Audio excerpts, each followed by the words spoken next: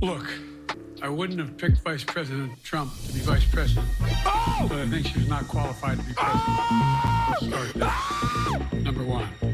Fact is that Are you fucking kidding me? It's the that I think first I'm a qualified question! person to run for president. Vice President Trump. Fact is that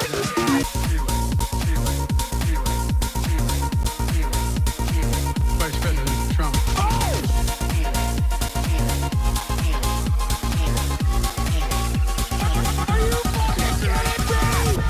And now I want to hand it over to the president of Ukraine, who has as much courage as he has determination. Ladies and gentlemen, President Putin. President Putin. We can beat President Putin. President Zelensky. I'm so focused on beating Putin, we got to worry about it. Vice President Trump.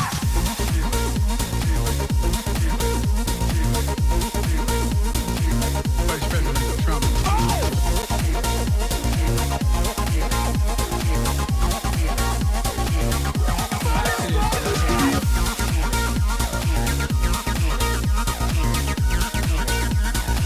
Vice President Trump.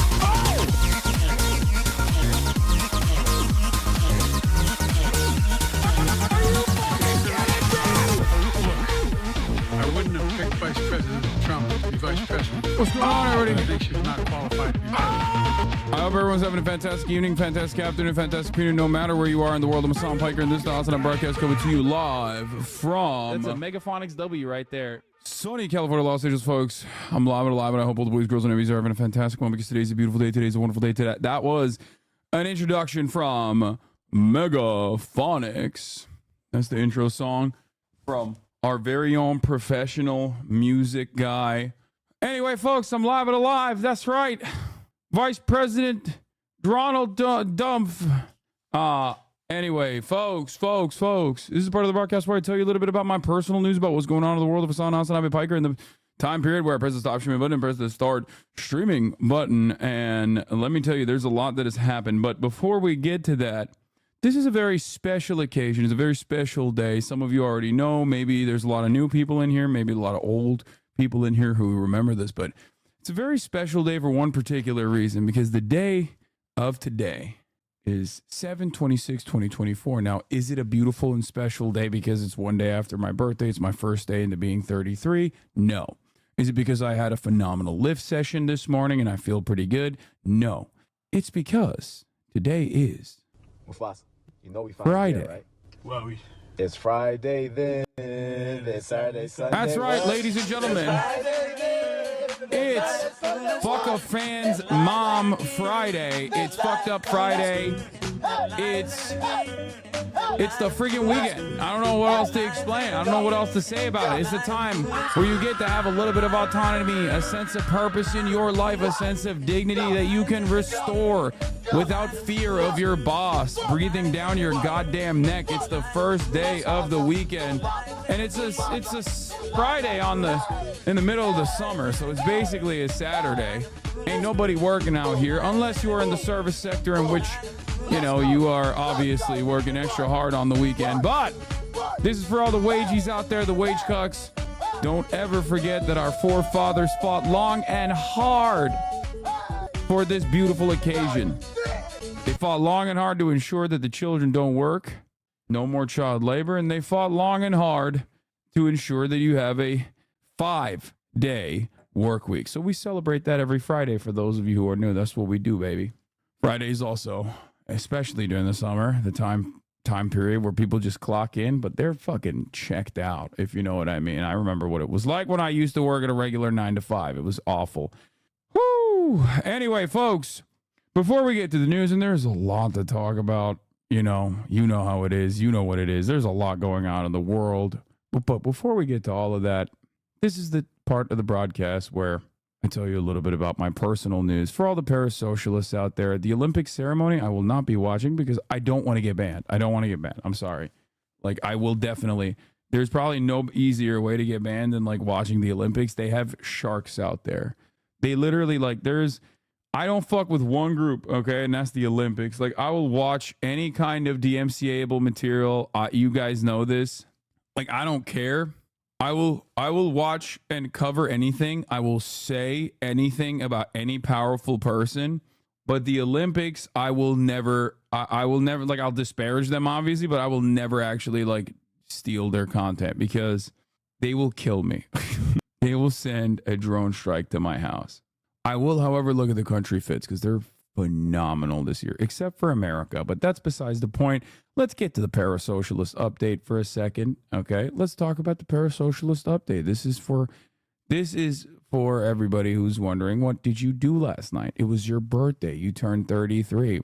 And what I did, as a matter of fact, was basically nothing. It's exactly what I've done every single day. And I had a bunch of friends hit me up and be like, oh, bro, like, let's go out to dinner. Let's do this. Let's do that. And I was like, no, dog, I can't do that at all because I am a serious person with a serious job who has a serious schedule. I'm kidding. Obviously, I'm not a serious person, but like, it's just, I like what I like, man. I like what I like. I'm too old for the club. I'm not trying to go out. I'm not trying to go crazy. I'm not trying to go out and like eat delicious food at a place, specifically because I fear that I'm gonna fuck up my diet. So like I eat delicious food at home that the calories I control. Now, of course, the other thing is like I live the dream. I am living La Vida Loca.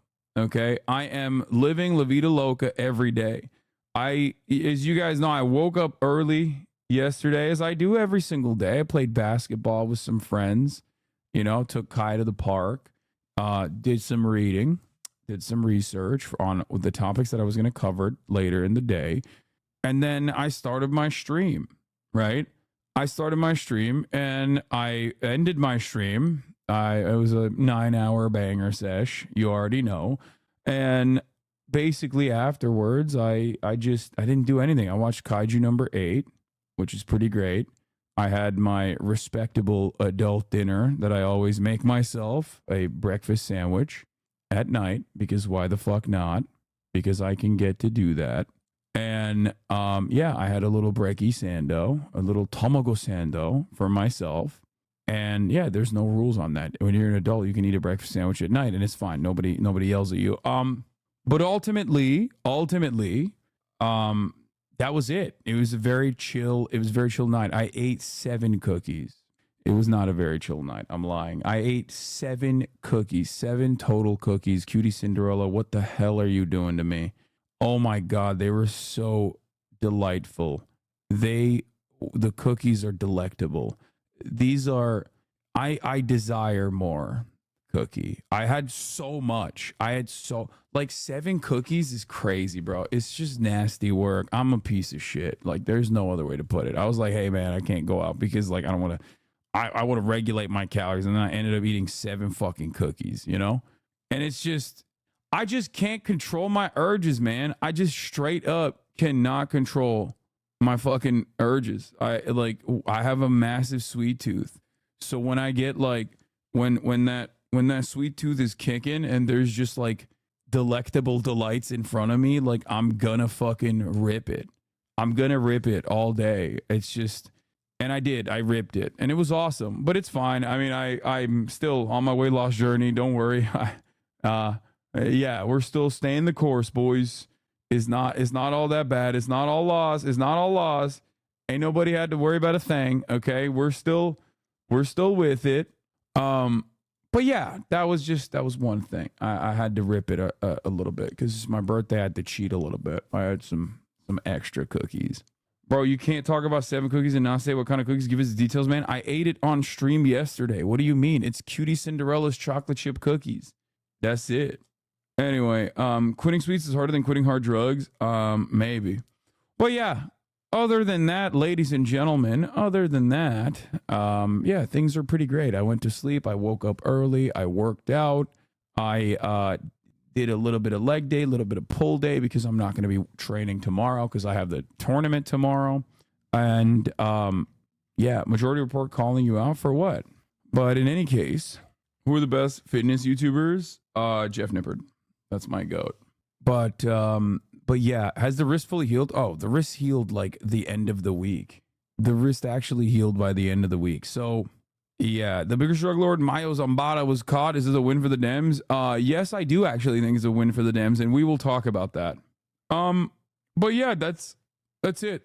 And now I'm here and I'm ready to go. I'm ready to rip one. I'm gonna have a little bit of a shorter stream today, obviously, because I'm flying out to Texas later, and I will be live from Texas tomorrow. For all the parasocialists, the final aspect of the parasocialist update is that tomorrow, for all the Twitch enjoyers, you can see look at my nipples, bro. Shit's looking nasty. I am going to be doing a IRL live stream from DREAMCON. For those of you who don't know, DREAMCON is RDC. It's the convention that RDC has, RDC World. RDC World is a comedy trope. It's phenomenal. It's short for Real Dreamers Change the World. Real Dreams Change the World. It's these guys. I've watched a lot of their sketches. I love them. I think they're hilarious. It's, you know, you've seen them everywhere, anywhere. Anyway, they have a convention that they do every year, and it's called DREAMCON, and it's great. And some people were making jokes saying like this will be the only time where Hasan doesn't get stopped nonstop, and you're probably right. Of course, this is the fan base is predominantly black, and I think that given that my fan base is predominantly white, we shall see. But I'm bringing NMP with me. Black folk don't fuck with Hasan. That's just not true. No, I don't know why people say that. There's not a single group of people that don't fuck with me. Okay, especially after hanging out with me. That's bullshit. I'm not just bringing NMP. I have another homie with me that might be showing up as well. We'll do demographics in August, and then we'll figure out how many black people are in here as opposed to the years prior. But yeah, what the fuck is this? Dude, I'm not using this as my blast off image, okay? I think that's literally Nick Merckx. You put my head on Nick Merckx. Anyway, give me a fucking good blast off image and let's go. Let's get it. Let's fire it up. Do you know what time you will be live regular? No, I'll probably be live earlier, like around 10 a.m., I think, PST. The basketball jerseys look nice. El Chapo's son is meaningless. El Mayo is an even bigger drug lord. I know, man. I know. But El Chapo is the famous one that everybody knows, okay? Not everybody's as fucking tapped in as you are, potentially, to, like, the latest and greatest in drug dealing, okay? Yeah, El Mayo is the guy that is like the OG, like he's the 76-year-old real drug lord. That's the real one that they caught. Okay, you're going to DREAMCON? Yes. Happy birthday, Aunt. Oh, I love this one. Okay, thank you. But yeah, speaking of survey demographics, did you see this? I did. Hold on. We'll talk about all of that. Let me just blast off real quick, okay? Did you celebrate after stream? Yeah, I celebrated by doing... I thought Dream was canceled. What? No, DREAMCON has nothing to do with the Minecrafter Dream, man. Oh, no, I forgot. Like I said, my entire community is white, so the only DREAMCON that they think of is like, oh, it must be like Dream the Minecrafter. Dude, I am gonna get so valid this weekend, you have no idea. Just kidding. This is all fucking anime nerds, so I'm not gonna get valid at all. But regardless, yeah, DREAMCON is all just like anime gaming shit like that. But regardless, I will act like I'm so valid after this weekend. Okay, yeah, I'm gonna get a low taper fade. No, fuck that. I'm gonna go with the Edgar cut, which is not even valid. I'm gonna get waves. Low taper fade meme is still massive. Oh my god, speaking of low taper fade is still massive, bro. I'm so fucking annoyed with my TikTok. My TikTok is busted. It's broken. I don't know what to do about it. It only serves me photos now. I don't know how to fix it. It only serves me photos, and it's like incredibly irrelevant photos. Like it's like photo sequences, and I don't know how to fix it. I keep saying, I don't want this. I don't want this. Like I keep literally either trying to scroll fast. Okay. Either I keep trying to scroll fast or dissolve the, or basically skip it. And not only that, but also I posted photos because I was like, maybe these motherfuckers are just like straight up. Maybe these guys are just straight up blasting photos on everyone's timeline. I posted a photo 3 hours ago, like a photo thing. And let me tell you, it is not being blasted on people's timeline. Okay. That's 140 likes. Like I did the slideshow meta because I thought I'd be sneaky. I was like, oh, I do a slideshow meta. 140 likes, bro. 25 comments. It's crazy. 3 hours ago. Normally when I post, like, I mean, it might be because I had a community guidelines violation because I lit myself on fire.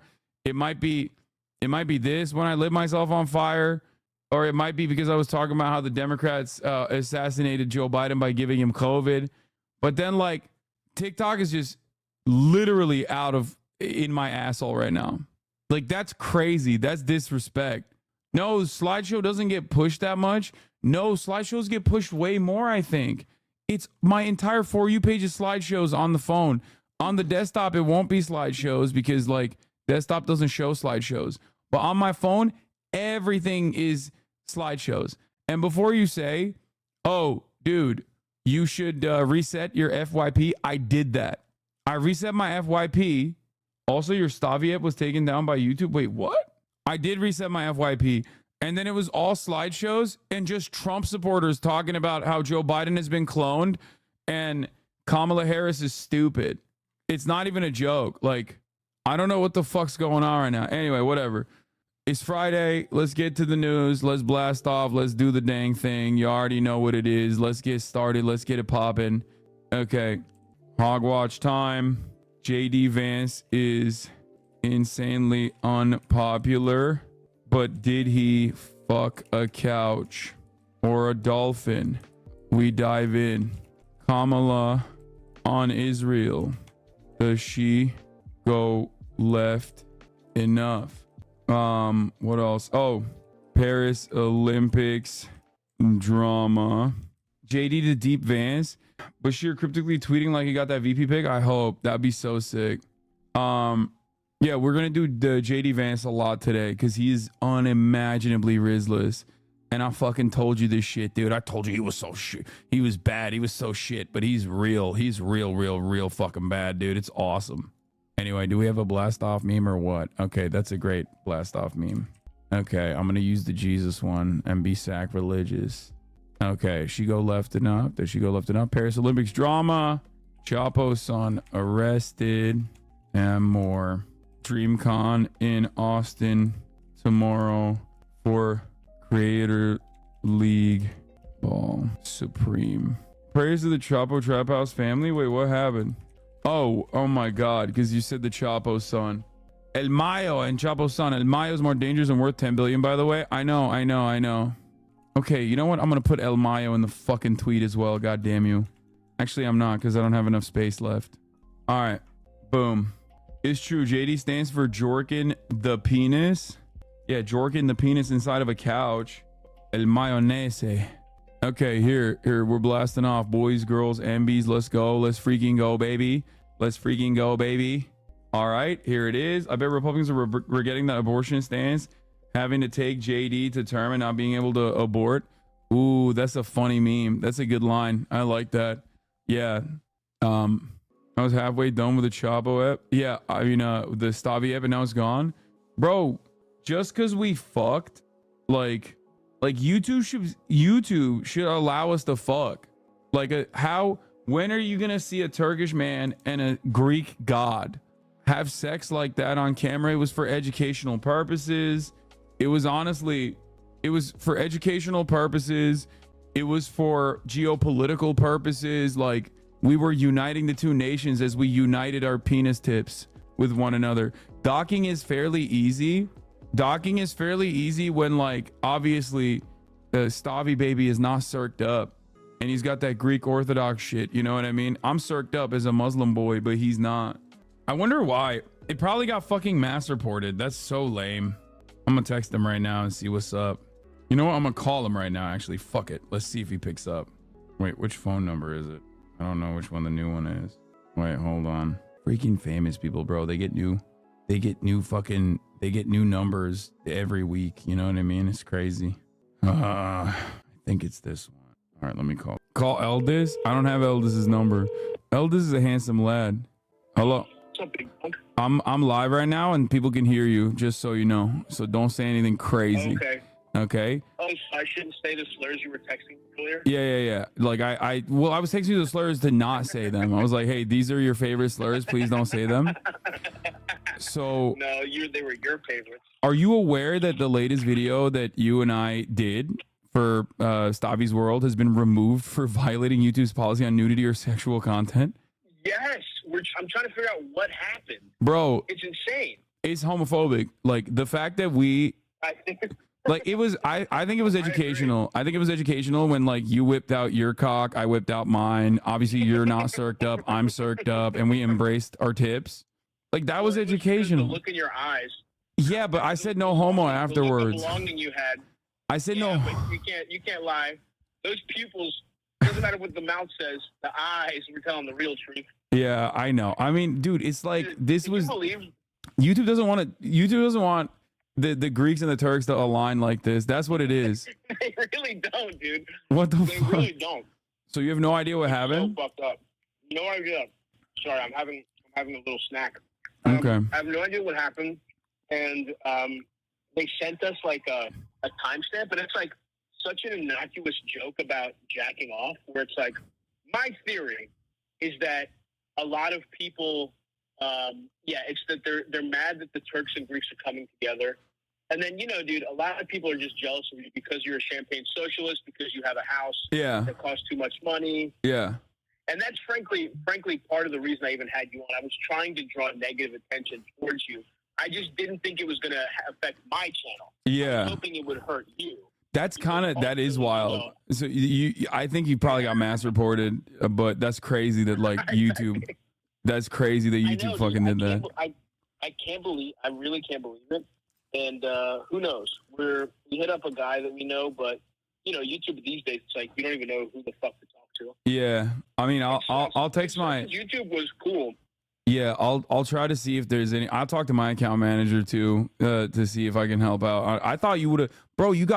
You're plugged in with the fucking Baltimore Ravens. Like, what the fuck? You're on like a Netflix show. I really thought that you would have more riz with YouTube. What the fuck? I have no pull, dude. That's insane. They're mad I'm not strapped on the internet.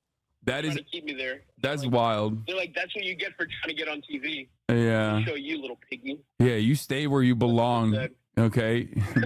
You stay where you belong on the internet. Okay. Don't try to advance your stature. Anyway, all right. Well, I'll let you know if I get any feedback. Okay. All right. Let me see.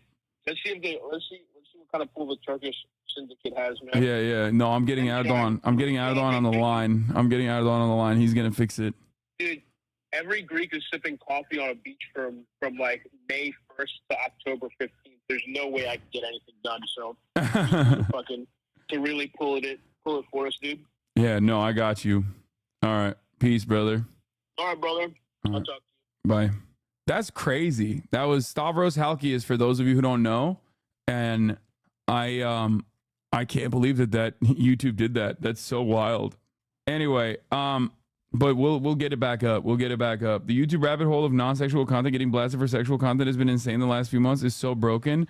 Unlikely it was mass reported. Yeah, I don't know what it is. But it's crazy because like there's butthole. Like there's straight asshole on YouTube, man. You know what I mean? There is straight butthole on YouTube. Are we for real right now? Are we gonna be like, this isn't actually Ben Shapiro. I don't like singling out specific individuals for mockery on Twitter as it seems mean and unnecessary, but since that's how Ben Shapiro is spending his Valentine's Day, here's Ben Shapiro in law school. The future of the Western civilization is indeed in the best hands. No, this person is not actually Ben Shapiro. Anyway, not even age restricted at least. Yeah, that's crazy. Yeah, we got leaked JD Vance audios that we're going to be talking about. Obviously, there's a lot to talk about with respect to our boy Jebediah John Don Vance. Okay, he is all over. He's on the map, boys. He's on the fucking map. He's all over the place. He's got hella weird shit going on with him. I don't know what the fuck to say. I mean, I'm very excited about that. What is this? Did you see that Marcus Barron Lee was visited by some FBI agents? What? That's crazy. What the fuck has he done that would like demand a visit from FBI? It was over a phone, the Escobar phone incident. What phone? It was about a Pablo Escobar phone he reviewed. Nothing to do with him. Dude, the FBI needs to fucking actually do their goddamn job, okay? And I'm not sure as to what their job is, but I'm pretty sure it's not like investigating fucking YouTubers, okay? Like, what are you guys doing, man? Or if you're gonna investigate YouTubers, like investigate white supremacist YouTubers. The fuck? My FBI declassified story? Okay, we'll do that. There's like hella kick streamers out there running like pedophilia, child pornography rings and shit. And the FBI's like, I'm sorry, you're a tech YouTuber? You're a tech YouTuber? It's time. Or maybe you're a political commentator, Twitch streamer, you know? They're going to do Linus next. Yeah. By the way, shouts out the Majority Report for the raid. Hope you had a good stream. A Majority Report. It was Friday casual. Hope you guys had a good one. And what else was I going to say? All right, let's get into it. Let's get into the motherfucking news. Before I do that, actually, hold on. This is pretty funny. For those of you who missed it, last night I had a sequence of friends send me videos wishing me a happy birthday, including FaZe Banks, Brother Banks, longtime friend of the show, longtime friend of mine, you know, a goated man who actually allowed me to phase the freak up harder than I ever have before. Warning R word. Yes, he's gonna say the R word. Hold on. It's pretty funny though. MT taken out. Face up. Sound retarded. Can't say that because you're Hasan. Sorry, bleep that out. He said, can't say that. You're Hasan. Sorry. Please bleep that out. He's fucking hilarious. That's hilarious. 32 years old, 91 baby, just like me. We're getting old, brother. We're getting old. No, that's 33. 91 is 33. Bro, we're the same age, dog. Off Twitch and start pumping seeds into women. We need babies out of you, Hasan. We need the next generation. Just kidding. Happy birthday, brother. It's a bag that says Balenciaga, and someone wrote "not" on it. Hwood Group to Hasan from Banks. And there's a note in it. Hold up. Bro, this better be my phase chain, dude. I'm phasing the fuck up after this. Happy... Bruh, he repurposed an Hwood Group card. Happy B-Day. Thank you for your love and support, Banks. And the FaZe family. It's the thought that matters. I'm so fucking phased up.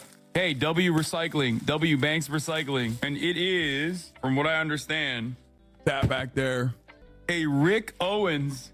A Rick Owens American flag. W gift. W in the chat. W What gifter. the fuck?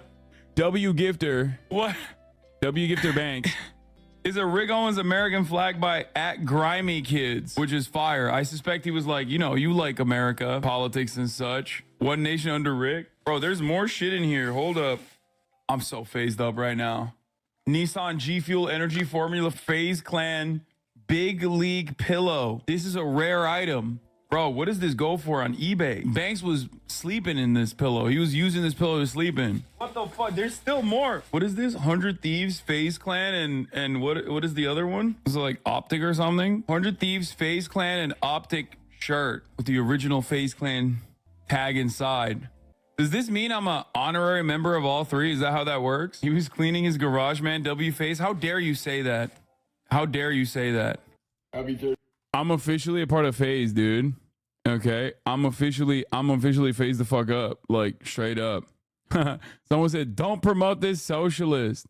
He texted you and explicitly said you're not. No, shut up. He didn't say that. He was just kidding when he texted me and said, "Come on, bro, you're not in FaZe. You're too old for FaZe." He was just kidding. He was like, cause like he's the same age as me. You know what I mean? So like he was just making a joke. He said you're part owner. Yeah, he's like, you're not a part of FaZe Clan. You are FaZe. Like you're a part owner now. That's what he said. And he's right. So you are phased. Please let all the gamer frogs following FaZe Clan become socialist. Yeah, okay. That's not gonna happen anytime soon, big dog. Not gonna lie. Okay. I don't have pull like that. I don't have aura like that. I don't have Riz like that. Okay. I wish, but I don't. Okay, so let's get to it. We got some interesting news, some good news, some bad news. We got all the news that's fit to print. Barack and Michelle Obama endorsed Kamala Harris as the Democratic nominee. Don't know why it took them this long. Kind of weird. They're going with the perfect campaigning line. That's not real. JD Vance is a creep who wants to ban abortion nationwide. JD Vance is weird. Voters know it. Vance is the most unpopular VP pick in decades. This week, wait, okay, that's actually kind of dope. Are they actually, is that real or is that fake? I hope it's real. Dude, okay, now I suspect there are motherfuckers who are listening, okay? I'm sorry. Maybe I'm crazy, but I do feel like on the messaging front, there's a lot of stuff that these guys are saying that I've been saying for some time. Hopefully they'll be able to listen to some of the other things in terms of the immigration policy and changing at least the messaging on both the immigration policy for the Sun Belt, at least for Arizona, New Mexico, younger voters, Hispanic voters, and also on Gaza. Staffers, if you're in here, okay, wink, wink. You know, analysts, if you're in here, wink, wink. Nod, nod, little push here, little push there. Remember, Americans don't care about foreign policy. They don't. They're also very susceptible to changing their perceptions on certain issues as long as there is like enough campaigning on that front, enough messaging on that front. On immigration, Joe Biden performed better in 2020 when he was objectively anti-Trump immigration. He performs significantly worse now in 2024 before he dropped out on immigration because he went right wing on the issue. These are good things to think about. Okay. Remember, Donald Trump versus Joe Biden matchup in 2020 on immigration. Joe Biden was still trailing behind Donald Trump, but much closer to Donald Trump on immigration than he was by 2024. So please. Also, don't lean into the memes. The messaging on JD Vance being weird is good. Okay, that's good messaging. It's good because it basically cuts away at like the serious danger that they present, because Republicans love presenting themselves as a serious danger. Saying he's weird is good because he is weird. He's gross. He's icky. He gives people the ick. Keep calling him a weirdo. That's fine. Okay. Now give us Republicans some advice. Y'all are cooked, okay? Immediately institute socialism. Just advocate for socialism. Y'all are cooked anyway. I do actually unironically give Republicans advice as well on here when I'm criticizing them. And then chatters will be like, why are you giving the Republican Party advice? They watch you. And it's like, I don't think they do. And even if they do, I don't think they fucking can stop themselves. Yeah. Don't lean into the Brad and Coconut memes. Let that shit happen organically. Don't do it. Don't hyper focus on celebrity endorsements. Nobody cares. Do the regular job. Do your job. You're a political campaign. You are not selling albums, okay? You're a fucking political campaign. Get some goddamn door knockers on board. Get some real momentum. This is no longer the 2016 campaign. This is no longer the 2020 campaign. This is the 2008 election. Okay. Obviously, the dynamic is very different. There isn't like a tremendous amount of hatred for the Republican Party due to the fact that for 8 years there was for 8 years there was like a shit ton of war on terror nonsense, plus the economic downturn, the collapse of the global economy. That kind of stuff doesn't exist here. And it's not like a two-term Republican that fucked everything up. Having said that, however, in terms of Kamala Harris's qualities, she's younger, dynamic, could and looks significantly younger as a consequence of who she replaced, Joe Biden. She also reads young. That's a big benefit. Despite being 59, she looks like she's 40. She's hot. You know what I mean? Like, these things matter. People like that shit. Okay? People like that shit. That's important. Like, guys, come on. Aesthetics are very important for a political campaign. Okay? They matter a lot. People make decisions. People make decisions like this on those boundaries 100%. So, like I was saying, the demographics that you can captivate from here on out are going to be Obama-based demographics. Go for the youth vote, but you have to change course on some of this stuff, okay? Anyway, but let's get to Obama's anyway, All Race for the White House, Vice President Kamala Harris picking up a big endorsement from former President Barack Obama and Michelle Obama as she goes on a campaign blitz. 4 states in just 4 days. Our senior White House correspondent Selena Wang is tracking the latest. If you call her Blasian, I'm reporting you. Why would I would never say that. Like, now you put that thought into the minds of at least 30,000 people. You did that. Are you happy? Good morning, Selena. Good morning, Rebecca. Vice President Kamala Harris is racing to rally support across the country. With the election now just 100 days away, she is aggressively going after Donald Trump and hitting that campaign trail. Hi. Hey there. This morning. I don't understand the change in narrative on Gaza advice. Are we asking her to bluff voters with sweet talking while still sending the votes? I think, I mean, I'm of 2 different minds here. In terms of like what she needs to do in order for me to be committed or for me to be excited about her prospects, she does need to change course on Gaza. I don't know how much she can do when Joe Biden is the president, and you can't deviate away from this like arrogant, entitled man who probably thinks like the world owes him whatever the fuck he wants and is one of the most arrogant, entitled Zionists out there. Okay? The only thing she can do as Joe Biden's vice president while simultaneously running for president is basically messaging. On that front, she needs to deviate and maybe even try to make sure that Joe Biden doesn't fuck up the bag too much. Okay? Any chance of Felix coming on today to talk about the JD Vance freak show? Why would I invite Felix to come back on after he was on Wednesday? That's crazy. Bro, Biden's stance on Gaza is not an outlier. Get real. Wait, what? I love that you are hitting both angles here. Like, are you actually riding with the Democrats now? Does endorsing genocide matter? Bro, Biden's stance on Gaza is not an outlier. Get real. Biden's stance on Gaza is demonstrably unpopular. You are delusional. If we're talking about the voter base, Biden is literally less popular than Trump on Gaza. One of the many benefits of not being president while Gaza is happening.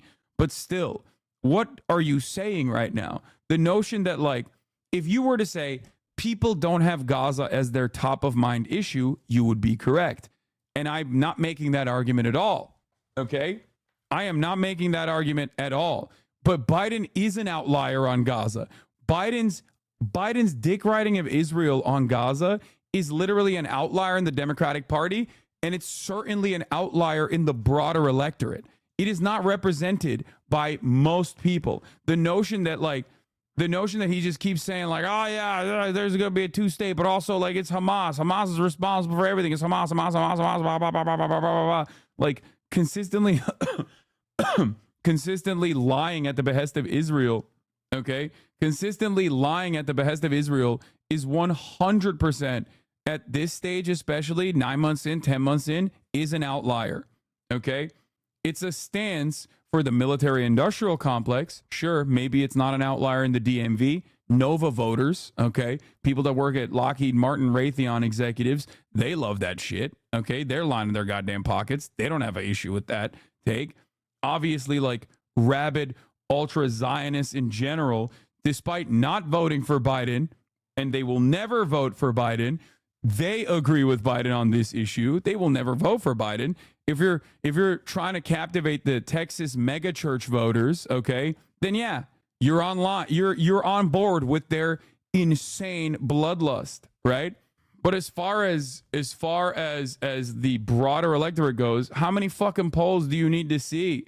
How many polls do you need to see that shows that like Americans are fed up with the way things are going? Kamala is anti-Hamas, not pro-Israel or pro-Palestine, is good. Wait, what? No, that's not.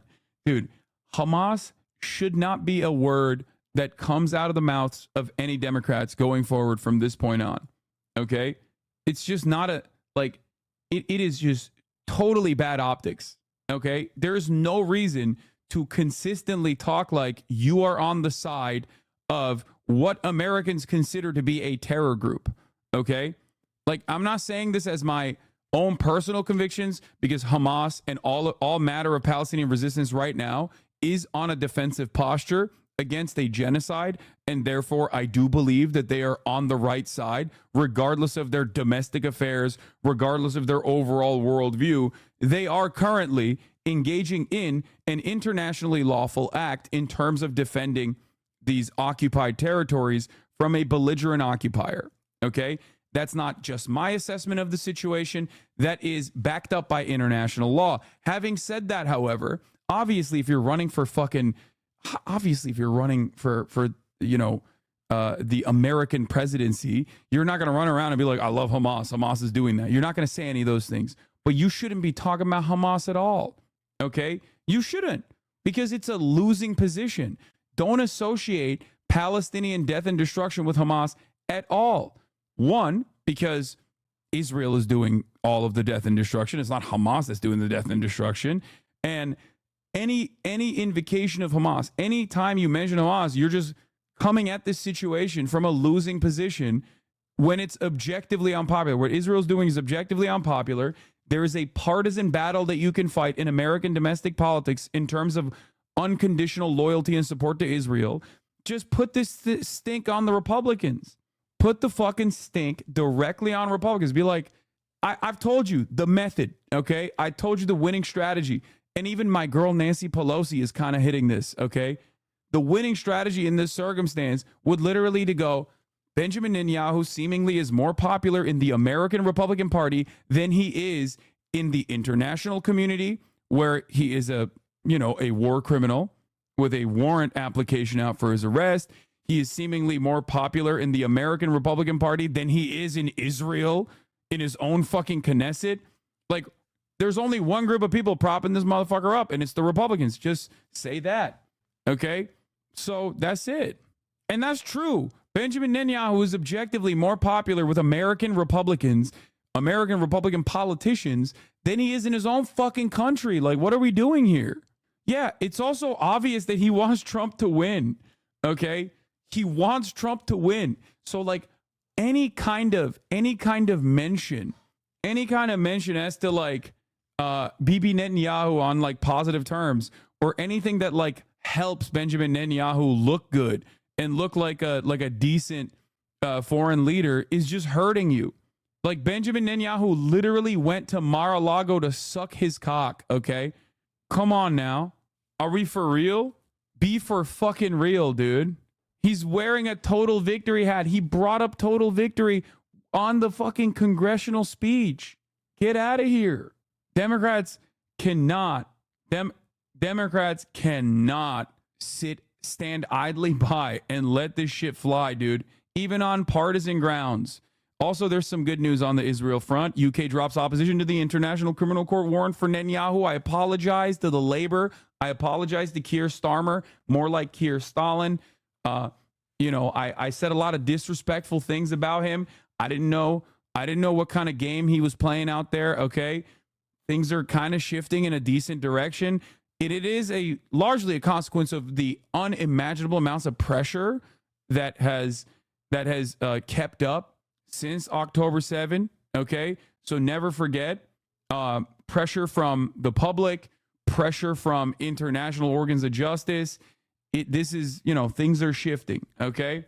So I'm still holding out hope on Keir Starmer being, I don't think he's going to be like a fucking legendary leftist or anything, but Vice President Kamala Harris getting a major endorsement and revving up. Why don't you put pressure on Hamas to end the war and surrender? I don't know, dog. Do you think I have a line? Do you think I can talk to Yahya Sinwar, number one? And number two, they have already brought up ceasefire negotiations 1,000,000 times over.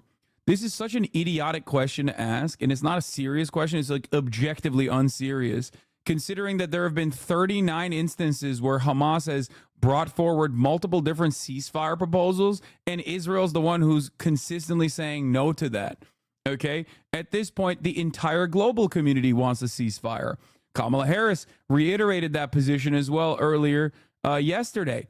The current three-phase ceasefire negotiation, permanent ceasefire and permanent cessation of hostilities negotiation, is a carbon copy of the Hamas proposal that was delivered in February.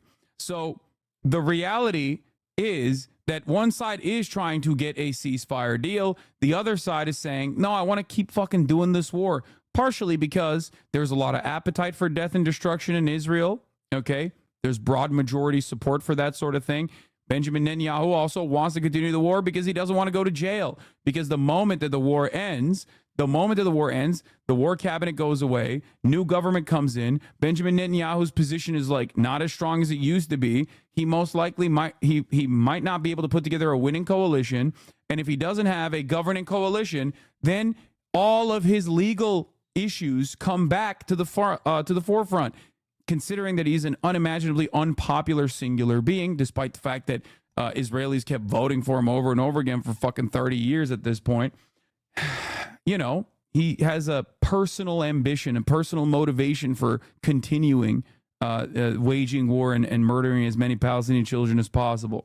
So, yeah, a lot of commonalities with Donald Trump, by the way, which is another angle. It's just so stupid. So there you go. Hopefully that's understandable for you. Hopefully you understand where I'm coming from. The only thing voters agree on are a ceasefire. Actually putting pressure on stopping weapons for Israel is a different thing than the broader public. Sure. Let's continue. Up her campaign. We called to say Michelle and I couldn't be prouder to endorse you and to do everything we can to get you through this election and into the Oval Office. The former president and First Lady, Barack and Michelle Obama, throwing their seismic weight behind Harris as she finishes her first week as a presidential candidate, hitting 4 states in 4 days. Bring it on. They're late to the game, later than I am 15 minutes into the top of the hour when I serve you a 3-minute ad break. You know what I'm saying? Because at the top of the hour, there's a 3-minute ad break. Sometimes I serve it 15 minutes in because I'm late to the fucking game, right? They couldn't even get an Obama FaceTime. Guess the signal from the yacht was that bad. Yeah, that's wild. Okay. Here's a 3-minute ad break. Now, by the way, you can also get gifted a sub if you're lucky. If you're lucky, you can get gifted a sub and avoid seeing the ads that way. Here's the 3-minute ad break now. Bring it on. And sharpening her attacks on Trump as an enemy of the middle class. Donald Trump and his extreme allies want to take our nation back to failed trickle-down economic policies, back to union busting, back to tax breaks for billionaires. Overnight, Harris rallying one of the nation's largest teachers' unions in Houston, Texas. We want to ban assault weapons, and they want to ban books. We choose freedom. The vice That's president great. dropping her first. We want to ban assault weapons. They want to ban books. Good line. It's a good line. It's good. Smart. It's easy to comprehend. It's easy to understand. It's a good line. Campaign ad featuring Beyonce's song Freedom. The freedom not just to get by, but get ahead. Harris says she's ready to debate. I think also angling like I've always been a fan of angling the sentiment on like economic, like progressive economic policies, like leftist economic populism, angling it on things that Americans respond positively to, like freedom, is not necessarily a bad thing. I think that is a good thing as well, because what is freedom if you have no freedom to fucking change jobs because you're terrified that you're going to lose your health care? You know what I mean? Like a lot of misdirection and misinformation in terms of socialism has existed in American discourse for almost a century at this point, about like how it's a collectivism. Socialism is about collectivism. It's about everyone collectively being poor. And it's like, no, it's actually about individual freedoms. Okay. Any kind of socialization initiative is done at the behest of opening up more individual freedoms. And I do think that that is like a good way. That is definitely a good way to angle that as well. Bad line, assault weapons are awesome. I mean, I agree. Okay. As an assault weapons enjoyer myself, as an assault weapons enjoyer myself, I do consider them to be fun, but I also do think that they should absolutely be severely restricted. Okay. Severely. Donald Trump. I think the voters deserve to see the split screen that exists in this race on a debate stage, and so I'm ready. Let's go. But Trump now backtracking on his pledge to face off on stage, his campaign saying it would be inappropriate to schedule things with Harris because Democrats very well could still change their minds. Harris quickly pitting Trump's words against him, asking what happened to any time, any place when the nominee was President Joe Biden. And this morning, previous comments from Trump. Yeah, Biden, not Biden, sorry. Fucking Donald Trump backing out of the debate is such cowardice. And it also, once again, shows that they are in panic mode. Okay? They are in complete panic mode. I'm telling you right now, it makes them look weak because, like, you could do that. You could do that in the Republican Party primaries because you were ripping, right? Like, there was no one that was coming near you and presenting yourself in front of these people who might actually be able to show up and say that you were responsible for the electoral defeats in 2022 to the broader Republican primary voters. Probably would have made you look a little bad. I wanted Donald Trump to debate because he's pretty good at stuff like that. Normally, he's lost a little bit of his riz, I would say. But having said that, the fact that he was like, I'm down to do a debate, and then he was like, actually, just kidding, I don't want to do a debate with a new candidate, with a candidate like Kamala Harris, who you're talking shit about, saying she's dumb. Okay. What? Aw, why'd you ban that guy? That was impressive, the amount of swear words he put into one text. But yeah, I think that they are so like they're just in a state of such panic that, like, they don't know what to do. This isn't a strategic decision. This is a petty tantrum at losing their favorite punching bag. Yeah, exactly. Yeah, if she's a DEI hire who's dumb as a rock, who only got to her position by, like, you know, having sex with people in power, then you should make short work of her. Like, you can't be the god of discourse. You can't be the god of debates. You can't be this, like, charismatic, telegenic figure who's running away from debates. This isn't the fucking primaries where you're literally putting up fucking LeBron numbers over and over again. You're actually going up against a pretty fucking close opponent who is, you know, right out of the gates caught up to your performance thus far, caught up to your polling numbers pretty quickly. Kamala Harris has already pledged to sign the PRO Act, by the way. That's pretty good. That's why Mark Kelly, that bitch who literally neutered the PRO Act, like who defeated the PRO Act inside the Democratic caucus, came out and was like, oh, just kidding, I would sign the PRO Act, actually. Fucking piece of shit. A little too late for that, don't you think? Fuck you, Mark Kelly. I am not excited at the prospect of a Josh Shapiro or a Mark Kelly VP pick. I do not like it at all. I think it's absolutely awful. A lot of people are talking about how much they like him, okay? And I don't appreciate it. I don't like it. It would be a bad idea. We'll talk about the Reid Hoffman stuff too. Like, there's definitely donor pressure on Kamala Harris changing course on certain things, including taking out FTC's Lena Khan. All right, let's continue. Trump's vice presidential candidate J.D. Vance first reported by ABC calling for people without children to be taxed more. We need to reward the things that we think are good and punish the things that we think are bad. So you talk about tax policy. Let's tax the things that are bad and not tax the things that are good. If you're making $100,000, $400,000 a year, and you've got 3 kids, you should pay a different, lower tax rate than if you're making the same amount of money and you don't have any kids. It's boo, boring, too technocratic. You're boring. You got no riz. You fucking suck. This is like, dude, this is such a holy gift from Donald Trump Jr. to the Democratic Party. Okay. He is so lib coded. Like, what are you, Elizabeth Warren? What the fuck do you mean? Oh, we need to use our tax structure to incentivize people. Like, that's not what gets good play in the Republican Party, dumbass.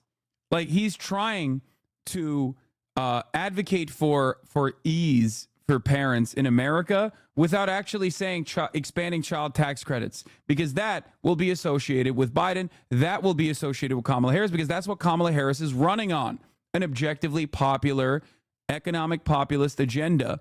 Okay, a leftist policy. Okay, a progressive policy. I want to say leftist. So JD can't say that. So he's just like, oh, well, what we should do is like offer tax incentives to parents and make it so that we're taxing people who don't have children higher. And it's just like, no, it's too boring. It's not easy to comprehend. It's like an Elizabeth Warren style policy with a right-wing Elizabeth Warren ass approach to otherwise like super easy to understand policy making from the Democrats for once. It's that simple. The comments resurfaced after a clip of Vance questioning the leadership abilities of people without kids was already getting blowback. He's doing what you always say you'd be able to do in pretending to be a really good Republican politician, except he's really bad at it. Yeah, I mean, he is. His instincts are bad. He's got no fucking riz. He is a charisma suck. He is deeply unpopular. And he is deeply fucking unpopular in his own goddamn state. People that know him hate him. I told you that was the case. And here it is. There's actual data for it beyond my data points of the fact that Donald Trump chose a guy who was less popular in the state of Ohio, a deep red state already at this point, that gives him no benefit to the election at all. Okay? This like childless cat lady narrative paired up with the DEI shit is going to rip, okay? It is already ripping. It is already ripping. As I talked to Ested yesterday, remember, like, black people in general, brown people in general, like, they know what DEI pick means, especially black people. They know what that means, okay? They hear that every time. They're going to be like, even if they were down to fucking vote for Donald Trump's charisma and Donald Trump's, like, macho image is not going to be good enough to overcome the steady flow of racist sentiment that they hear on a daily fucking basis being reiterated from those in positions of power that they could potentially vote for. Okay? We're effectively run in this country via the Democrats, via our corporate oligarchs, by a bunch of childless cat ladies who are miserable at their own lives and the choices that they've made. And so they want to make the rest of the country miserable. This is so good. It's so awesome watching these fucking dipshits do podcasts, their talking points, and then like running for vice president, thinking that this gets good play for the broad majority of the public.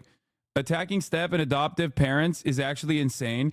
Combine that with opposing IVF, and they're going to lose like even conservative leaning people. These are some of the most personal decisions that people make. I know.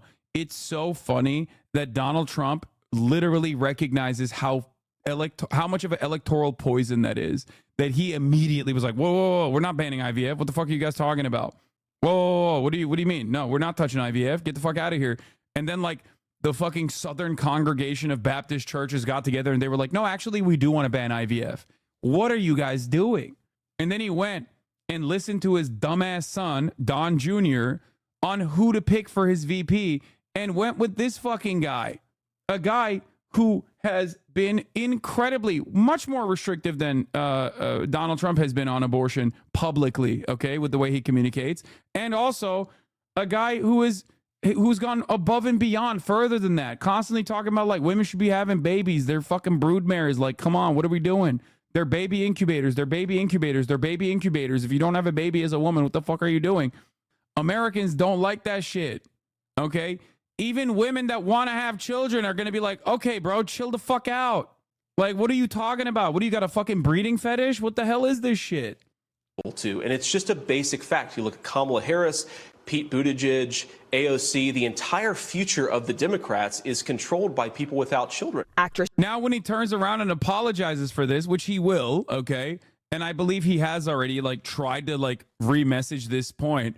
If he apologizes for it, then he's fucking weak. He's already wishy-washy. He called Trump Hitler. Now he's Trump's VP and loves Trump. People already don't think that he's a genuine person. And now here's another major policy prescription that he had that he has to fucking go back on. If he doubles down, he looks like a complete psychopath. If he actually apologizes, he looks like a spineless little loser. So ultimately, he is fucked. And this is precisely one of the reasons as to why I said he was a weak ass candidate from the jump. Jennifer Aniston sharing Vance's comments with her 44 million Instagram followers, writing, "I truly can't believe this is coming from a potential VP of the United States." And the former wife of Harris's husband, Doug Emhoff, coming to her defense, noting that Harris co-parents their 2 children. Kirsten Emhoff writing, for over 10 years since Cole and Ella were teenagers, Kamala has been a co-parent with Doug and I. She is loving, nurturing, fiercely protective, and always present. I love our blended family and am grateful to... The Republicans failing is literally a symptom of no longer having Mitch McConnell around? No, it's a more structural problem for the Republican Party. If you recall, I talked about this quite a bit leading up to the 2022 midterms and far beyond that. Republicans in the post Roe v. Wade world are now victims of their own success. Okay? This is a more holistic issue within the Republican Party. There is no way to message your way out of this in some respects. And Donald Trump might be one of the last people that at least like captivate certain aspects of the base before they completely have to change direction and maybe even suffer electoral defeats for like at least one generation before they get back into shape. Because either this country becomes total fascist, okay? And that could happen. This is what I've been saying since 2022. Either everyone becomes like the rabid Matt Walsh watchers that are just constantly thinking about like murdering trans people, assuming that there's a trans person in every fucking corner and they're all pedophiles or whatever, or they are just so grossed out by that in the suburbs that they basically are just like, I don't want this, man. Like, I don't know what to do here. Like, I just don't. This is gross. This is loser shit. The problem that they have is that conservative media like Fox News and now YouTube influencers are the base of the party, and it creates incentives to be the most right-wing in order to get more views and clicks. They can't ride the tiger anymore to appeal to normies. Yeah. They are collapsing under the weight of their own success. Exactly. That is like, they are very successful in enacting their right-wing agenda at the state level, which is not democratic. Because at the state level, they're using redistricting to enforce their will, okay? When they have no business having that much power at the state level. So they just utilize the state legislature to be like, we are focusing all of our efforts on, I don't know, this new bill that declares that in the state of Ohio, we are going to check your daughter to see if she has a pussy or a penis, okay? They're doing penis inspection day and shit. Nobody asked for that, okay? Nobody except for like, I don't know, Matt Walsh watchers that don't even fucking live in Ohio have asked for this. No one is like, oh, thank God. Okay? Thank God that there's penis inspection day happening. So when they keep doing that, they keep getting into this like feverish, hysterical cycle where they think like, oh, we are actually popular, right?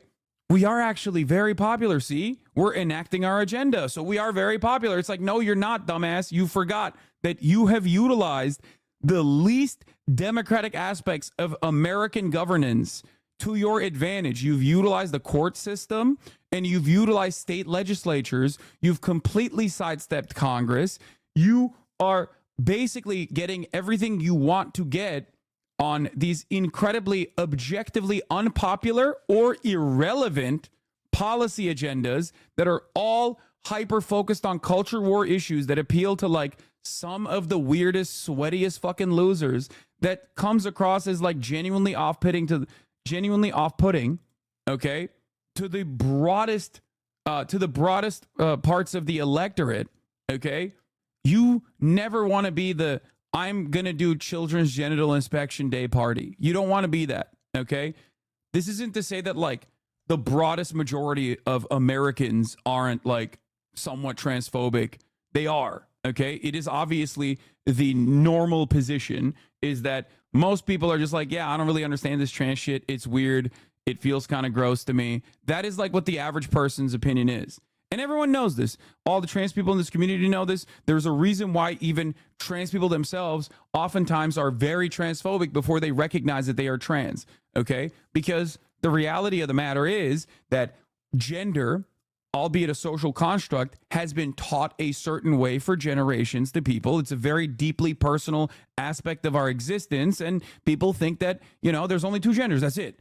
it's biology when it's not. It's obviously a social construct. But that's too educational. That like gets into like complex thinking that people don't want to fucking contend with, especially if you're like 50 years old and all you knew was boy, girl, man, woman your whole fucking life.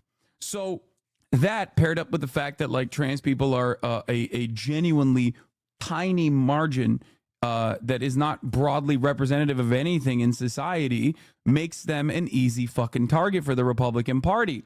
But one thing that people don't understand is, or one thing that people don't actually vibe with all that much is how much of a hyper focus there is on trans people in either direction. I've often urged the Democratic Party to also not run on like, we're pro-trans people only and that's it. We're going to keep refusing to give people health care. But, you know, we're pro-trans. But if you're trans and you're homeless, then you can eat shit and die. Like, that's a terrible policy position. You've not only adopted an unpopular thing, but you're also simultaneously not like pushing a broader message that could be captivating to larger subsects of society. Just be fucking normal, right? Just be normal. And what I mean by that is, like, pro-trans positions should come along with an agenda that is objectively popular in the way that Bernie Sanders has done it always. You know what I mean? This is not about like identity. This is about class. This is about helping as many Americans as possible. And also, hey, you want health care? Okay, well, you can't be fucking weird about trans people. That's it. They get to have health care too. Suck my dick. That's how you're supposed to sell this message. Now, on the other side, when Republicans are only talking about trans people, people are going to be like, dude, I can't buy eggs, okay? What the fuck are you talking about? Like children's penises? Like, why are you talking about this? You're gross. I don't want to think about this at all. Why are you constantly bringing this up? Shut the fuck up. I can't buy shit, okay? I want to be able to buy shit. My rent is too fucking expensive, and all you're saying is how children are being fucking mutilated. You're weird and gross, dude. Shut the fuck up. That is the problem with the Republican Party. And if they fucking constantly think about that and their brain is rotted and they're like, this is all we're doing, this is what we're going to give you, okay, then yeah, they become objectively weird and toxic and gross. And they're basically doing that not just for trans issues in general, which, by the way, plays really well to the base. Okay, that does. That's why when Trump talks about the trans stuff in his rallies, people go, yeah, he's doing it. He's doing the thing. He's talking about trans people and how much they suck. And it's like, okay, but that's just the rallies. You're not going to be able to captivate a broader subsect of the population by just simply hitting that line over and over again. Okay? I live in Ohio and I got to disagree. I literally can't go anywhere without someone bringing up trans kids. Yes, I'm not saying that the people aren't fucking brain broken on this issue, but that's Ohio, big dog, okay? It's already red as fuck. Do you not get it? One thing that the Democratic Party did without even recognizing that they were doing this, or one thing that like liberals did in general leading up to 2016 was just be kind of annoying all the time about social justice shit. They were in the right morally, but Americans don't like that moralizing posture. Americans don't like getting chirped at all the fucking time. I'm talking about people that just like, you know, people that are in your lives that you talk to on a daily basis who are like, I don't know what's going on with the world of politics. I don't fucking care. Who gives a shit? Like those guys that end up going out and voting in the general election don't want to constantly fucking hear about people chirping, okay? And the Republicans are way more hysterical. Way more fucking hysterical than the way that like the 2015, 2014, 2016 era social justice warriors were. They've never stopped chirping. Republicans have always chirped in the exact same way, but at least there was at least enough momentum to say these are all the SJWs that are doing this kind of thing. They love cancel culture. They love cancel culture narrative. That set in, okay? That set in successfully. So we shouldn't chirp about immigration or healthcare or all either. No, dude, what are you talking about? I don't think we need to seed the trans issue. It's like we shouldn't seed immigration or crime. No. You're completely misunderstanding what I'm saying. I never said give up on trans rights or anything. What the fuck do you mean? I just said putting something like healthcare in the forefront, putting something like the Kamala Harris campaign is doing right now, like that Joe Biden was doing, as a matter of fact, unsuccessfully because he's fucking old, but like talking about kitchen table issues, talking about shit that affects the pocketbook, okay? That is sound policy in general, and that's good politics, okay? Stepping outside of the culture war narrative is a smart thing to do. That doesn't mean giving up on trans people. I never said that. Have the Dems actually put trans people on the forefront? No, they haven't. And I think that's somewhat of a good thing in general. They haven't. Hillary Clinton kind of did it a little bit because she was like genuinely more neoliberal than Joe Biden was, and which is surprising, I know, and genuinely more neoliberal than Kamala was. So I think Hillary Clinton kind of did that a little bit. And it's like, it's just ultimately you're not offering people anything. It's just, you're just basically saying, you're not even offering trans people anything, by the way. You're just saying, you're just like putting them in the forefront of the conversation and being like, see, these are our people. This is what we care about. And it's just like a little bit of lip service to trans people when like trans people do not make up a significant proportion of the voter base. Like, and all you've done now is just like, you didn't even fucking put forward any sort of sound policy or anything like that. And all you've done is basically say like, oh yeah, this is what we're about and nothing else. I've always been of the mindset, and I used to say this about Bernie Sanders all the time too. It's like, bro, you want fucking healthcare? You want Medicare for all? That's a good thing. Objectively popular policy, objectively good idea in general. Okay. Then yeah, everyone's going to get it. That's it. Medicare for all means Medicare for all. It means trans people get it too. That's it. Joe Biden didn't mention the word trans one time in the lead up to the 2020 election. Exactly. Dude, this why like I saw a video. I don't know where it was, but here, this is like, let me see if I can find it. There's a TikTok I saw where FaZe Banks was like around, I think he was like around Sneeko or something.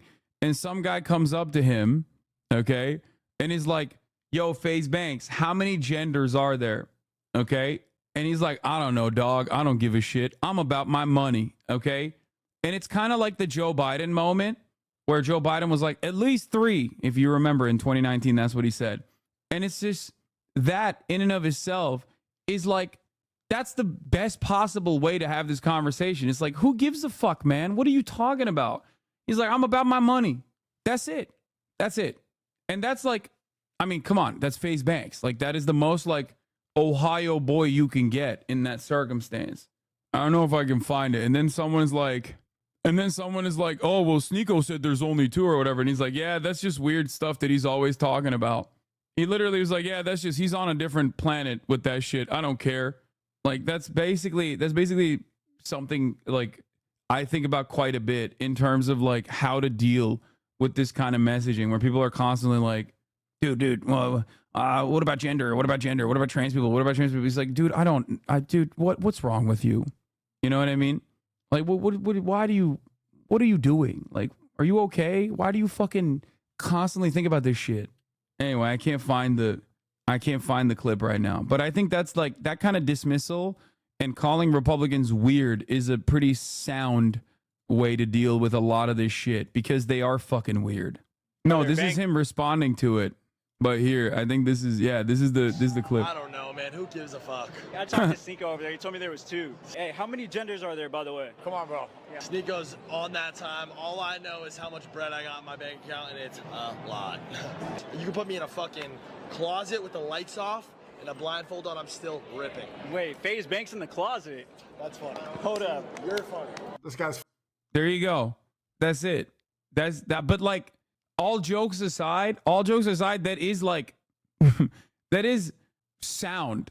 Like to deal with this question is like very sound. It's just like, dude, what are you talking about? Talk about shit that actually matters. Okay. This doesn't mean that trans people don't matter. This doesn't mean that like all of the Republican legislation passed on that front is something that we should just cast aside or not fight back against. It's just that you're literally trying to bully people. Like, putting this in terms that people understand is good. You're just trying to bully some of the most like some of the least protected people on the planet. And it's objectively odd. that you're doing that. It's objectively weird that this occupies so much time in your mind, so much space in your mind. What the fuck is wrong with you? Like, you mean what actually matters to the average person? Yes. And also, what matters to trans people too? It's not like trans people are fucking magical deities, magical beings that are somehow outside of the fucking sphere of the economy. When you talk about Medicare for all, or when you talk about fucking education, when you talk about child tax rates, when you talk about this sort of shit, when you talk about labor protections, like, that's trans people too. They're literally in the fucking workforce. They're not like, I know that Republicans kind of run the table on like trans people being magical people that are just like the best athletes you've ever seen and are just like running around stealing fucking awards from cis women or some shit. But like, that's not how that works. You know what I mean? They're just regular fucking people that happen to be fucking trans. That's it. You know what I mean? All right. But let's finish this off and then we'll continue with the JD Vance stuff. To have her in it. Ella Emhoff adding, how can you be childless when you have cutie pie kids like Cole and I? I love my 3 parents. And time is running out for Harris to pick a running mate. I'm told she's still considering a pool of about a dozen people. And on Monday, Governor Shapiro and Whitmer are both campaigning for Harris in battleground Pennsylvania. Both of them are considered possible running mates. Whit. All eyes on that decision for sure. Selena Wang, thank you. Just moments ago, Vice President Kamala Harris picked up the formal endorsement of former President Barack Obama and Michelle Obama as well. Here is the brand new video. Kamala. Hello. Hi. Hey there. Kamala. Oh, hi, you're both together. Oh, it's good to hear you both. I can't have this phone call without saying to my girl Kamala, I am proud of you. This is going to be historic. We called to say Michelle and I couldn't be prouder to endorse you and to do everything we can to get you through this election and into the Oval Office. Oh, my goodness. Michelle, Barack, this means so much to me. I am looking forward to doing this with the two of you, Doug and I both, and getting out there, being on the road. But most of all, I just want to tell you the words you have spoken and the friendship that you have given over all these years mean more than I can express. So thank you both. It means so much. And we're going to have some fun with this too, aren't we? So this is not unexpected, but could be a bit awkward for Donald Trump this morning. Overnight, his campaign said it would not commit to debating Harris, in part because she had not been endorsed by Obama. Well, now she has. With us now, CNN senior White House correspondent Kayla Tausche. Kayla, again, not unexpected. Dude, it's so funny. Why can't they do a normal endorsement video instead of the cringe ass shit? That's fine. I don't give a shit. I think what matters is the endorsement coming in. That's what matters. And I do think that it's, again, a fucking landmine that Trump stepped on again. If I'm Donald Trump, I'm so pissed. He just keeps constantly trying to, in a state of panic, like hit any angle he can. And he's like, yeah, the Democrats are so chaotic. See, Obama didn't even endorse Kamala. And then Obama endorsed Kamala. And he's like, back to fucking square one. Okay? It's just legitimately, I've never seen, I don't know if this is kismet. I don't know if it's fucking fate. I've never seen this much. Like, I've never seen things go so well for the Democrats in general and so poorly for the Republicans so far.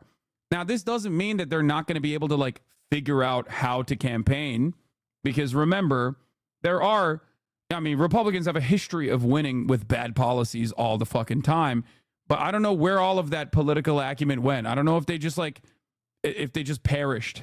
Like, what happened? They have become the Chris Rufo party for some weird reason, constantly talking about like the epigenetic predisposition of the Latin Americans or something, or fucking how women have to give birth all the time, nonstop. That does not make a successful campaign. Okay, that does not make for a successful campaign. You cannot be the conceptual James party. You cannot be the Christopher Rufo party. Unexpected, but kind of shows this tight rollout that Harris has had over the last, now, this is what, the 6th day.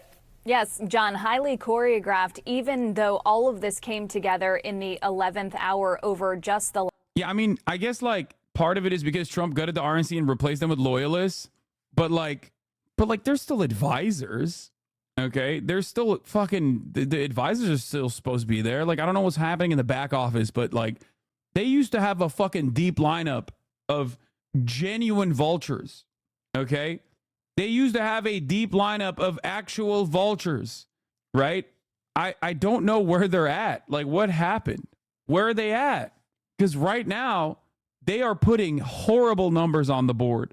The entire family running the DNC right now, do you think they, or RNC right now, do you think they listen to anyone who doesn't agree with whatever they want to do?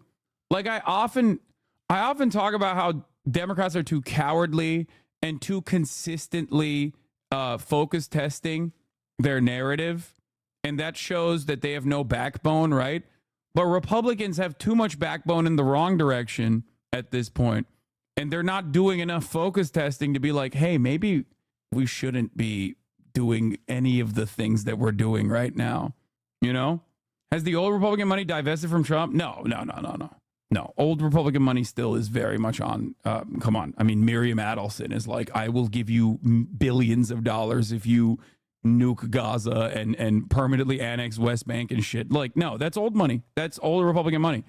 Miriam is carrying the torch for Sheldon, right? Like, that's not, you know, they still have the same investors.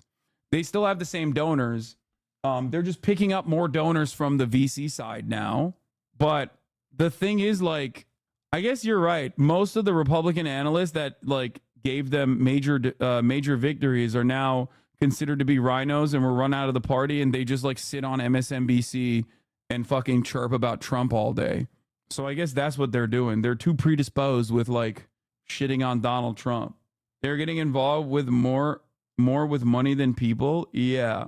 Last week, this was a critical piece for Vice President Harris to get the endorsement from a party leader who still has influential sway across the entirety of the Democratic Party. It shouldn't be understated the fact that this came on several days after her candidacy became official, but also after the official process to clinch those delegates came through. Sources have said that the Obamas didn't want to be seen as anointing Vice President Harris or seen as part of a coronation, in the words of one, choosing instead to wait until after some of those processes have played out. But certainly it is going to provide quite a bit more momentum for a campaign that has already seen quite a bit of that. $126 million raised as of Tuesday. The campaign has not provided an updated number, even though several days have followed that. And even though several major organizing calls have taken place, including one last night with white women, where 164,000 women participated in that. And Harris is going to be trying to use that momentum across the battlegrounds in the coming days. The campaign saying that just today it will be holding events in Michigan, North Carolina, Georgia, Wisconsin, and Pennsylvania, following on dozens of events taking place across other battleground states leading up to this point. Of course, the calendar is very crunched at this point. There are a lot of deadlines coming up in August alone. We have learned from sources that Vice President Harris and her team are expected to lock in a running mate by August 7th. That would be a process that would be just about 2 weeks from start to finish. August 1st is the earliest date that the Rules Committee has decided that early voting could begin. And then, of course, there is the convention, the 19th through the 22nd, less than a month away at this point. So certainly there is a lot to do in just the next few weeks, guys. Yeah, not a lot of real estate left on that calendar. Kayla Tausche, great to have you on in the mornings. Thanks so much for being with us. Appreciate it. With us now, CNN political commentator Kristen Soltis Anderson and Democratic strategist Matt Bennett. Matt, the facts of this endorsement aside, this sort of caps this week, this remarkable now 6 days of a pretty tight rollout. How do you see it having played out? I mean, there's no way it could have gone better. It was very clear that the vice president's team was ready. They didn't know if the president would step aside. They had no idea, and they didn't know when it would come. But the moment that it came, they just sprang into action, and they rolled it out in unbelievably perfect way. They made all the calls they needed to make. They rounded up the endorsements they needed. They kind of closed off the field to others. And then they put her out on the road and captured this incredible wave of momentum that followed this, sigh of relief that the party was giving that we now have a nominee that seems really capable of prosecuting the case against Trump. And I think what you're finding is that the Trump team is definitely not ready. I mean, they have these ridiculous lawsuits. They're now saying they're not going to debate her. They're on their heels and defensive about J.D. Vance and Project 2025. So things have gone really well so far.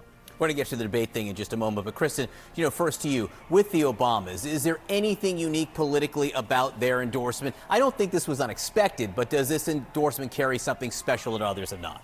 Well, I think, one, it was smart to actually delay it a few days. There's a little bit of online chatter. Why hasn't Obama endorsed? Why hasn't Obama endorsed? It's smart because it takes the story and it makes yet another day. It gets to stand on its own as a story.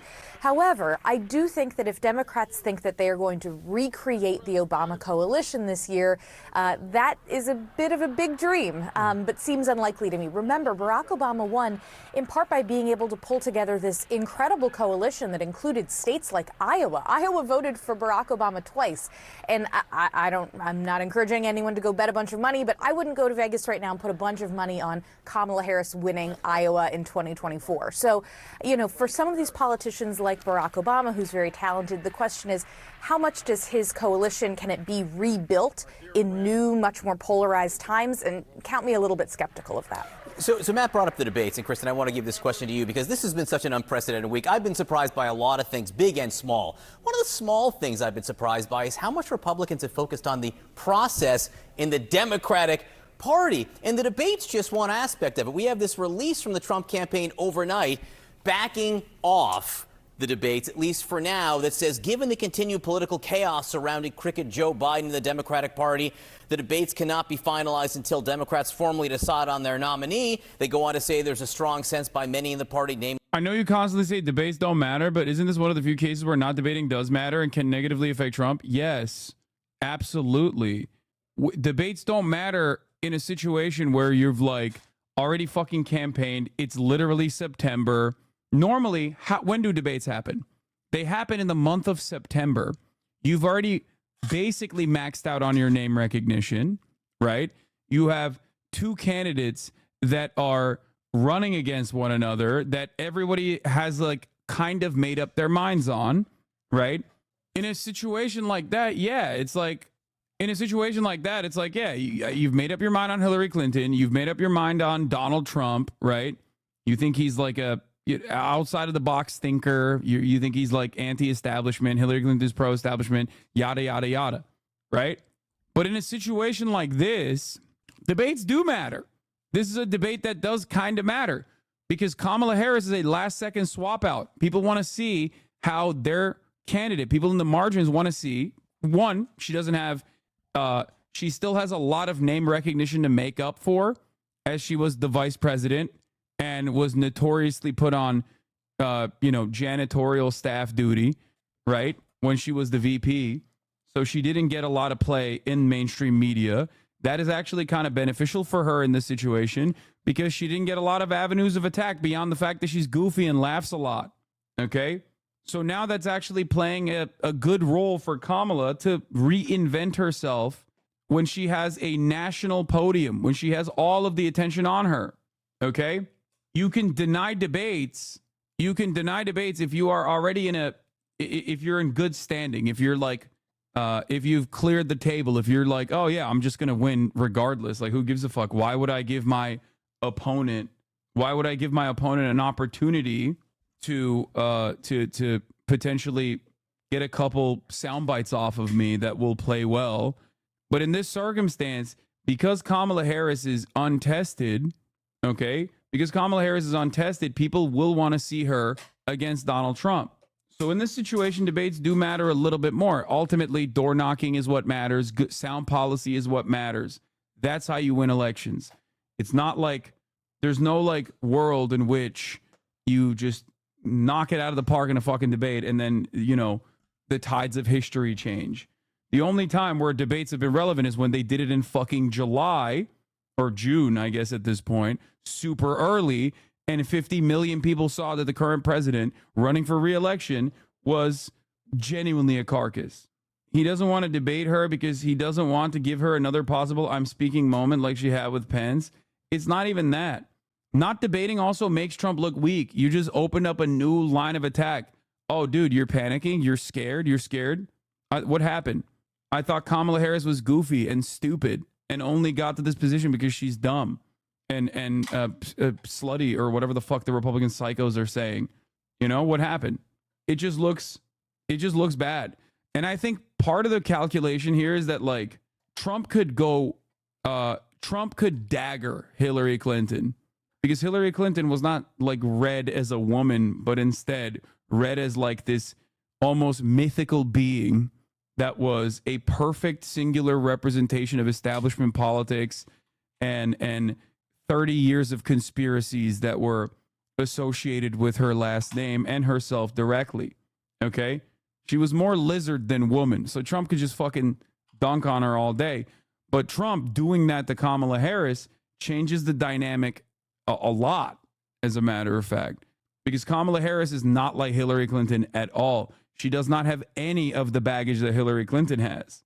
So in that situation, when Trump is like ripping into her, he's not just ripping into Kamala Harris. He's reminding people what his position is about black women. He's reminding people what his position is about all women in general. It can come across as off-putting. There's a push and pull with everything that you do in presidential campaigns. You might win more favors with some, non-college educated whites, men, non-college educated black voters that are men, non-college educated Hispanic voters that are men. But like the margins that you're going to get on that front will not make up for the losses that you also get, the losses that you also incur from the other side. You know what I mean? How do you think Kamala's tough on black people crime will do for Republican messaging? What do you mean tough on black people crime? What about the non-college educated HasanAbi heads? Well, the non-college educated HasanAbi heads, hopefully they got a good job, a good union job, because otherwise they're going to see a 3-minute ad break at the top of the hour. Okay, here's you saying the same thing 4 years ago. Which you could do by subscribing. Wait, I just ran the top of the hour ad break, dude. What the fuck? That's crazy that you just sent me that link right after. Bummer for you. He's just temporarily avoiding debate to discredit her as a legit candidate in the public eye, in my opinion. Yeah, I think it's not a good idea, though, because, again, it just shows weakness. Anyway, like I said, HasanAbi heads that are non-college educated, hopefully you guys got good union jobs so you can avoid seeing the ads at the top of the hour when I run the 3-minute ad break. And if you no longer want to see those ads, all you got to do is subscribe for $6 or for free with a Twitch Prime by connecting your Amazon Prime account to your Twitch account, or by getting gifted a sub. If you're lucky, here's a 3-minute ad break now. Barack Hussein Obama, and then it goes on, ... They're not going to commit to debates just yet. Of course, Obama then this morning goes out and endorses. But Kristen, explain, what does Trump get out of this? What do they get something out of this process argument? Well, it is not wrong to underscore how extremely unprecedented this is. I mean, Democratic voters did not get the opportunity to really have a meaningful primary.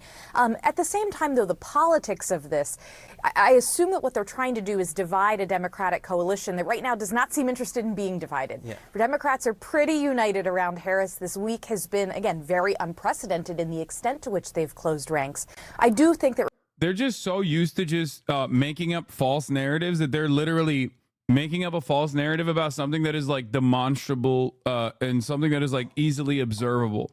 Like the false narrative in this situation is like, oh man, the Democrats are surely in a state of panic with Kamala. And it's like anybody that pays even a little bit of attention to what's going on is like, no, they're not. Where's the chaos? They're literally doing victory laps right now. Like, what do you mean? Like, you can do that about, like, immigrant panic or crime, things that are not, like, immediately observable because it requires you to look at, like, data to really parse through the situation, especially when the media is also interested for their own material benefit. If it bleeds, it leads, and run with that narrative over and over again. And you can, and if there's no one on the other side ideologically making a counter, okay?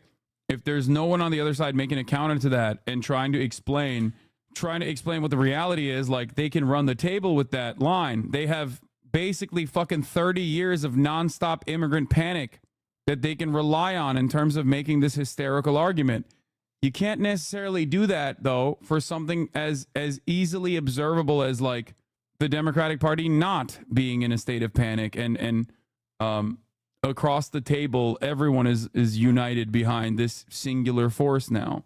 Republicans would be wise to have a message that's not about process, but is more about policy, to focus their message more on voters' discontentment with the economy, with immigration, with crime, with these issues where voters in polls that I see day in and day out tend to trust Republicans much more than Democrats.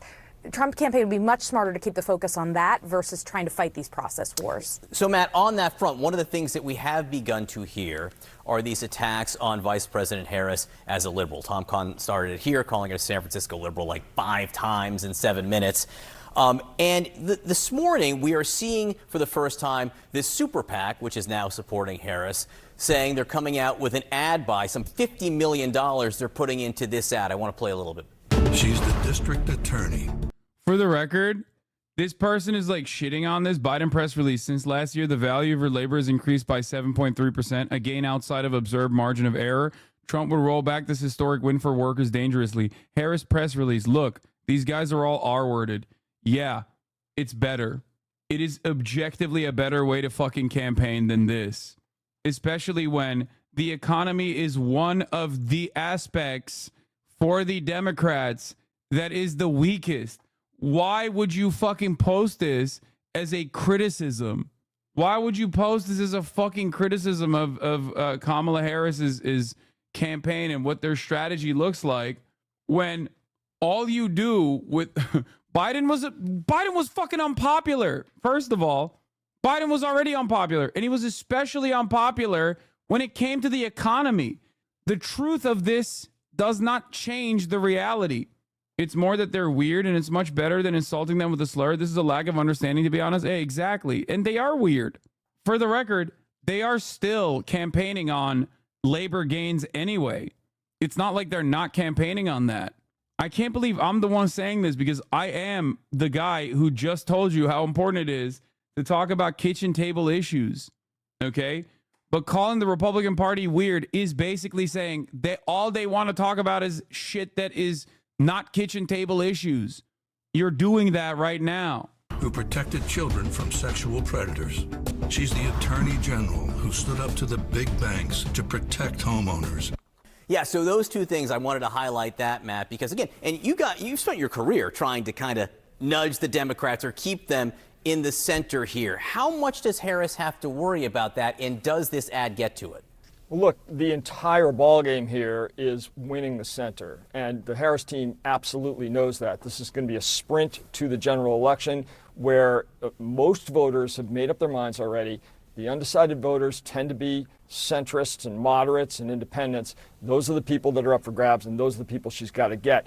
So this is a really good ad to focus on her tough as nails history as a prosecutor. And she's got to make clear to people that that's who she is. It's a very different game than she was in 2020 in a field of 19 other candidates running for a Democratic nomination. This is completely different. And she's got 3.5 years in the White House, lots of experience to talk about what they have done together and what she wants to do going forward, making this about the future. And I think she has a real opportunity to do that. Yeah. CNN is dumb. The moderate middle is a myth. This is from the 2020 election published September 24th, 2019. Moderate voters will decide the election, or wait, if Democrats can move to the middle, they'll win in 2020. These tropes conjure up a particular image. A pivotal block of reasonable independent voters stick to the two major parties, just waiting for a centrist candidate to embrace a moderate policy decision. And there's a reason this perception exists. You see just that if you look at only at top line polling numbers, which shows 40+% of voters refusing to identify with a party, or close to 40% of voters calling themselves moderates. But top line polling numbers mask an underlying diversity of political thought that is far more complicated. Moderate, independent, and undecided voters are not the same, and none of these groups are reliably centrist. They are ideologically diverse, so there's no simple policy solution that will appeal to all of them. To better understand the unbearable incoherence of moderates, independents, and undecideds, let's start by visualizing them. Drawing on data from the Democracy Fund Voter Study Group, a research consortium that works with YouGov to conduct large-scale surveys, I pulled voters who identify as moderate, identify as independent, said they were undecided on how they would vote in a 2020 matchup between President Trump and a generic Democrat.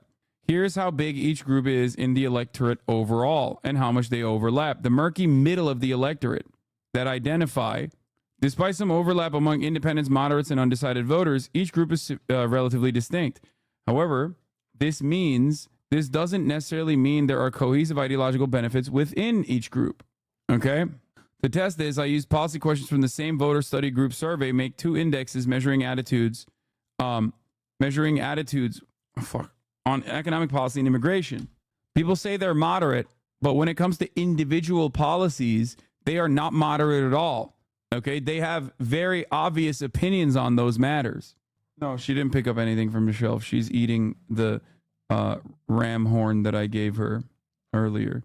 Are independents also moderates? It depends on how you define moderate. If you define moderates based on self-identification, the answer is sort of. More than half, 58%, or self-identified independents in the voter study group also identify as moderate, compared to 27% who identify as a conservative and just 15% who identify as liberal. But many people who call themselves moderate do not rate as moderate on policy issues. Just like self-identified independents, moderates come from all over the ideological space, including moderates who identify as independent. Look at their ideological map. More market-oriented, more anti-immigration, more pro-immigration. These are the moderates. Do you think that being pro-immigration or being anti-immigration puts you firmly in the moderate camp? What I've recognized in the United States of America, partially a consequence of our duopoly, partially a consequence of the Electoral College that makes it seem like your vote doesn't matter, is that there aren't like regime defenders. Okay? In other countries, whether it's like nationalist sentiment, whether it's socialist sentiment, you have like people who defend regimes. You have people who defend parties. Okay? You have party loyalists. Americans don't necessarily have it as much. While they do still vote along party lines, they still fancy themselves to be independents. They still fancy themselves to be moderates. This does not mean that they do not have any sort of ideological predisposition. Okay? Anyway, undecided voters are all over the ideological map. That makes more sense. But yeah, the middle of the middle, the ideological position of eligible voters who are identified as moderate, independent, and said they were undecided in the voter study group survey. Should Biden go dark branded in his last few months and sign executive orders one after another? What's stopping him? He literally has nothing to lose. I don't think he would do that in a good way. I think he would most likely do that in a bad way if he were to do it. He'd be like, he'd be signing an executive order that will never recognize like Palestine's existence or some shit. They are far more economically left-wing, which is why the idea that they need to move right is just silly, period. Well, one good thing that I can point to in terms of what Central Committee, Michael from Pennsylvania, is saying is that it seems like even the center-right and establishment Democrats, at least those surrounding Biden, recognize that reality, which is why they never fucking tried to pull to the middle. Even in the final moments of desperation, when it seemed like his campaign was falling apart due to the fact that everyone recognized that he was old, he was still going out there and being like, oh, we're going to do rent caps. $55. Rent caps at $55. That's right, for everybody. Like, he did not push center at all. He did not go right at all. He just stayed on message. That to me shows that at least some of the Democratic Party's analysts now recognize that reality, that like left-wing economic populism is not, it doesn't have that fucking stink on it that the Democrats previously thought it did. They did do that with immigration, which is stupid, but that's because they are not testing a counter narrative and what that would look like if there was a counter narrative on immigration. Damn, girl, chill. You're fucking eating that shit so hard, sneezing and coughing over here. The Pod Save Bros, Dan Pfeiffer was making the point today that young people they lost weren't necessarily progressive and they should tack to the center to get them back. Yeah, dude, young people want reasonable, focus-tested tax policies, famously. That's why the most popular candidate ever for young people was an 82-year-old man who called himself a socialist. J.D. Vance ridiculed for accidentally revealing explicit dolphin-based search history. Dan Pfeiffer is wrong on that front. Anyway, so this is JD Vance trying to address the childless cat lady's remark and calls out anti-family Democrats. But before we get to that, I must remind you of last night's Harry Enton moment. Okay, do I have that here? Does anyone have that on the docket? I'm not gonna watch Slavoj Žižek. Oh wait, hold on. We'll get to this. We'll get to the Olympic fits in a little bit. Didn't you QRT it? I did QRT it. You're right. I should just pull that up.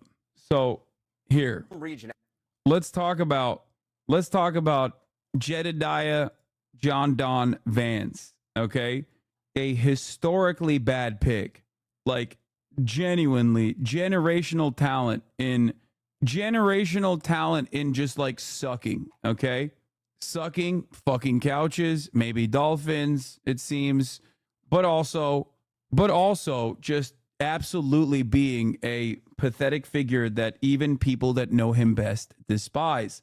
Let's take a look. He does worse in his home region at minus 16 points than he does in the average of all polls, which is a minus 5-point net favorability rating. So the people who know him best, the region that knows him best, they like him even less than America likes him. And of course, as you pointed out, again, in that kind intro, is he is historically unpopular for a VP nominee coming out of his first convention as the VP nominee. All right, so let's specifically look at some former Republican presidential candidates. What do you see? Yeah, you know, you mentioned Sarah Palin. How about Dan Quayle as well? These are two folks who I think most people remember as not being particularly popular. The amazing thing was coming out of their conventions, they actually were pretty popular. Quayle with a plus 15-point net favorability rating. Sarah Palin with a plus 26-point net favorability rating. Again, Vance at minus 5 points is just off the charts and falling off the chart in the wrong direction. Not up above the chart, but down below the chart.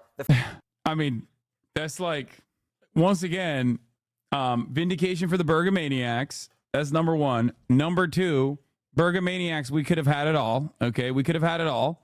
But number two, this is what happens when you listen to Donald Trump Jr. on who should be your vice presidential candidate.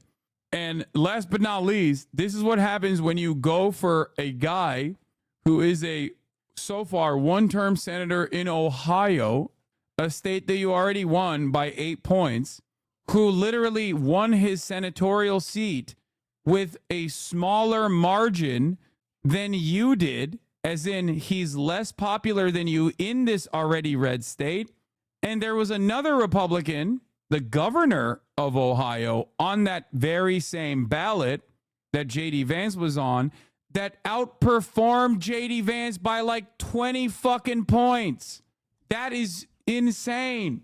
Mike DeWine, who is obviously like a little bit more moderate on a lot of issues that matter to Ohioans, and that happens. You got like, you know, you'll have like sometimes a red governor in a red state that is not as red in his policies, that picks up a lot of votes for even Democrats and stuff.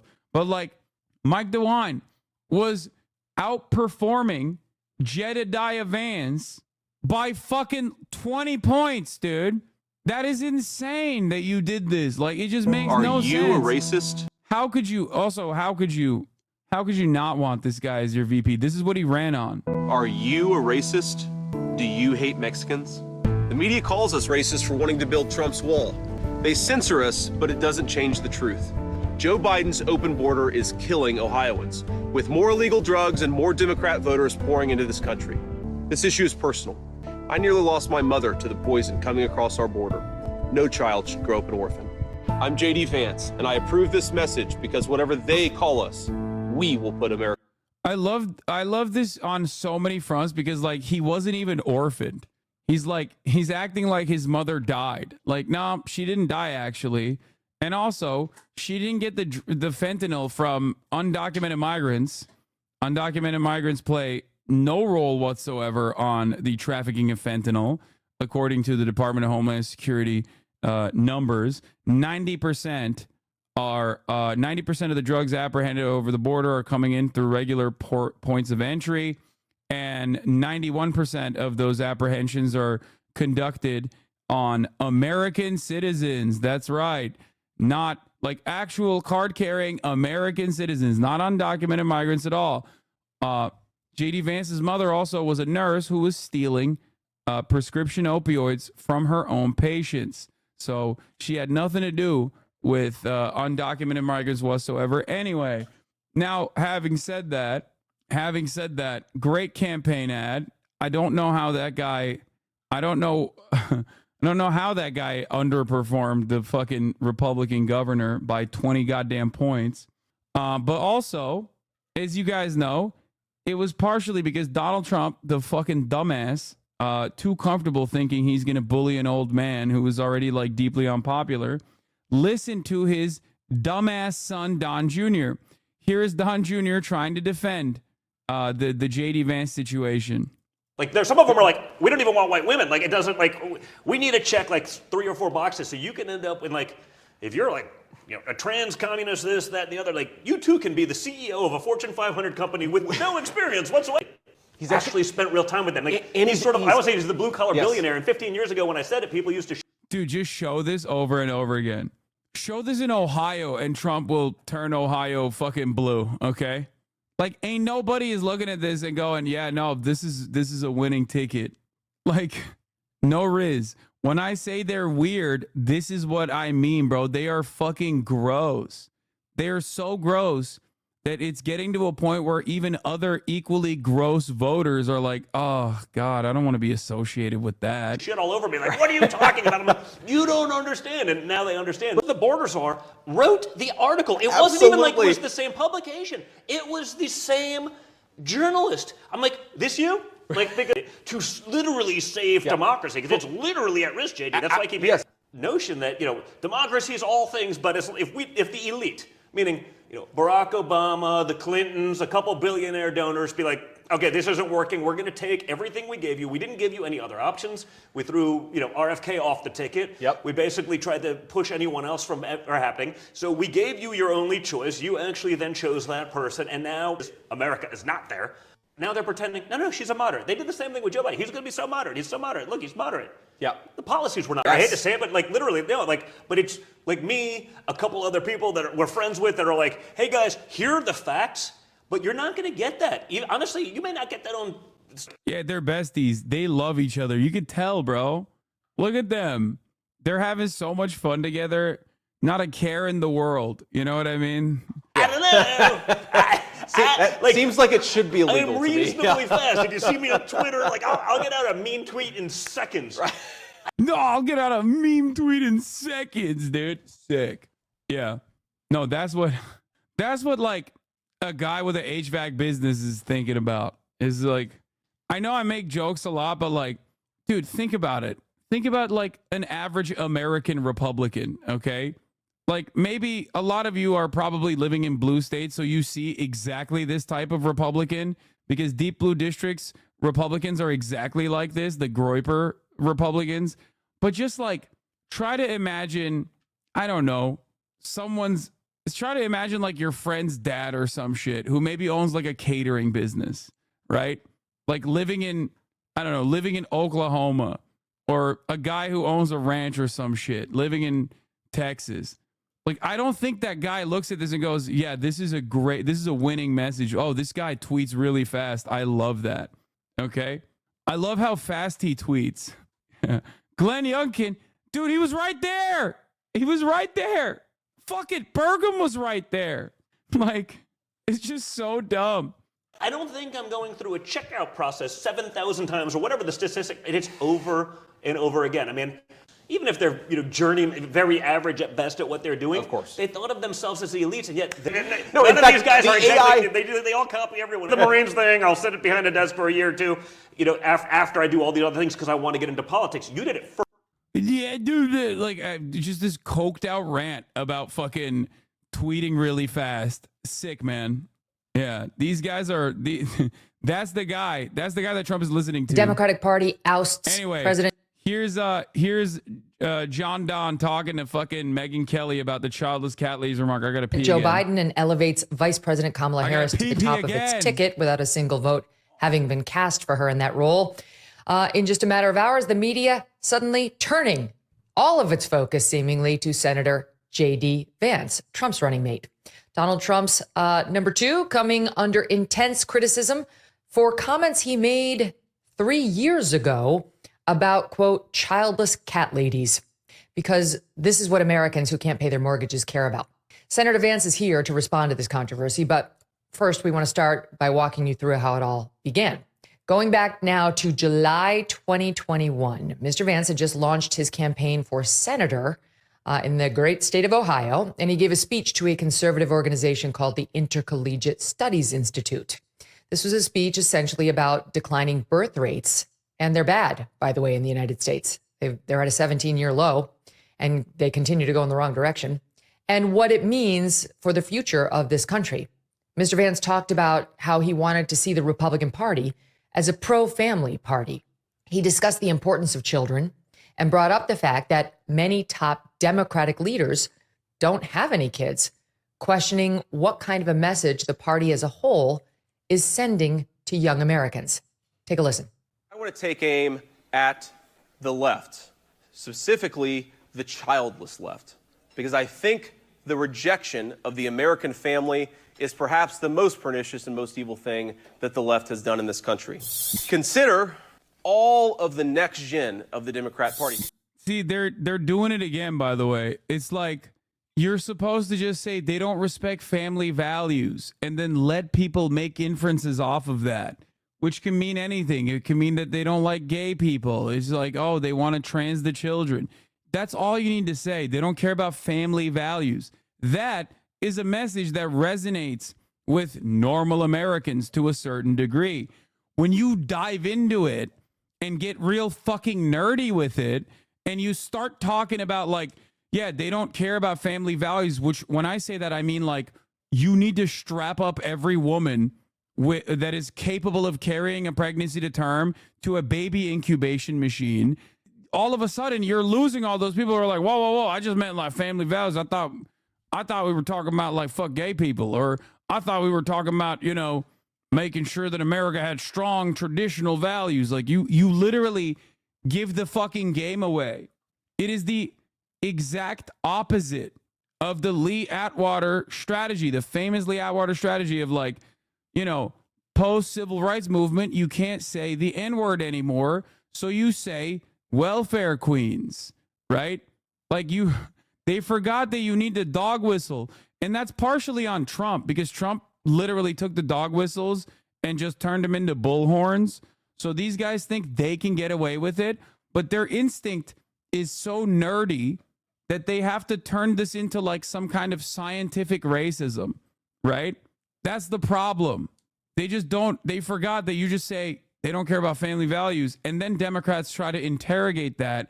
And then you go, why are you asking me these questions? I just mean family values. Like, you're supposed to stand on it and just like give a wink and a nod. You don't, yeah, McKinsley Moment is right. He's talking like a goddamn consultant. We need to eliminate redundancies type shit. Not nerdy. Their instinct is liberal. Exactly. The names are obvious. They're well-known people. Kamala Harris, Mayor Pete Buttigieg, who's now the Secretary of Transportation, Cory Booker, AOC. Think all these people. They're different. They come from different walks of life, different parts of the country. What is the one thing that unites every single one of them? Not a single one of them has any children. Look, a lot of people are unable to have kids for very complicated and important reasons. There are people, of course, for biological reasons, medical reasons, that can't have children. The target of these remarks is not them. It's important to point that out. It is one thing to recognize that there are people who don't have children. It's one thing to recognize that there are people who don't have children through no fault or choice of their own. But it's something else to build a political movement invested theoretically in the future of this country when not a single one of them actually has any physical commitment to the future of this country. Kids are the ultimate way that we find healthy people, at least I think, self-meaning in life. We should treat this as a crisis in this country. And we should send the signal to the culture that we are the pro-family party and we're going to back it up with real policy. Oh, you know what's crazy? I don't know about Megyn Kelly, but you know who has foster children and no children, no biological children of her own? Laura Ingraham. Like, that's how close to the chest this shit is. Okay? There are so many Americans. There are so many Americans who are foster parents, so many Americans who are step parents, so many Americans who don't have biological children of their own. And this kind of argumentation just weirdly causes people like even Laura Ingraham to catch a stray. This is not Laura Ingraham. This is Megyn Kelly. Okay. Just letting you know, don't mix up your blonde Republican commentators. Okay.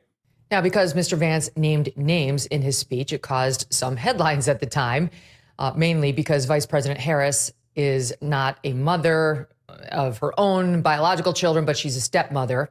At the same time, Secretary Buttigieg did not have any children, but about a month later, he adopted twin babies. So a few days after those remarks, back in 2021, Mr. Vance went on Tucker Carlson's show on Fox to address some of the blowback. And that's when he made the comments about the childless cat ladies. Watch. We're effectively run in this country via the Democrats, via our corporate oligarchs, by a bunch of childless cat ladies who are miserable at their own lives and the choices that they've made. And so they want to make the rest of the country miserable, too. And it's just a basic fact. You look at Kamala Harris, Pete Buttigieg, AOC, the entire future of the Democrats is controlled by people without children. Well, the Harris team recirculated the comments this week, leading Democrats and the media, the same media currently rewriting. When I get mad at Rad Libs for like leaning into the cartoonish depiction of like liberalism and the way that Republicans try to portray the entirety of the left as like hysterical, emotional, and incredibly moralistic woke scolds. Like, there's no reason to fucking lean into that message and become that thing that people try to portray you as. This is the Republican version of that, okay? Democrats, not usually, but at least like as a whole, broadly, try to portray Republicans as these like bloodless sociopathic weirdos who are trying to do Handmaid's Tale. Handmaid's Tale is basically like the most common meta, right? Whenever talking about the Republican Party, especially post Roe v. Wade. Or Handmaid's Tale, not Handmaiden. I don't know what the fuck it's called. I didn't watch it. Okay. Why would you literally voluntarily put yourself out there, okay, and be like, no, I do want to do Handmaid's Tale. It's a book, it's a book. It's a TV show. I didn't watch either. I didn't read it. Shut up. My point is, in popular culture, Democrats will always post those fucking images to be like, this is what the future Republicans want. It's ironic that JD Vance was like, no, that is the future that we want, and here's how we get there. Like, that's so stupid. What a stupid thing to do. What an objectively dumb thing to do. Why would you voluntarily posture from an objectively unpopular position that your opponent is constantly trying to portray you as? Writing history to tell us Kamala Harris was never the border czar, to immediately pile on cue. On Tuesday, Hillary Clinton shared it on X and sarcastically wrote, "What a normal, relatable guy who certainly doesn't hate women having freedoms. Literally, your husband has been accused of repeated sexual assaults. So take a seat, madam." On Wednesday, actress Jennifer Aniston weighed in, writing, "I truly can't believe this is coming from a potential VP of the United States," and urged Senator Vance to think about his own daughter, hoping that she might never need IVF, which she accused Mr. Vance of being against, which, as we pointed out yesterday, is not true. And it did not end there. Watch. How dare you? You never. Wait, am I crazy, or didn't Megyn Kelly literally leave Fox because of sexual assault and like routine harassment? Am I crazy, or is that like one of the other? Wait, what? Yeah. The new film Bombshell, which has recently snagged 2 Golden Globe and 4 SAG Awards nominations, tells the true story of the sexual harassment scandal that took down Roger Ailes, the head of Fox News and a kingmaker in the Republican Party. Ailes was an imposing personality. 2016 sexual harassment lawsuit brought against Ailes by former journalist Gretchen Carlson kickstarted an internal investigation at the news network and eventually a wave of sexual harassment claims against Ailes. Megyn Kelly, at the time the rising star of the network, was among the women to report experiencing harassment at the hands of the network in total. In total, more than 20 women accused Ailes, and he was forced to resign from his position in July that year. He died later at 77, a year later. Why is that a no? She wasn't saying sexual assault is good or something? No, she's literally talking about, she's personally talking about defending the Republican Party on women's rights issues. What do you mean? you think that this like is not contextually important? Do you think that this is not like, do you think that this doesn't play a role? Like, you think that like, if you're running around defending the Republican Party specifically on the issue of like women's reproductive rights or any kind of women's rights issues, if you're trying to defend the Republican position, okay, telling a woman to shut the fuck up about JD Vance because of her husband, okay, like I hate Hillary Clinton too, but she literally told Hillary Clinton to shut up. Yeah, shut up and dribble because of her husband. And she's like, that's kind of a weird position to land on, considering that you literally left Fox News because you were, you know, a victim to sexual harassment. Don't you think that that's important to bring up in this situation? Never had a baby. Your wife. It's weird to run cover for the ideology that has personally harmed you. Wife had a baby. You know who else didn't have kids? George Washington, the father of our nation. Like Kamala, he raised Martha's children. Because they invalidate even the idea of women who use IVF to get pregnant, or women who don't have children, or women who are stepmoms. Like, none of those are valid women to them. Those women don't matter. They're trying to reinforce this message that the only valid version of America is the America where white women didn't leave the home. My kids are older. Does that make me childless? I want to qualify. He is falling into the line of Donald Trump, offending women, offending minorities. So if you have stepkids, JD Vance is saying that you should not have as many rights as everybody else. Like, this is a person, him and the former president, they want to control women. Jesus did not have children, right? Joining me now, GOP vice presidential candidate, JD Vance. JD, Senator, welcome back to the show. It's great to see you. Good to see you, Megan. Thank you. So Jesus didn't have kids, therefore you are wrong. What were you trying to say? I guess they're comparing Kamala Harris to Jesus. I don't know. That doesn't make a ton of sense to me, Megan. But look, I know the media wants to attack me and wants me to back down on this, Megan. But the simple point that I made is that having children, becoming a father, becoming a mother, I really do think it changes your perspective in a pretty profound way. This is something, of course, we've recognized for hundreds of years in this country, that human civilization has always recognized.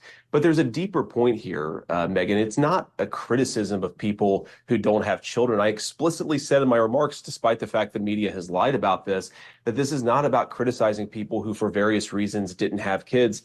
This is about criticizing the Democratic Party for becoming anti-family and anti-child. We have to ask ourselves, Megan, why do we have masking of toddlers years after the pandemic ended? Why do we have the Harris campaign coming out this very morning, Megan? Yeah, no, this is good narrative, man. Yeah, no, let's talk about a policy issue that was at the forefront of the Republican agenda in fucking 2020, dude. Like, it's 2024, man. Like, what child is being forcibly masked? Like, being anti-masking in 2024 is a wild position. Demonstrating the best instincts, personally. I think demonstrating the best possible campaigning strategy here. And saying that we should not have the child tax credit, which lowers tax rates for parents of young children.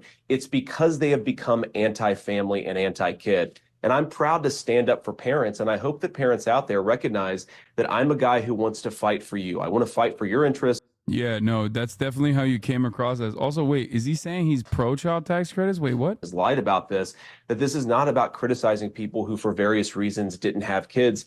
This is about criticizing the Democratic Party for becoming anti-family and anti-child. We have to ask ourselves, Megan, why do we have masking of toddlers years after the pandemic ended?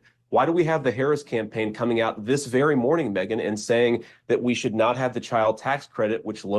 Wait, what? Wait, why is he saying that the Democratic Party is that even true? Wait, what? That's just a genuine lie, right? What the fuck? Yeah, Axios on Harris's agenda, $2 trillion for universal pre-K education, elderly care, and child care improvements. Wants to raise the corporate tax rate, revival of child tax credit expansion, based on our efforts in the administration and the Senate. And the guy who's saying that right now has said two different things. One, I believe he voted against it. And two, Not only did he fucking vote against it, if I'm not mistaken, I gotta look it up. Hold on. The expansion of child tax credits, but also he has literally said things such as like universal pre-K is weird. Like that's just like universal pre-K is like a bad idea, and it's like yeah, here it is. Good news, child tax credit bill is headed to the Senate. While POTUS and I continue to fight for the full expanded child tax credit, this bill should be passed quickly. President Biden is ready to sign it into law. That was in February. Okay? Like, that would be very odd if she is against child tax credits when she's advocated for it. The Harris campaign came out against taxes for Americans with children. Remember this in November? Is this like the new meta? Is that the new meta? Is just like to lie about it or something and to be like, no, we like the child tax credits? Wait, that's sick. The new meta is just like making shit up? I mean, I'm with it because this means that they are on board with the child tax credit. I mean, it's not the new meta, it's the old meta, but like making stuff up like this, chat, this literally is like saying the Democratic Party just came out with further restrictions on abortion. Hello? This is literally like, this is not something you can lie about in this regard. You can't lie about this because it's just like there's so like the media will pick this up and immediately be like, this is the dumbest thing that they could have ever said. And it also makes them seem like they're on board with the expansion of child tax credits, which as far as a policy prescription goes, is a Democratic Party policy that the Republicans voted against. Yeah, just the easiest solution in this circumstance. It's an article framing poorly from Daily Caller. Harris campaign staffer appears to come out against child tax credit. This is what they're running on? A high-ranking Harris campaign staffer called giving people with children a tax break vile on social media. Wait, what? J.D. Vance's attacks on childless Americans is vile. He called for higher taxes on those without children. That's what they're trying to fucking frame this? That's it? That's what this is? Oh, they're fucking they're awesome. They're awesome. This is amazing.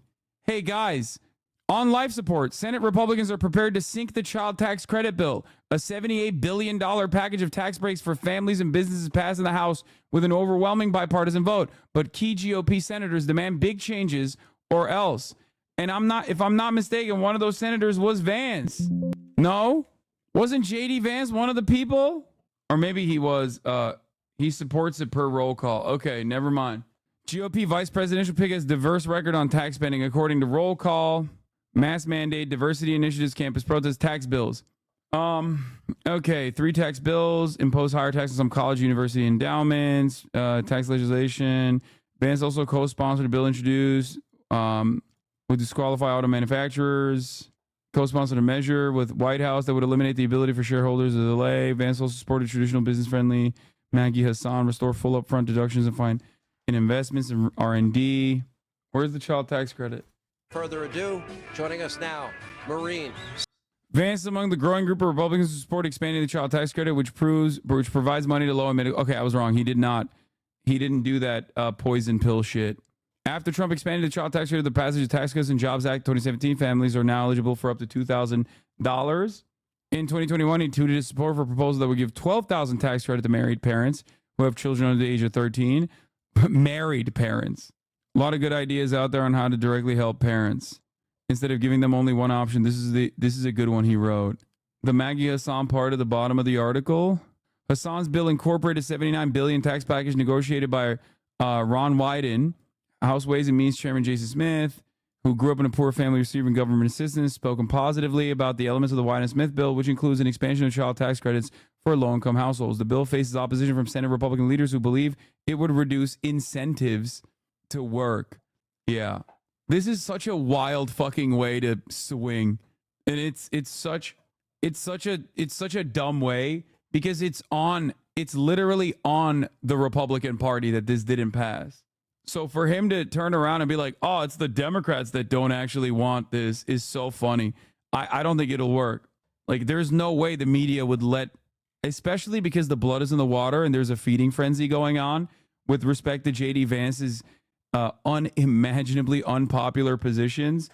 and his underwater approval rating, I think that that there will be an immediate fucking backlash to this kind of thing.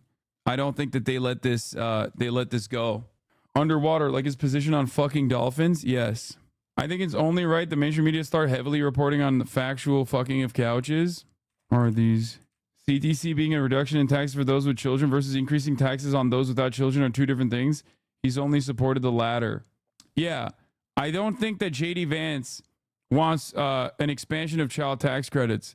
I think he wants to tax people without children more, which, by the way, here's his take on the matter. This is pretty funny, trying to play fast and loose with this, by the way, because it has even left people like Barstool's very own El Presidente to go, what the fuck are you saying? Simple, and I'll go back to something I said earlier about we need to reward the things that we think are good and punish the things that we think are bad. So you talk about tax policy. Let's tax the things that are bad and not tax the things that are good. If you're making $100,000, $400,000 a year, and you've got 3 kids, you should pay a different, lower tax rate than if you're making the same amount of money and you don't have any kids. It's that simple. I totally agree. Yeah, go back to something I said earlier about you tax the things that are here. This is fucking idiotic. You want me to pay more taxes to take care of other people's kids? We sure this dude is a Republican? Sounds like a moron. If you can't afford a big family, don't have a ton of kids. Now, obviously, this is a very reactionary way to look at what JD Vance is saying, but fuck it, I'll allow it. Americans are so goddamn brain broken in terms of like additional taxes, but like trying to do it. Okay, guys, chill out.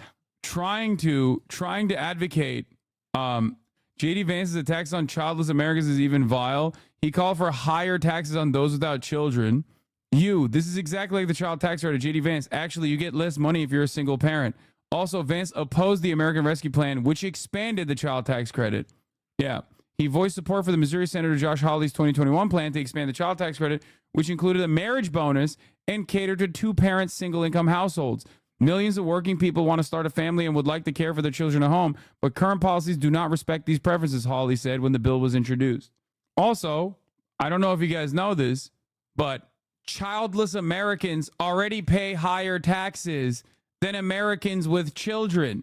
You want to know why? Because you don't have fucking dependents.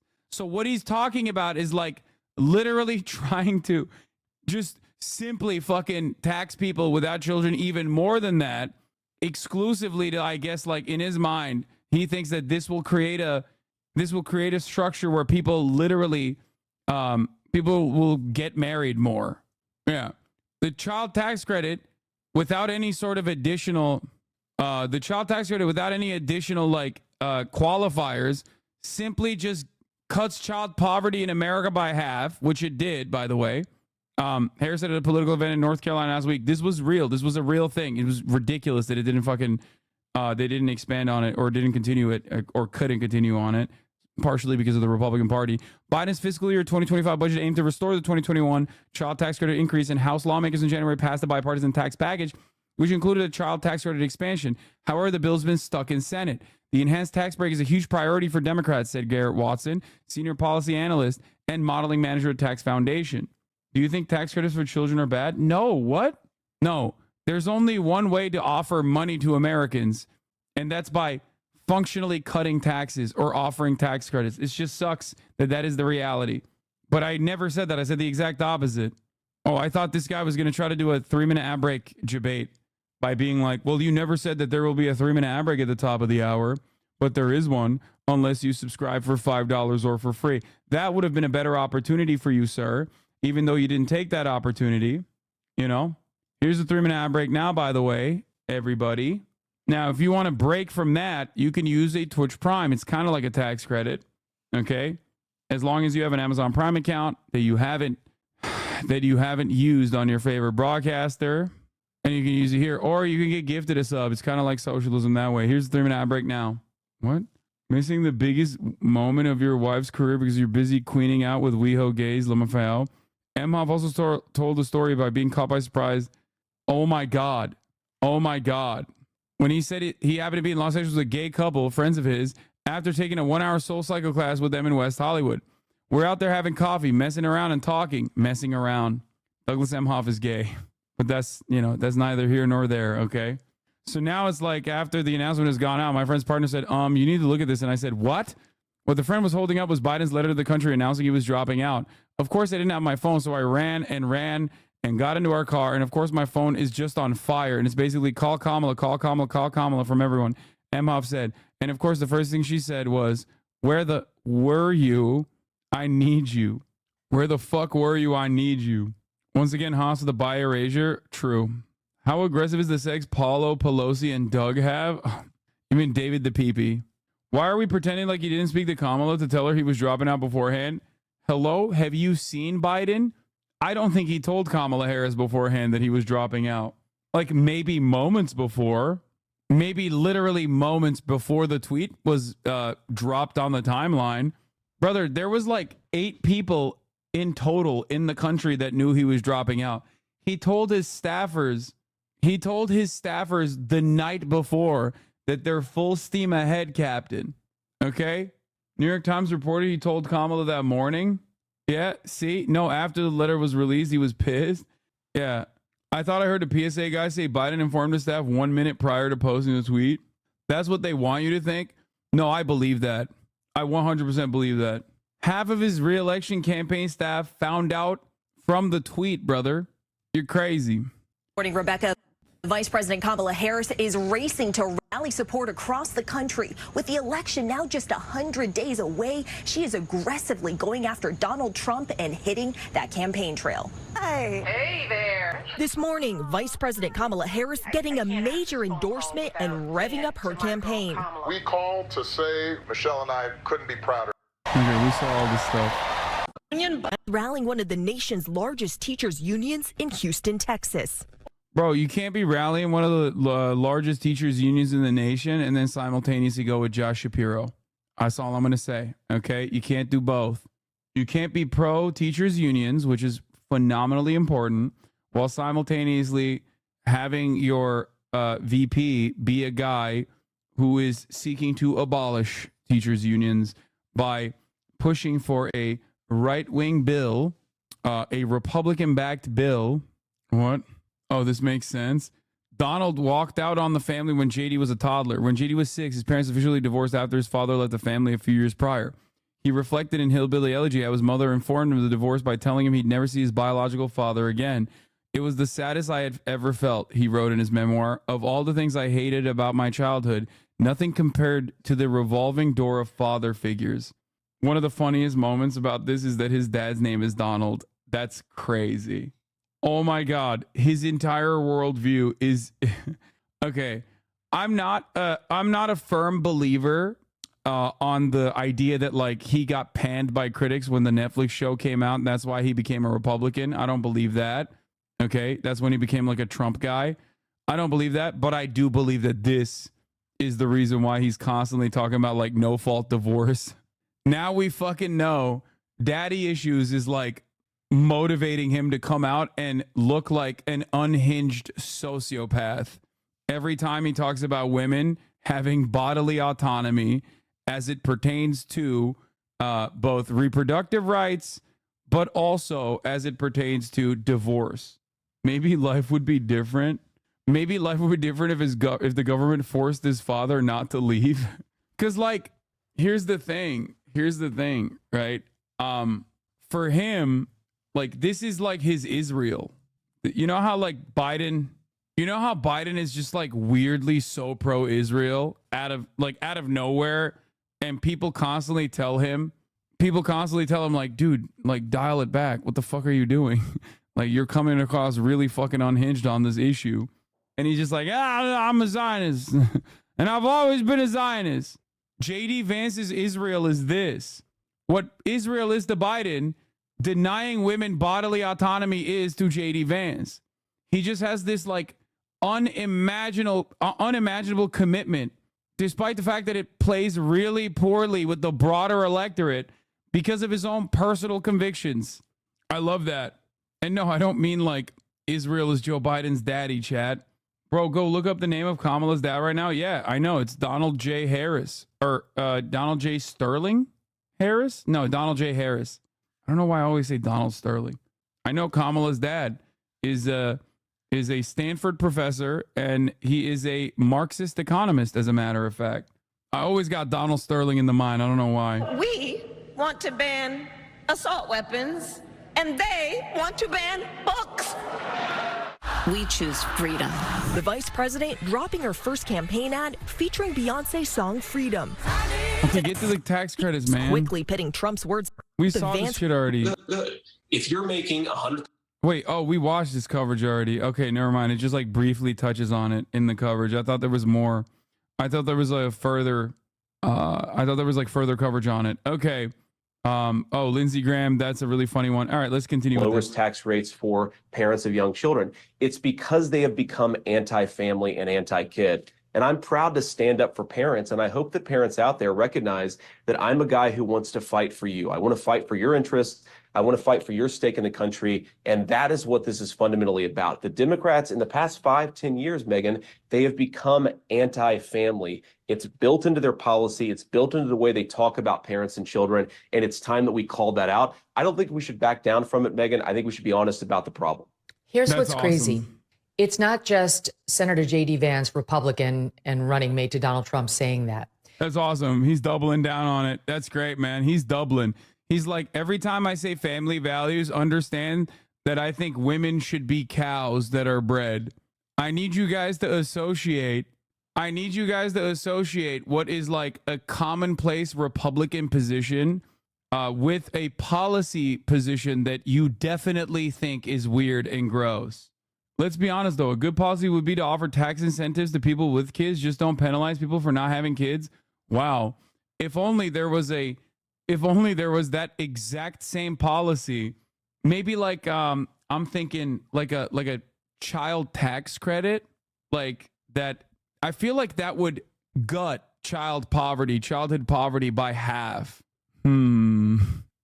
If only there was a bipartisan tax bill that passed through the House of Representatives that was being held up in the Senate by the Republican Party that did just that.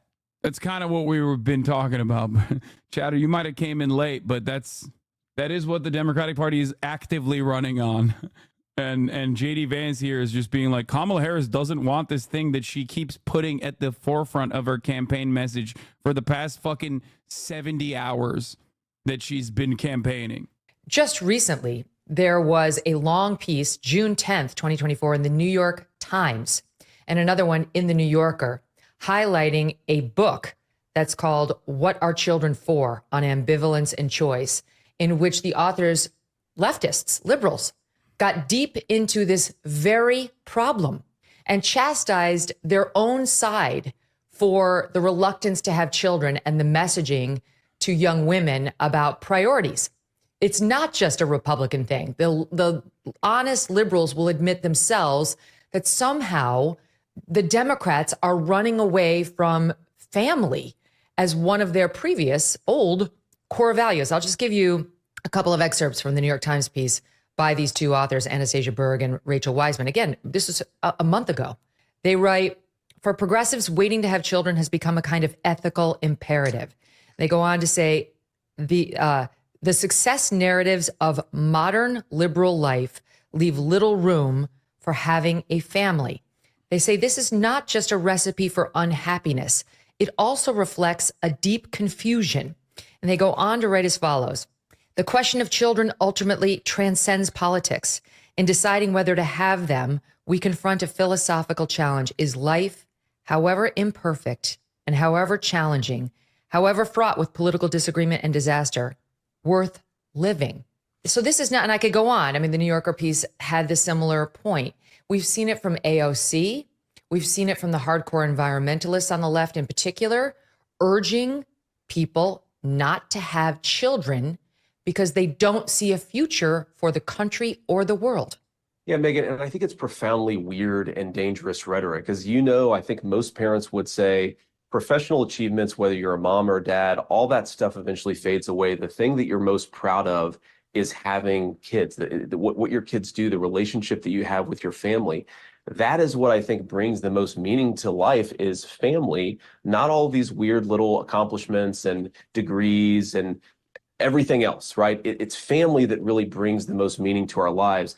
And Megan, this comment that I made was actually motivated in part by a conversation I had with my wife, where, you know, she at the time had 2 babies. We hadn't yet had a third. And she was talking about how she felt this incredible professional pressure to not have kids because it set back her professional advancement. And what a weird society that we've set up, where moms who want to work, the thought that a lot of them are having is, I can't have more babies because it's going to be bad for my career. How about we make the workplace more accommodating to working moms and working dads so that we can promote a real culture of life? You started your monologue, Megan, talking about how we have the lowest birth rate and basically in our history in this country. What our young moms and dads are telling us is they don't feel comfortable in this society bringing new life into the world. That is a catastrophe. Hi, I'm new here. Are a Democrat or Republican? You mean this guy? You think the way he's talking about this issue, you think like he might literally be a liberal, right? Except he has all of the worst liberal instincts in terms of like, one, recognizing the underlying problems, but then simultaneously approaching it with the most technocratic solution that is also weirdly right-wing. Okay? I think chatter means you. Oh, I'm neither. Catastrophic problem. And it's interesting, when I raise this issue about we don't have enough babies, a lot of liberals and a lot of people on the left will say, well, we can just replace American children with immigrants. That's not what people are saying at all. It's because it's far too costly to have children. People just can't do it because surviving on a single income household, surviving as a single income household is almost impossible. Okay, that's number one. And number two, like the child tax credit that the Republican Party, his party, tried to ether, is literally addressing that to a certain degree. What's crazy about this is this is where Joe Biden and the Democratic Party should be talking about the hypocrisy. Okay, like this is a gift to the Democrats. Okay, this is a perfect gift wrapped. This is a gift to the Democratic Party.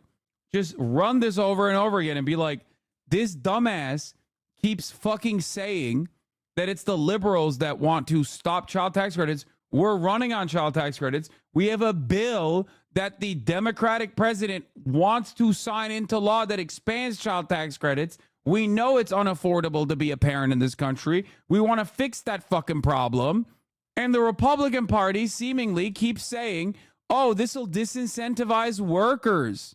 This will disincentivize workers.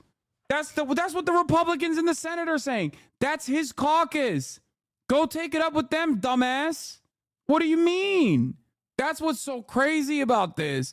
And not only that, but also there's another thing that I want to find here. I don't know if you guys have the do you have the time when he called like universal pre-K to be like weird? That was a great moment for him as well. Or he was like, oh, that's what elitists want. Oh yeah, here. I found it. He said, he didn't even say it was weird. He said universal child care is an attack on the working poor. Universal child care is a massive subsidy to the lifestyle preferences of the affluent over the preferences of the middle and working class. Using a chart from the National Marriage Project at the University of Virginia, Wilcox actually raised some interesting points about the effects of separation from parents at a young age on the kid's development. The data he cites from American Compass, a conservative think tank, shows that people without a 4-year degree would prefer a situation where one parent works full-time and one parent provides childcare in the home. That's fair and honestly unsurprising as far as the options available in the survey go. I can see how that one is more appealing to many people, especially people whose low-paying jobs, quite frankly, suck. Except the reality is that if they were to adopt child tax credit expansion and also add universal child care in general, okay, why the fuck would the working poor say no to that? It's just not an option for them in that fucking poll that he's using. But the first problem here is that Wilcox isn't just arguing against universal daycare. He's also arguing that Americans without a college degree would rather have direct cash assistance from the government or a wage subsidy that boosts their family's income. That's pretty much exactly what the child tax credit expansion in the American Rescue Plan does. Put cash in the pockets of parents directly every month. It's also an idea every Republican in Congress voted against as part of the full bill.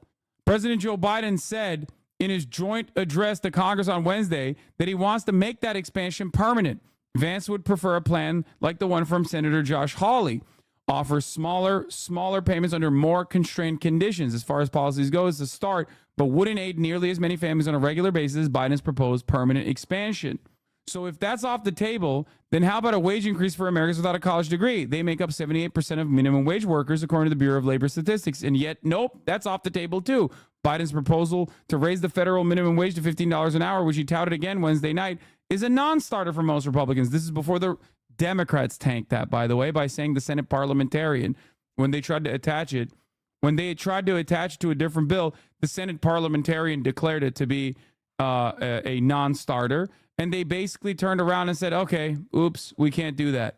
Which is why I was very angry at the Democratic Party at the time, because it was objectively stupid for the Democrats to leave this on the fucking table and not argue on partisan boundaries, but allow the Democratic Party itself to get cooked by bullshit Senate parliamentarian appointed positions. The Heritage Foundation also argued that raising the minimum wage to $15 would come with the corresponding spike in child care costs across the country. So they don't want to fix the problem, is what I mean. Tax credits, to some extent, social safety nets don't raise fertility rates. There are many examples from the EU. Brother, what are you talking about? Who gives a fucking shit about raising the fertility rates? What kind of nonsense is this? The American fertility rates are high specifically as a consequence of immigration. That's it. Yes, more developed nations have less children. Why are you fucking talking about the necessity to increase the fucking fertility rates? What? The irony of people talking about the increase or the necessity to raise fertility rates is that it almost always comes from motherfuckers who will never raise the fertility rate on their own because they're not getting pussy. Okay? Worry about your own damn fertility rate, dog. You ain't getting no pussy with this kind of fucking incel attitude, okay? How about you worry about your own shit? It's always the chinless motherfuckers talking about the fertility rate and how it must be increased. It's like, bro, go to the fucking gym. Stop reading these fucking right-wing blogs and shit, okay? Stop participating in 4chan poll discourse, and then maybe you can fucking raise the fertility rate on your own. Do your goddamn part. What are we talking about, man? It's a U curve, by the way. The highest income earners have higher fertility rates than middle class. Yeah, like Elon or Nick Cannon. That chatter is wrong. Scandies have higher fertility rates because they get more benefits. I mean, Donald Trump said, I'm going to come. And Kamala said, do not come. Make up your own thoughts and their positions on the future of America. True. Okay, you got him. You got me there. I have no answer for this. You are right. Donald Trump said, I'm going to come. And Kamala Harris said, do not come. Anyway, ultimately, I don't think the average American is thinking about having children as like increasing the birth rates of white people. Okay. Like, I don't think that they're predisposed with that sort of thing. I think they're thinking about it like, you know, they want to have kids. They just want to have kids. That's understandable desire. And it's just simply too unaffordable. Like, childcare is too costly. They don't have enough time, right? So any kind of improvement on that front will probably open up more venues for people to have kids. That's it. The notion that like people are like, oh no, I have to have children because we need to breed out these immigrants or whatever is not a real issue that like even the most racist white American is thinking about, unless they're like straight up in the Klan or something. Okay. Like there's levels to this shit, which is what I try to explain to people all the time. There's levels to it. Okay. Like no one is that ideologically committed to white supremacy that openly, unless they're like Elon Musk or a Klansman. Okay. The average race is living in a red state is not thinking about it on those terms. It's very stupid to make it seem like the average racist American is thinking about it on those terms. Dude, what is going on with this today? I know this is like a meta. I guess it's a meta on Twitch or something. Everyone keeps going, who rated? Is this a new thing? What's happening? I'm too much of a boomer to understand what's happening here. It's a juicer. You missed the drama. What is it? It's trending on Twitter because someone found a clip of you getting mad at it once. Wait, it is? I'm getting baited? I don't even know. When you had 10K viewers, someone asked who rated and you banned him? That's it? That's what they're trying to make fucking drama out of? That's funny. All right, let's continue with JD Vance. Well, look, there's nothing against immigrants. Bro, these motherfuckers are flailing like the Republican Party, okay? They're flailing like the Republican Party. They're like, oh yeah, let's bring attention. Let's bring attention to something that is like objectively untrue, especially at this moment. You know what I mean? Come back in like a couple months if people are just no longer invested, or come back after the election. You know what I mean? Try again. Obviously, I'm married to the daughter of immigrants, but if your society is not having enough children to replace itself, that is a profoundly dangerous and destabilizing thing. You look across history, that's a real problem. So I just think that we have to say, Megan, having kids is good. Being a parent changes your perspective on the world. That is not a bad thing to stand up for parents. In fact, it's the best thing. If our politics isn't standing up for parents, then what the hell are we doing, Megan? All right, I'm giving you the New Yorker. Again, this is the first was from the New York Times. Here's the New Yorker, How Liberals Talk About Children by J. Caspian Kang. This is from June. This is a month ago. And it ends with the following. He talks about how, this person, Jay, talks about how the messaging from leftists around children is all about their economic value, how much they're going to cost, what kind of a burden they're going to be, as opposed to the goodness they bring into the world and our lives. Oh my God, they're so dumb. Oh my God, that's awesome. That's literally, yes, dude. That is a significant hurdle for average people. What is this like spiritual, holistic attitude, bro? That's the whole point. What do you mean?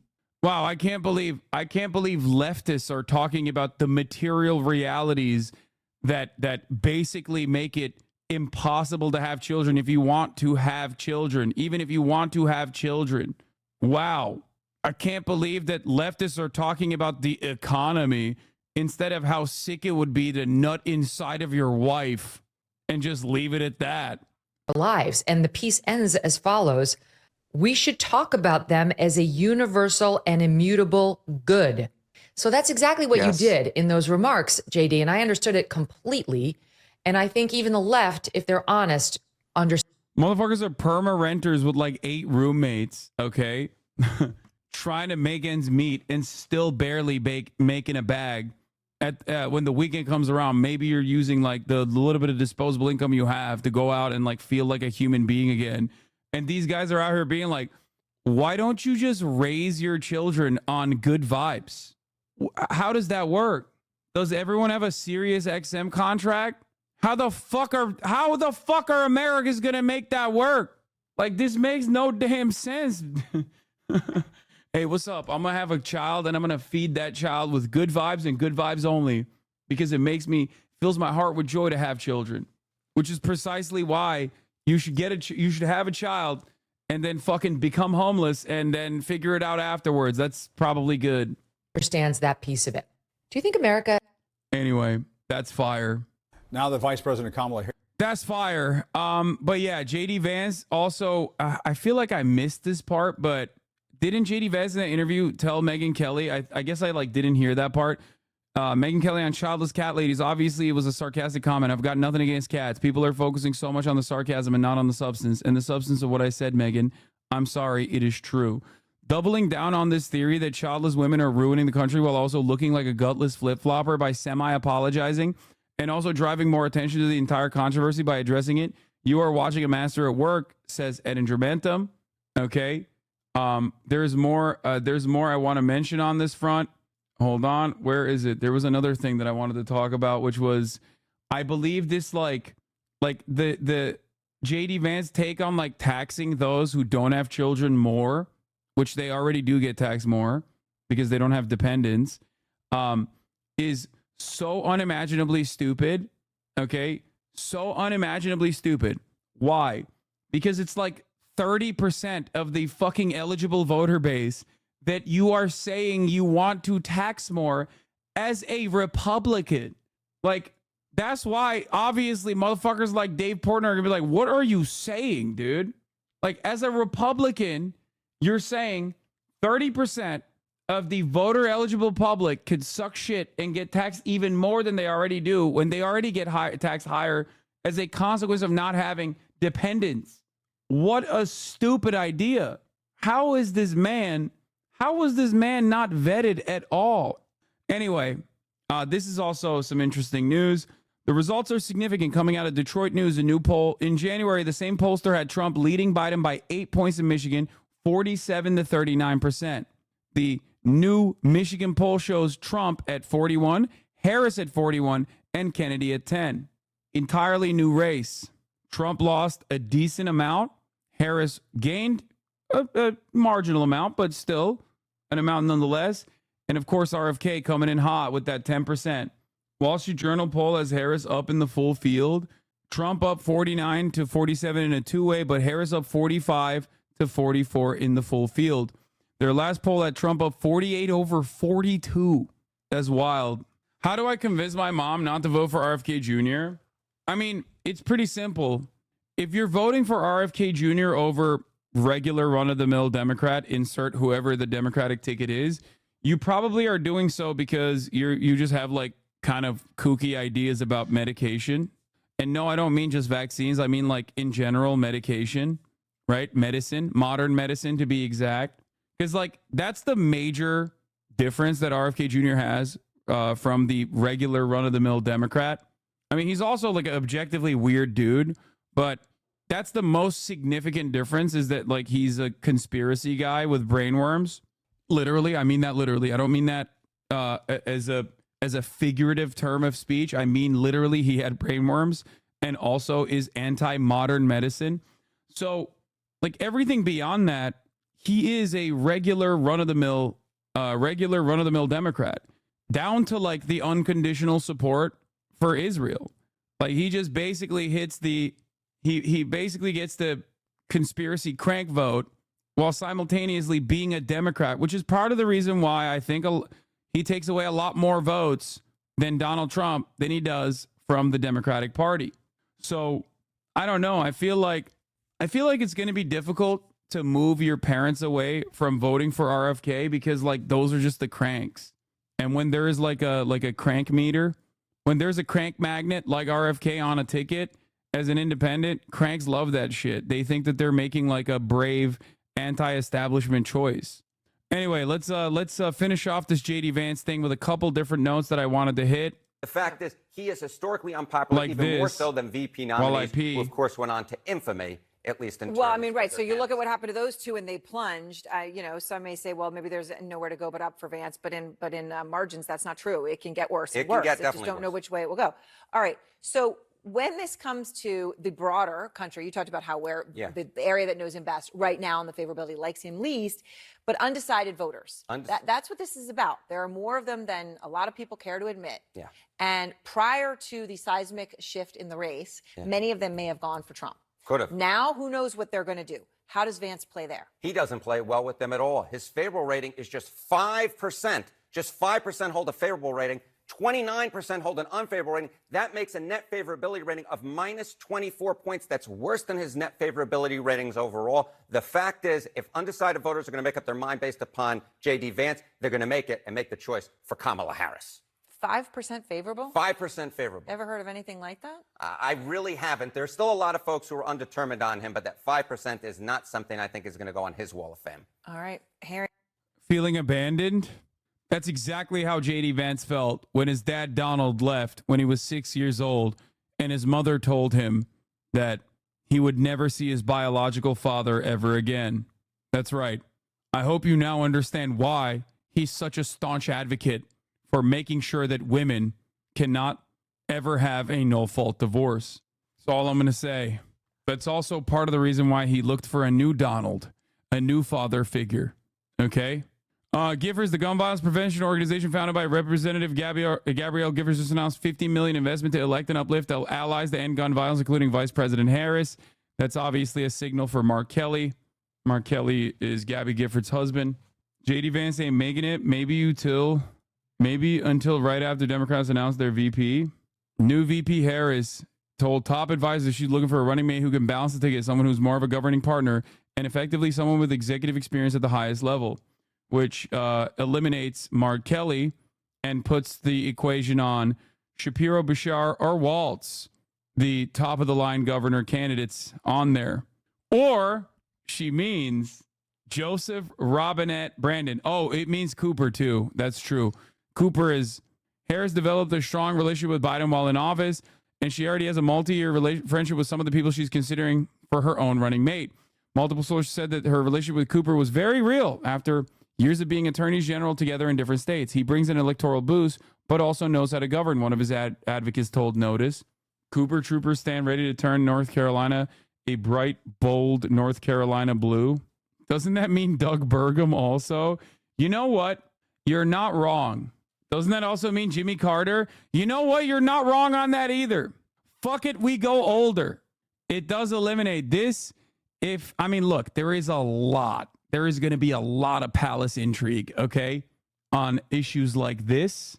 And honestly, a lot of this reporting is possibly going to be, we're going to find out. We're going to find out how true this reporting is. But ultimately,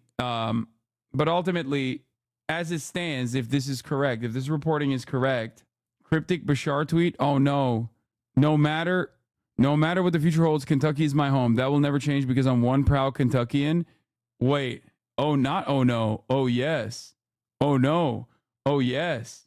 At first I thought he was vague posting like a teenager who's sad, like he changed his avatar to that anime one that's like, oh. And then I realized maybe he's saying, no, I still ride for Kentucky even if I'm the vice president of the United States of America. You guys know that I'm a fan, okay? You guys know I'm a fan. Follow him? Sure. He deserves a follow. The Lion of Louisville, the Lion of Lexington. You know I've glazed this man pretty fucking hard. Like, there are a lot of solid governor VP slots in there, maybe even P slots down the line, okay? And I think I glazed them pretty hard, pretty fucking hard. Don't glaze, they may disappoint. I mean, he's good. The only Nepo baby you will glaze, yeah, we have that Nepo baby, heart to heart. That's what it is, that connection. What? You know who would be a great pick? Young, from a swing state, insanely popular, actually worked his way up, unlike Vance. 4 times champion, 4 times finals MVP, 4 times MVP, 20 times all-star, the vice president. I'm on board. Do we know his policy on labor? Yes, he's very pro-labor. Dude, one of the most... Listen, Andy Bashar is actually going to be useless. He doesn't know how to actually govern. Yes, he has a few good lines, but he is not actually a progressive. Dude, he is the Kentucky governor. What are you talking about? He's the governor of Kentucky, and he's fucking firmly pro-labor and literally defeated charter school initiatives. I just think that like that is the best you're going to get from a place like Kentucky, especially with a supermajority, Republican supermajority state legislature. My most significant reason for liking Bashar is specifically because he is a red state governor who never fucked around with like bipartisanship or capitulating to Republicans. He talks about governing for all Kentuckians, no matter what their political beliefs are, but he doesn't compromise on the value front. And I think that's good. You got to have a real fighter. Like Waltz is better in my opinion because Waltz has like a solid track record, but you have to remember Waltz is getting fucking big time hard carried by the state legislature in that situation. That's it. Are you saying he can win moderate Republicans? I'm not saying he can win moderate Republicans. He has won moderate Republicans. He hasn't just won moderate Republicans. He's won Trump Republicans. He is the most popular American governor in the Democratic Party, and he's in the state of Kentucky. What are we talking about? I'm not saying that. That is demonstrably true. And he's done it. He's done it.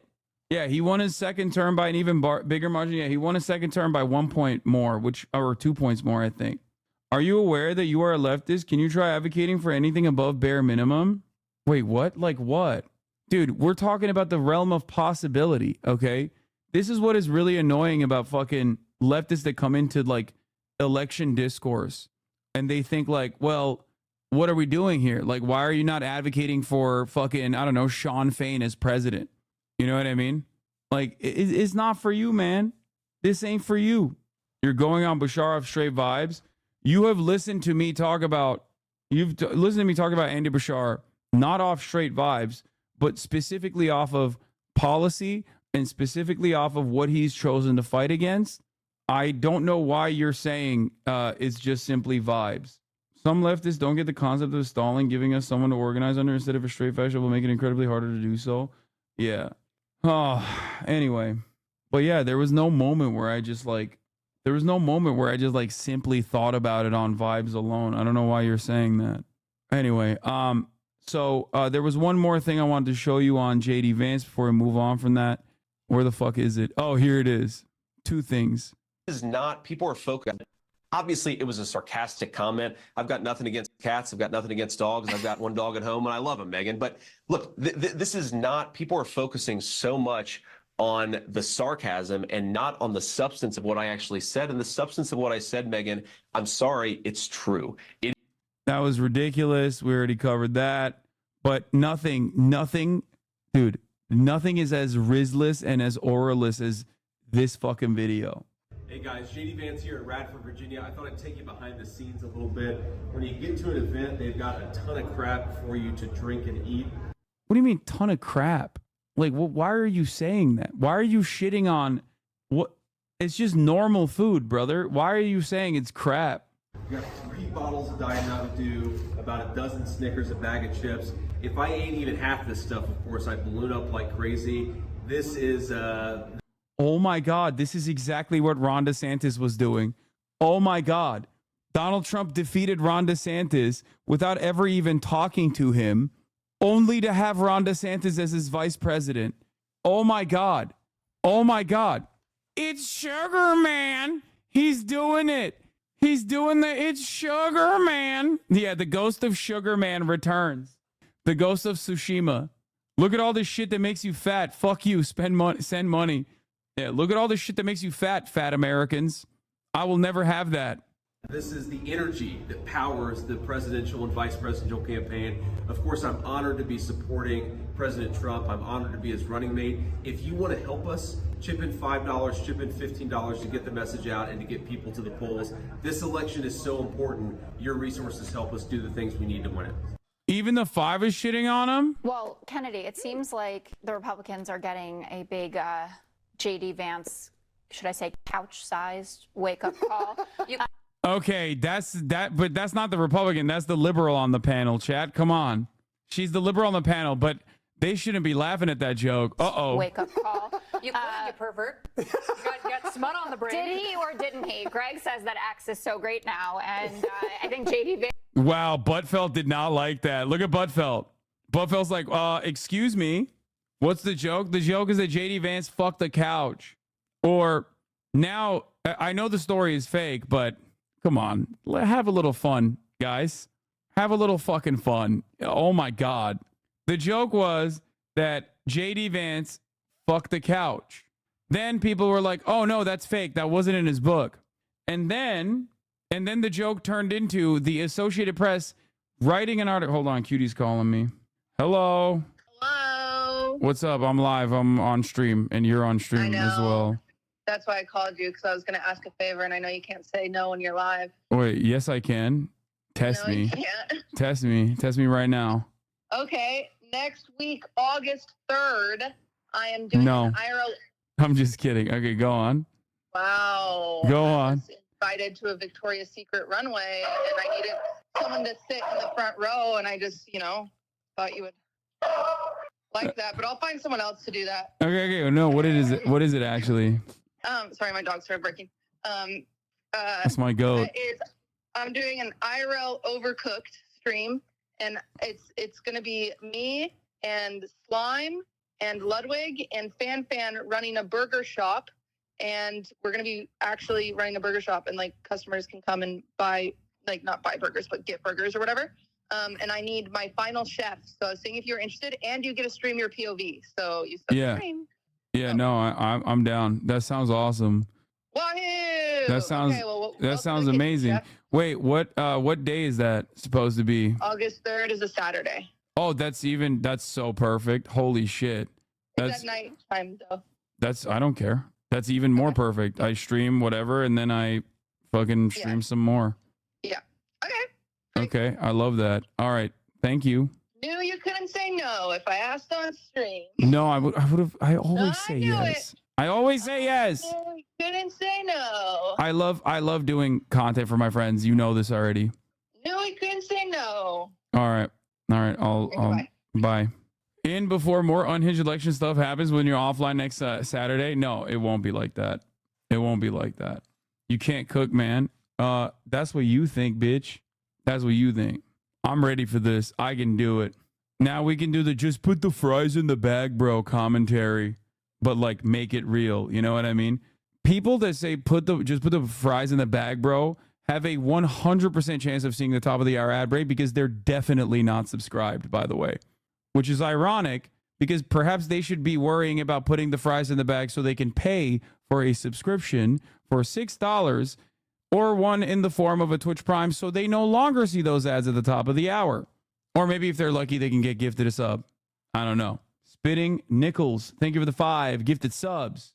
100% chance that you do not have a job if you say, just put the fries in the bag, bro. Like 100%. Mostly because you're 14. Anyway, Buddha on Saturday when you're not live? Shut up. I will be live on Saturday anyway. Okay, let's keep going. Buttfelt didn't like it. Buttfelt didn't like this joke. He's like, only I get to make jokes.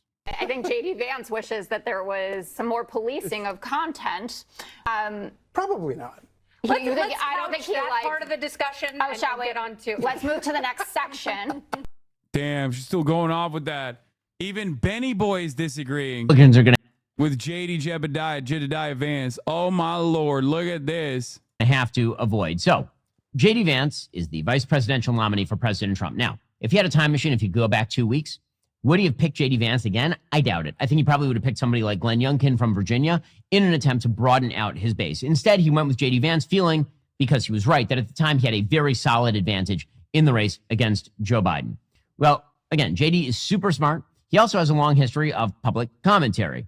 So back in 2021, this is the sort of hot controversy of the day from the Democrats. Back in 2021, JD Vance was appearing on Tucker Carlson's show back when Tucker's show was on Fox. And he ripped into what he called the childless cat lady culture of the Democrats, including Kamala Harris. Yeah. Guys, you don't understand. You don't understand. Okay, can I just make something very clear? JD Vance was a young 37-year-old.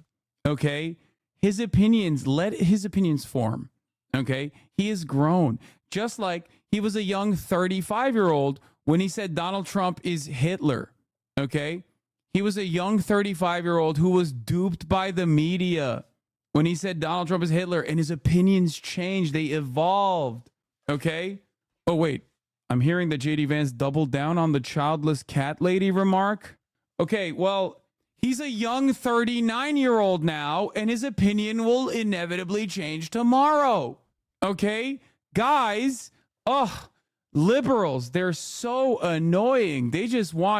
They're doing a no growth, and they're thinking nobody can grow from their previous positions. Oh, God, I'm so annoyed. It's basically saying is that we're effectively run in this country via the Democrats, via our corporate oligarchs, by a bunch of childless cat ladies who are miserable at their own lives and the choices that they've made. And so they want to make the rest of the country miserable too. And it's just a basic fact. You look at Kamala Harris, Pete Buttigieg, AOC, the entire future of the Democrats is controlled by people without children. And how does it make any sense that we've turned our country over to people who don't really have a direct stake in it? Yeah, now, I agree that our country has moved away from caring about the future because too few Americans care about having children. I totally agree with that. However, this description that JD Vance is using, is that politically smart or is it politically damaging? Now, again, he doesn't have a time machine. He can't go back and undo something he said now 3.5 years ago. With that said, Democrats are, of course, using this as a club with which to beat Donald Trump and JD Vance. They're trying to run up the gender gap. So one of the things to understand about this election cycle is that the gender gap... Wait, bro, but he doubled down on it today. Wait, what? Oh, dude, Tommy Lauren is in agreement with me. What a world that we're living in. Ben probably didn't see JD Vance literally agree and double down on that quote today. But guys, he's a young 39-year-old. Like I said, give him the capacity. Give him the capacity and the time to grow. He will one day be a perfect candidate, okay? Who doesn't say weird, unhinged shit that pisses off half of the population.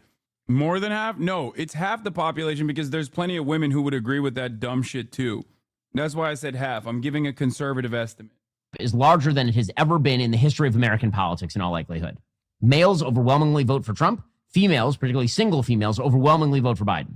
And so they're going to try to find some sort of wedge to claim that all Republicans are sexist. And this is the wedge they're using today. Yeah.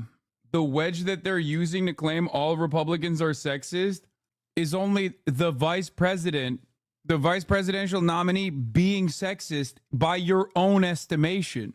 Like, what do you mean? Bro, you literally said it wasn't the best way to... You agree with it, and then even you also doubled down and agreed that, like, maybe it wasn't the best way to say it. Anyway, here's Tommy Lauren. Now they've got about 100 days of a honeymoon period that might very well last 50 to 60 days, where people are still going to be just excited that they have Kamala Harris. They're not going to dig into her record. They're not going to be bothered by her record because they're going to be so excited for probably the next 50 days. Well, we've only got about 100 until a general election and even fewer to early voting. Yeah. So don't get too comfortable on the Trump side. And I'm sure we're going to talk about this later, but the attacks on her personally, on whatever her past personally may have been, or calling her a childless lady, none of those are going to work, and they're going to make women second guess their support for what they may have felt for Donald Trump. Bad move. Ooh, there are a lot of strong points in that for Republicans. I mean, depending on how much you love Donald Trump and do or don't like his VP pick, some of that was for J.D. Vance. Yeah. Yeah. It's for don't call women dumb. It just doesn't work. On Republican women or liberal women, it just doesn't work. There are much better ways to attack Kamala. I mean, she's right. The problem is the Republicans can't stop themselves. She's right. But once again, Republicans can't fucking stop themselves. It's awesome. Also, new Fox News polls just came out. And boy, oh boy, is shit not looking too good for the Republicans, that is. Michigan, 49%, Trump 49%. Minnesota, Harris 52, Trump 46. Pennsylvania, Harris 49, Trump 49. Wisconsin, Trump 50, Harris 49%. And for the record, this like Fox News being a Fox News poll doesn't change anything. Like before you say, oh, that's a Fox poll, like that means that it's even better. Like, no, they have reputable polls. They don't fuck around with that shit. This isn't like Rasmussen or some shit. This is like a good poll. Okay. Harris has secured the endorsement of Barack Obama. Nearly every major leader in the Democratic Party is now behind her candidacy. But this election cycle, some critical support is coming not from the world of politics, but from the world of pop. Beyonce has already given Harris permission to use her anthem Freedom out on the campaign trail. Of course, you've heard that. Olivia Rodrigo appeared to offer her endorsement earlier this week. British pop star Charlie XCX pledged her support in this post referencing her latest hit album, Brat. That sparked a slew of viral videos produced in the style of that album. This one has more than 4 million views, but it's not the only one going viral. You think you just fell out of a coconut tree? You exist in the context of all in which you live. You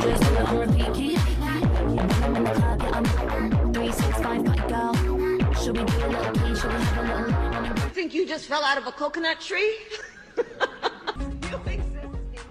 All right, for more on the coconut trees and the context, let's discuss with Time senior correspondent and author of The Ones We've Been Waiting For, Charlotte Alter, Executive Director of Voters for Tomorrow, Santiago Mayer, Washington Post senior video reporter David Jorgensen, also known as the Washington Post TikTok guy, and co-founder of Betches Media, Sammy Sage. I'm pronouncing that as best as I can without getting myself in trouble. She's also the author of Democracy in Retrograde. Guys, thanks so much. Really appreciate this. Santiago, you have an exclusive preview of what Kamala Harris will say to your organization tomorrow. Let's take a listen to that. In this election, we know young voters will be key. And we know your vote cannot be taken for granted. It must be earned, and that is exactly what we will do. Yeah, I mean, Santiago, I'll start with you. I mean, is all of this energy that we're seeing, all the stuff that is going crazy online and so on, is that going to translate into votes, do you think? For sure. First of all, thank you, Jim, so much for having me. I think what we're seeing right now is Gen Z is incredibly excited for Vice President Harris, and we are ready to get to work and elect her. As you saw, we have a special message from her for the Voters Tomorrow Summit. What do you mean we, bro? How old is this guy? Bro said we want to talk about Gen Z. Oh my God, is he one of those? Is he actually Gen Z? He's younger than you, 100%. Stop. Someone said he had a hard. No disrespect. No, I feel he looks 21 years old. I was being a bad guy. I was just joking. He looks like I thought he was like 20. I was just making a joke. Yeah. I don't know what I'm saying. All right, let's continue. Which is in Atlanta, starting later today.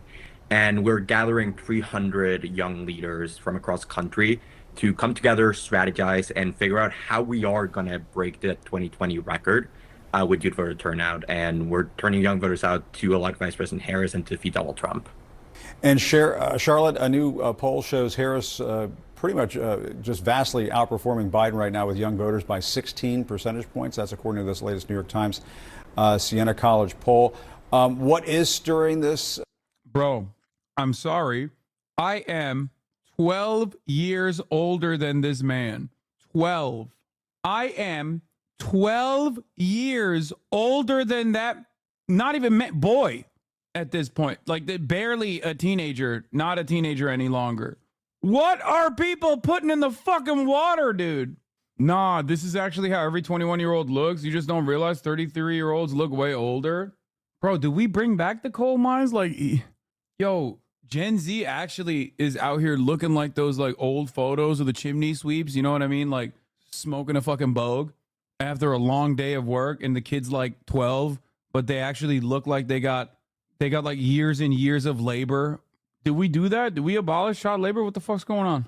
Excitement. I mean, I think I remember at the time when she made that comment about the context in which we all live. And so, I mean, people were, criticizing that as being a bit of a word salad. But, I've heard from a lot of younger folks over the last several days who just love that comment. So, I mean, is it just like the older?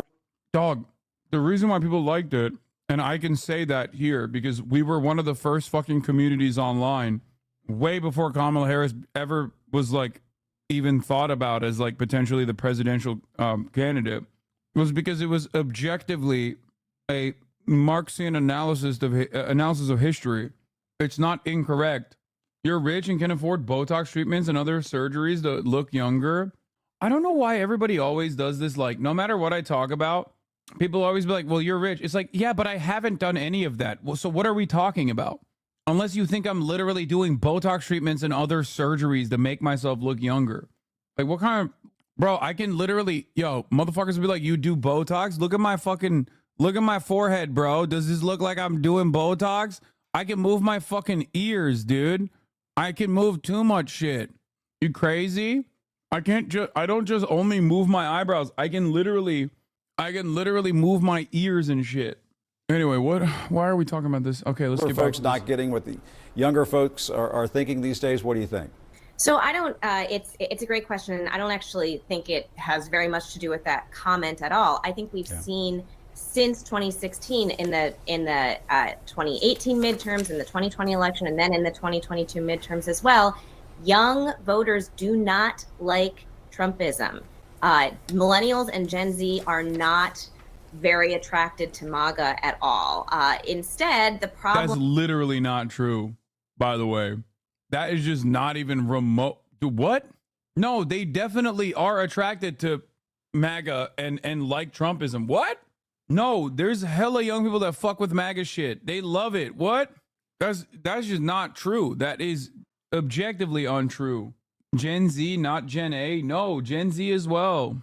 What would you put the split at? I don't want to believe it's over 30 to 35. I think it's closer to 50-50 than you think. Problem for this administration in this race has been that these younger voters weren't particularly attracted to Joe Biden either. It doesn't mean it's 50-50. The majority is still with obviously the Democratic Party.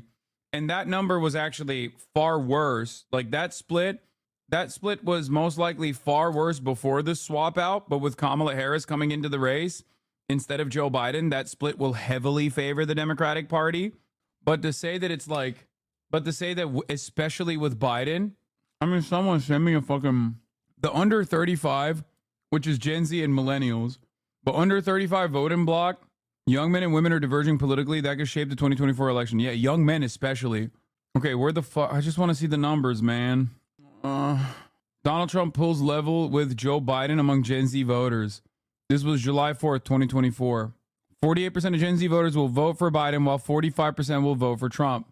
Oh my God, it's like I know what I'm talking about. And now when you look at Harris versus Trump matchups, all of a sudden that grows a lot more. No, it's not all thanks to Aiden. Brother, the reason why we don't do a lot of generational analysis is because it's inherently reactionary, inherently anti-class, okay? It is a specific division created to mystify class politics, which is at the heart of all politics, okay? It's dumb as fuck. The notion, and I've had this conversation with Cenk. You guys were here when we talked. Cenk has literally said time and time again, oh, the next generation will save us. That's like at the heart of his fucking ideology, at the heart of his like worldview. No, that's not how that works, man. That 50-50 split will remain. Republican Gen Zers have Republican parents, just like they had Republican parents and Republican grandparents. It's just like people forget. It's just not like waiting for a different generation to save us is dumb. It's just not how that works. And you would see in the polling over the course of this whole year, younger voters saying over and over again, we want somebody else. We want somebody else. We don't want these same two old white guys over and over again. Not just any old white guys, the same two old white guys.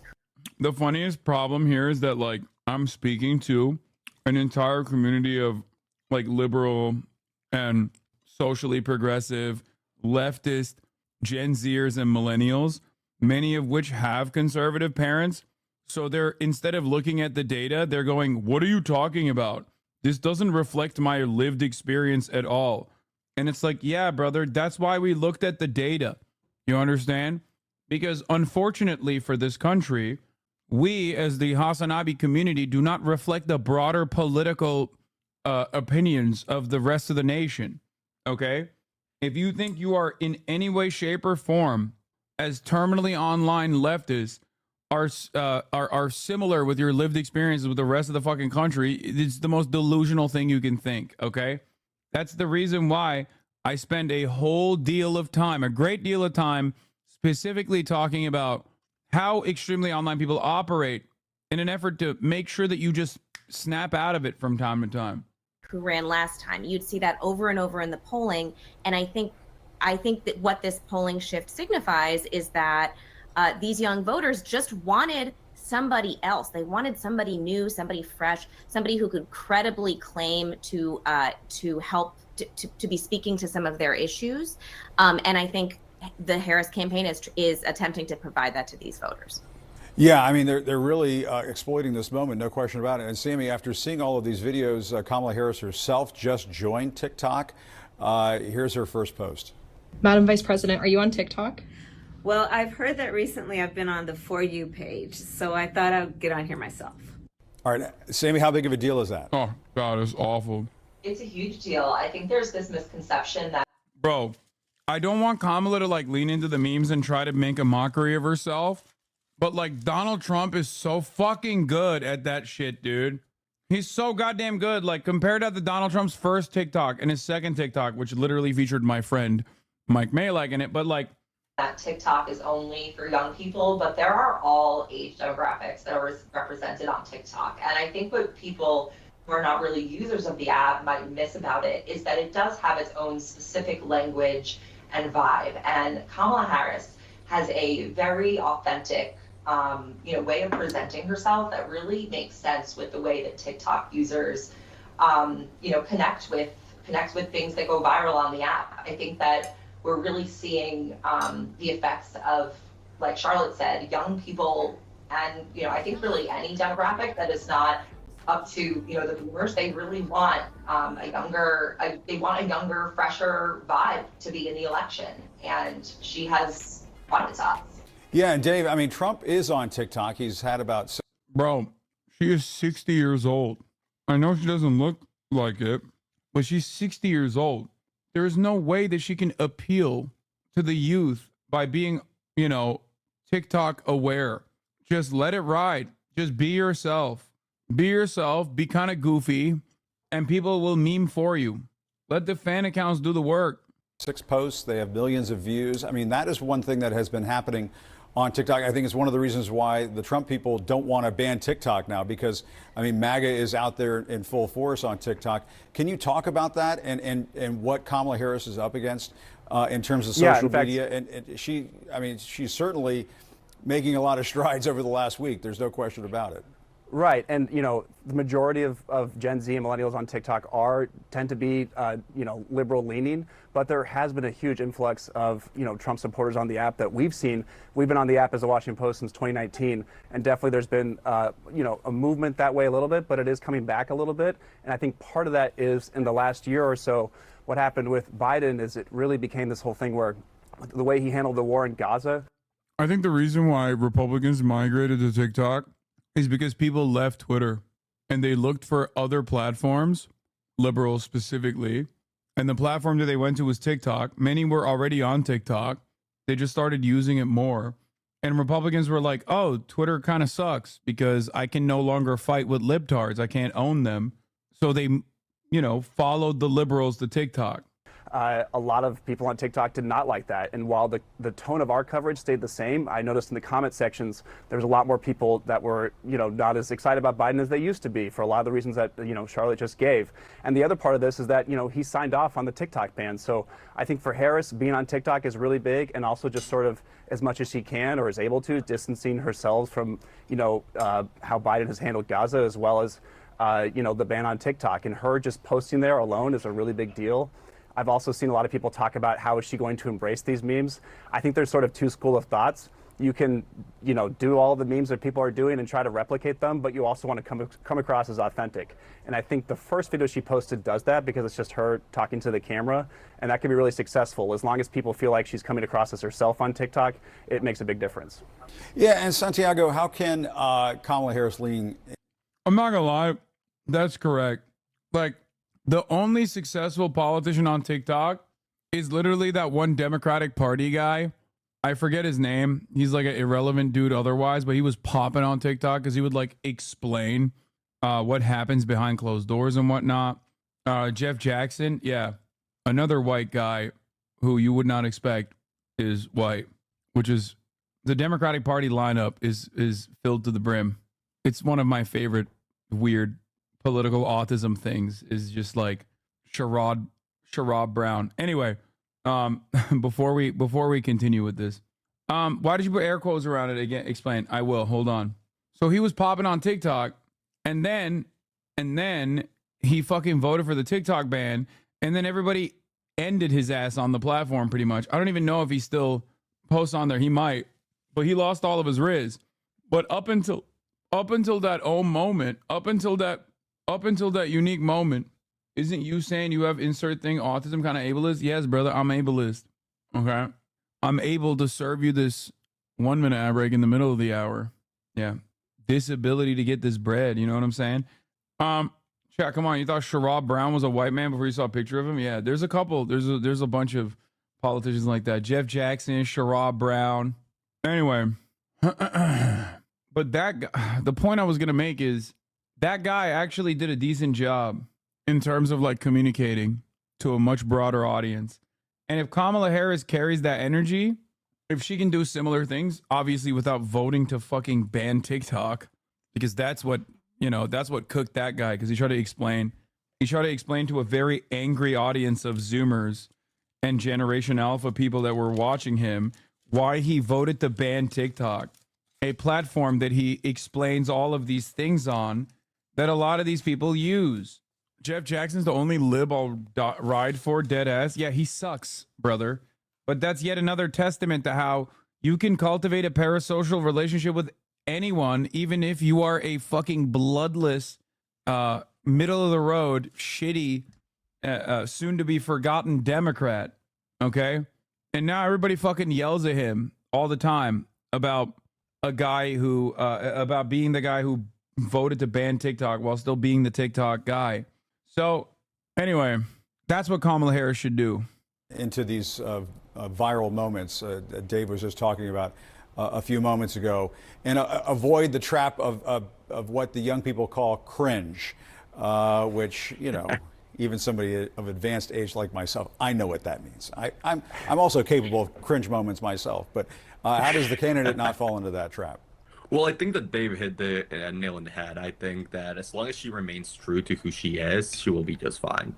And I think that's really why we're seeing sort of a social media movement that we're seeing behind her, because she is very relatable. She is fun. You were showing some of the videos with the Brad music. And at the end of the day, what is being a Brad if not being true to yourself? And bro, something happens when you like become a Democratic Party activist where you just like immediately, despite being 21 years old, okay, you just mentally become like a 60-year-old man. And this happens to political operatives on either side of the equation, by the way. It's even worse for the Republicans. But once you become like Harry Sasson, right? He looks like he's 12, but like you hear him speak and you're like, oh, that's like you hear him speak, you hear the things that he advocates for, and you're like, oh, that like 14-year-old boy is actually secretly a 45-year-old man. I don't know what it is. I genuinely don't understand it, but like it truly changes you spiritually, physically, mentally when you become like a guy who works with the Democratic Party as like the guy who will explain to 65-year-olds like what the next generation is interested in. Like that's a job position. And real and authentic. And I think that as long as that continues to be the case, as long as she's not doing anything that she's not like perceived to be true to herself, she's going to be fine. I think she is someone who comes across as very fun, as very engaging, as very relatable. I can tell you that's been my experience with her whenever I've interacted with her. And she is someone who really cares about people and is sort of like a cool aunt in a lot of ways. So I think as long as that continues to be the message and that continues to be the image, the memes are going to continue to be successful and the campaign is going to continue to lean into it. Yeah. And Sammy, one of the things that I've done. I mean, I agree with it. I don't think she's relatable, but I don't think she's relatable, but I do think that her lack of seeming relatable is very memeable. That's it. And if she tries to appear in a certain way,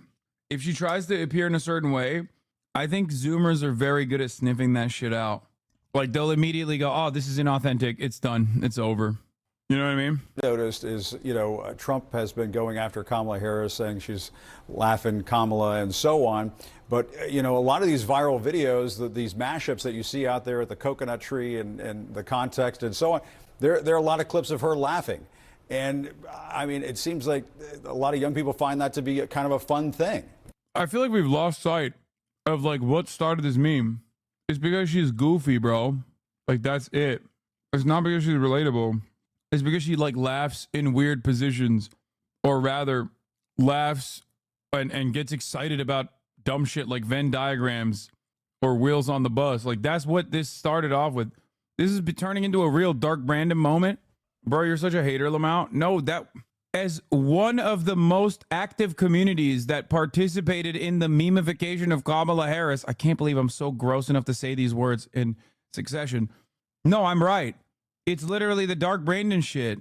Like it started off as like a lighthearted joke, and then it just kind of became, you know what it's like when you start saying something ironically to like maybe even make fun of someone, and then slowly but surely it becomes a part of your lexicon. It becomes a part of the regular language that you use. That's basically what it is with the Kamala Harris memes. It originally was like people kind of making fun of her because she's like a little bit of a silly Billy, a little silly goose. Your whiteness is clouding your judgment of her relatability. You are white, dude. Of course not. The entire Divine Nine endorsed her. She's relatable, just not to you. Don't ever fucking do this shit ever again. If you come in here and ever fucking talk about how I don't understand politics, or I don't understand what like black people are interested in terms of their political allegiances or whatever, I will put you on a fucking rocket ship so goddamn fast your head will spin. Don't ever fucking try to pull this shit, okay? I'm doing political commentary. Okay, this chat is very white. Divine Nine is pretty significant, but ultimately not that significant in terms of like understanding a person. Divine Nine is black fraternities and sororities. White ass chatters for not knowing what that is. But that's besides the point. Fuck that chatter still, okay? This motherfucker coming in here and being like, no, Kamala Harris's memes about being goofy actually appeal really well to black people. Like, you don't understand it because you're white. Shut up. That's not even what I'm fucking talking about, okay? You think these guys that are saying Kamala Harris is relatable are fucking black? Is that what's going on here? Look at this white-ass panel that is agreeing with you. What is this shit, dude? Everybody turns into a fucking Democratic Party Biden dead-ender. Like, there's nothing I despise more than people just using black people as a talking point. It's so fucking cringe. Wow, dude, you did it. I hate it. You're mad they're right. Kamala Harris won fucking 0 black votes from every goddamn state she ran in. What the fuck are you talking about? Obviously, the math equation is very different in the general. Suck my fucking dick, okay? Black people don't just simply go, oh, black person, that's relatable, and then vote for that person. Oh, a nerve was struck? Yeah. Of course a nerve is struck because people are talking out of their ass and trying to present an argument that is like undefeated, because most people, especially those who are on like the liberal adjacent side of politics are so scared. Like, they're so scared of coming across as like mean. There will be 11 TikToks about this now, I'm sure. Kamala Harris is goofy. That is true. That's not necessarily a bad thing. But in terms of like, of her mass appeal or whatever, that's where the memes first started, and then it was mass adopted. Okay, god damn, dude. Imagine being like, oh, dude, you said Kamala Harris is goofy. Sorry, sweaty. I guess your white ass is speaking. It's time for your white ass to sit down and listen. It's like, shut the fuck up, dude. Jesus Christ. Wow, I can't believe she got endorsed by the Divine Nine, despite only being, what is it? She's a AKA, right? Or I forget what sorority she's a part of. Like, dude, come on. Be serious. But you are white? Kidding, sorry. Yeah, me being white doesn't change the fucking context here at all, or the analysis at all. It's really annoying. It's really annoying because it's like, it is true. Like, of course I have fucking white privilege and also blind sides when it comes to speaking on black issues, right? Every now and then. This is just not one of those issues. So you're just trying to fucking spearhead this narrative in here, and it's like annoying. You know what I mean? Like, the fuck? Yeah, y'all need to become unburdened by what has been, okay? That's what you need to do. The Divine Nine are incredibly influential in our community, though. It's a big, big boost. I don't think they even endorsed Obama, technically. I mean, I understand that, but that's not even what we're talking about. Also, it doesn't even matter if they endorsed Obama or not. Obama was insanely popular, so that argument doesn't really help all that much. D9 didn't endorse her because she's relatable, is because she's AKA. Anyway, let's continue. Yeah, I don't really understand what. Come on, bro. She'll get a higher black percentage vote than her past. Yeah, of course. It's the general election. It's the entire Democratic Party's machine working to support her. She will definitely get a shit ton she will get a much higher percentage of the black vote than Joe Biden did. That wasn't even a question. Like, I'm not questioning that at all. What the benefit of leaning into being joyless is, especially when you look at some of the clips of his own vice presidential pick. But I think that this is very appealing to young people, and the Trump campaign is making a mistake if they think that, promoting her laugh is going to lose her votes. Yeah. Charlotte, what do you think? I mean, I guess the contrast. I actually do agree with that. I do. Like, if all you got is that she's goofy and laughs a lot, you're cooked. Like, numbers on the board, she's goofy and laughs a lot. The other side's vice presidential candidate is talking about women that need to be bred and, like, hates women that don't have biological children. Talks about how, like, we might restrict IVF and that's a good thing. Talks about further restricting abortion access. Are you fucking crazy? Like, there's nothing there. The best thing that the Republican Party can do is talk about how fucking liberal she is, and then hope that she tries to, out of fear, try to move to the center. Because if the Democratic Party react to that in a negative way and then immediately try to fucking run to the center, then she will fuck it up. She will fuck up the bag that way. I'm confused as to why being goofy cannot make her relatable. Being goofy and awkward has appeal across different population groups and can remove some barriers that come from gaps in social education status.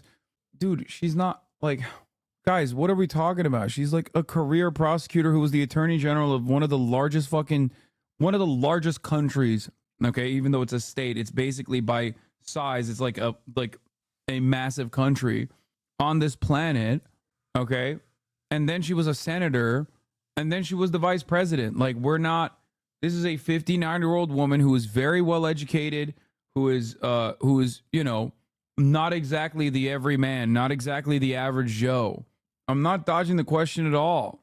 Like, the biggest problem is that when people try to present her, at least she's not like Hillary Clinton, okay? At least she's not like Hillary Clinton in the sense that, like, she comes across as, like, soulless and sociopathic. She doesn't. And that's a good thing. But that doesn't mean she's like super relatable. Anyway.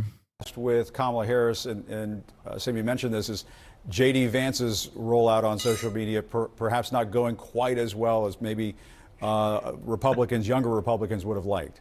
Yeah, I mean, I think the point about how Harris has kind of been leaning into sort of some of her joyfulness is going to go a really, really long way here. I mean, listen, like I said before, for years, this race has been stuck in this dynamic of these two old guys who everybody knew already before, right? And look at what we're doing here. We're here in the news business. It's called the news business, not the heard it before business. So yeah. I think there's a real opportunity for the Harris campaign to introduce herself to a I can't believe this became the most contentious conversation today. It's kind of crazy. Like, this is literally the most contentious convo we had.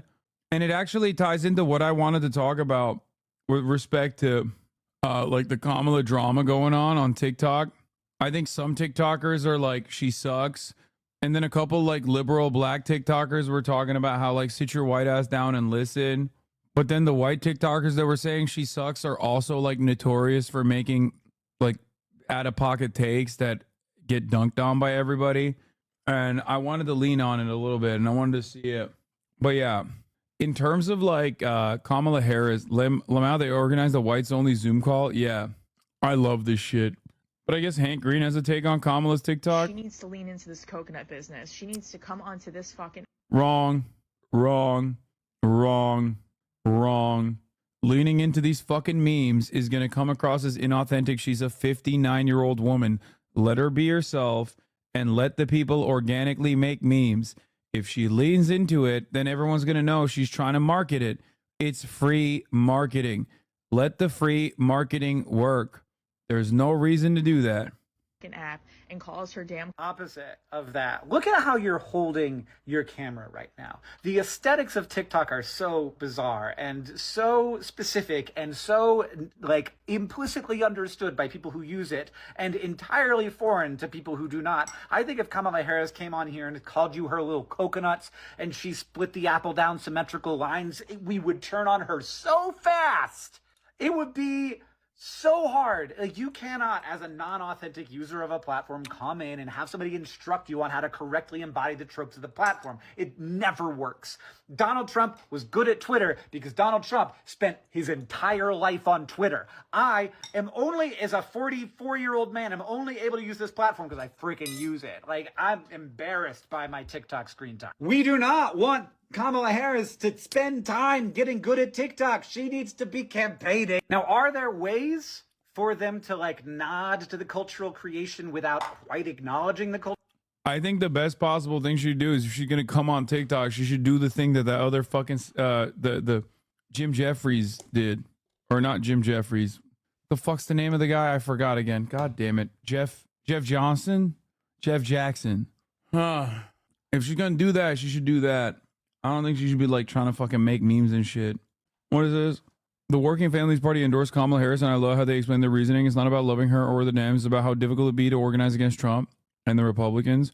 Building power won't be possible under Trump. Under Trump, we'll be left playing defense and trying to deflect the worst of his attacks against our communities. Yeah, I think personally, it's too early without assurances. That's it. In terms of Gaza, I'm not there yet. I need to see some fucking movement. But now looking at the polls in Michigan seemingly showing Kamala winning, I don't think that they're going to turn around and change course. They're going to see that and go, "Oh, that's enough for us." HasanAbi had Think Peace Tribe summed up the TikTok discourse well. Yo, PSA to all my non-black leftists on this app, all my I saw pieces of this. fucking non-black mutuals, bro. Watch your ass, bro, because these black liberals, they coming. they coming for your ass, bro. Yeah. I swear to God, bro. You could have some... No, he's right. He's right 100%. Like, especially that the gay dude. Oh my God, dude. He was like, wasn't he literally fucking advocating for Biden? Like, or am I imagining that? Like, he was the top of the K-Hive guy. What's his name? Oh my God, I've seen him fucking destroy people's souls, dude. And like low key, he is he's coming correct with information too. He was a massive Biden defender, but black leftists catch the same heat from black liberals. Well, yeah, but white liberals, like, it's different. White liberals don't want to even remotely appear as racist, even though they sometimes do have racist opinions. And I think they don't know how to deal with black liberals in the same way that like a white leftist would just... Actually, many white leftists also have an issue with not knowing how to treat black people normally. Just a white versus black thing in that regard. It really is.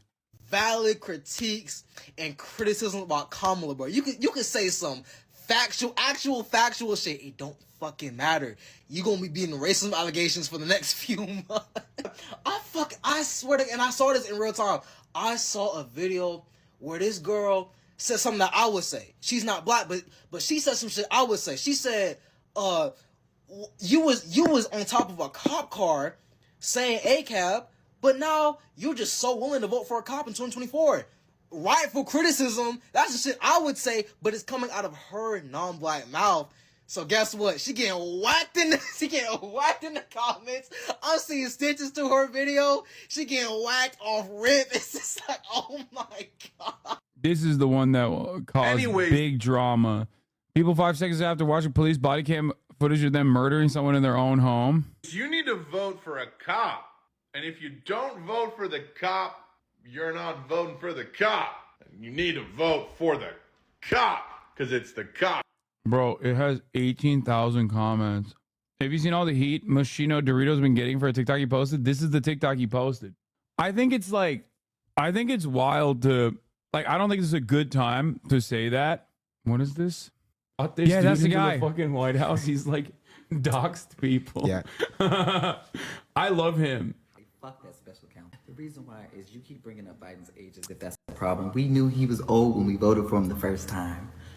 He got the Kente clout from Nancy. But it's so unnecessary. Just say that he did absolutely nothing wrong, but yet you want to bring up his age again. You want a dog whistle again. We know this isn't about Biden. Dog whistle.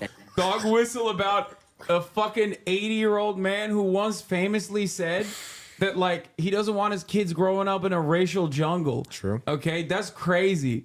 I love this guy, and I'm also kind of scared because, like, I think he will kill someone.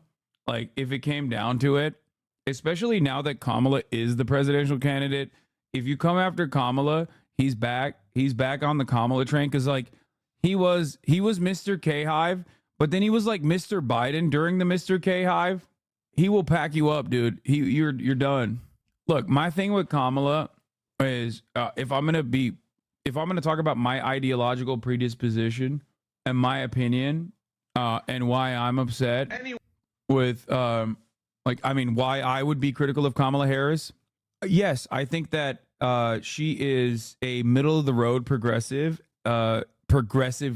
district attorney / attorney general before a time where like progressive district attorneys or attorney generals were even a thing, but she wasn't really, because there are limitations to how you can behave like that.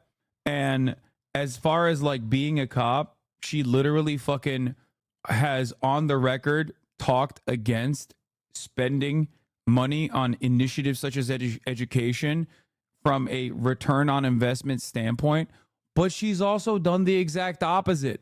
And that's what I mean in terms of like being a middle of the road progressive DA. She was a right-wing liberal in San Fran. She primaried a progressive DA, yes. But it still comes from it's still San Francisco. That's number one. And number two, it's from a time frame where like this wasn't like the Larry Krasner era. Right-wing law, yes, for San Francisco, in my opinion, her attitude towards not focusing on education in terms of like recidivism rates and things like that, or not having a more open-minded approach to that reality and openly actually being antagonistic to that is not good. You can't do that. And do I think that she's changed her attitude since then? I think probably. I can't really get a good enough read on her, especially because I mean, this is what I talked with Ested. This is literally what we talked about yesterday. It's like she's very malleable.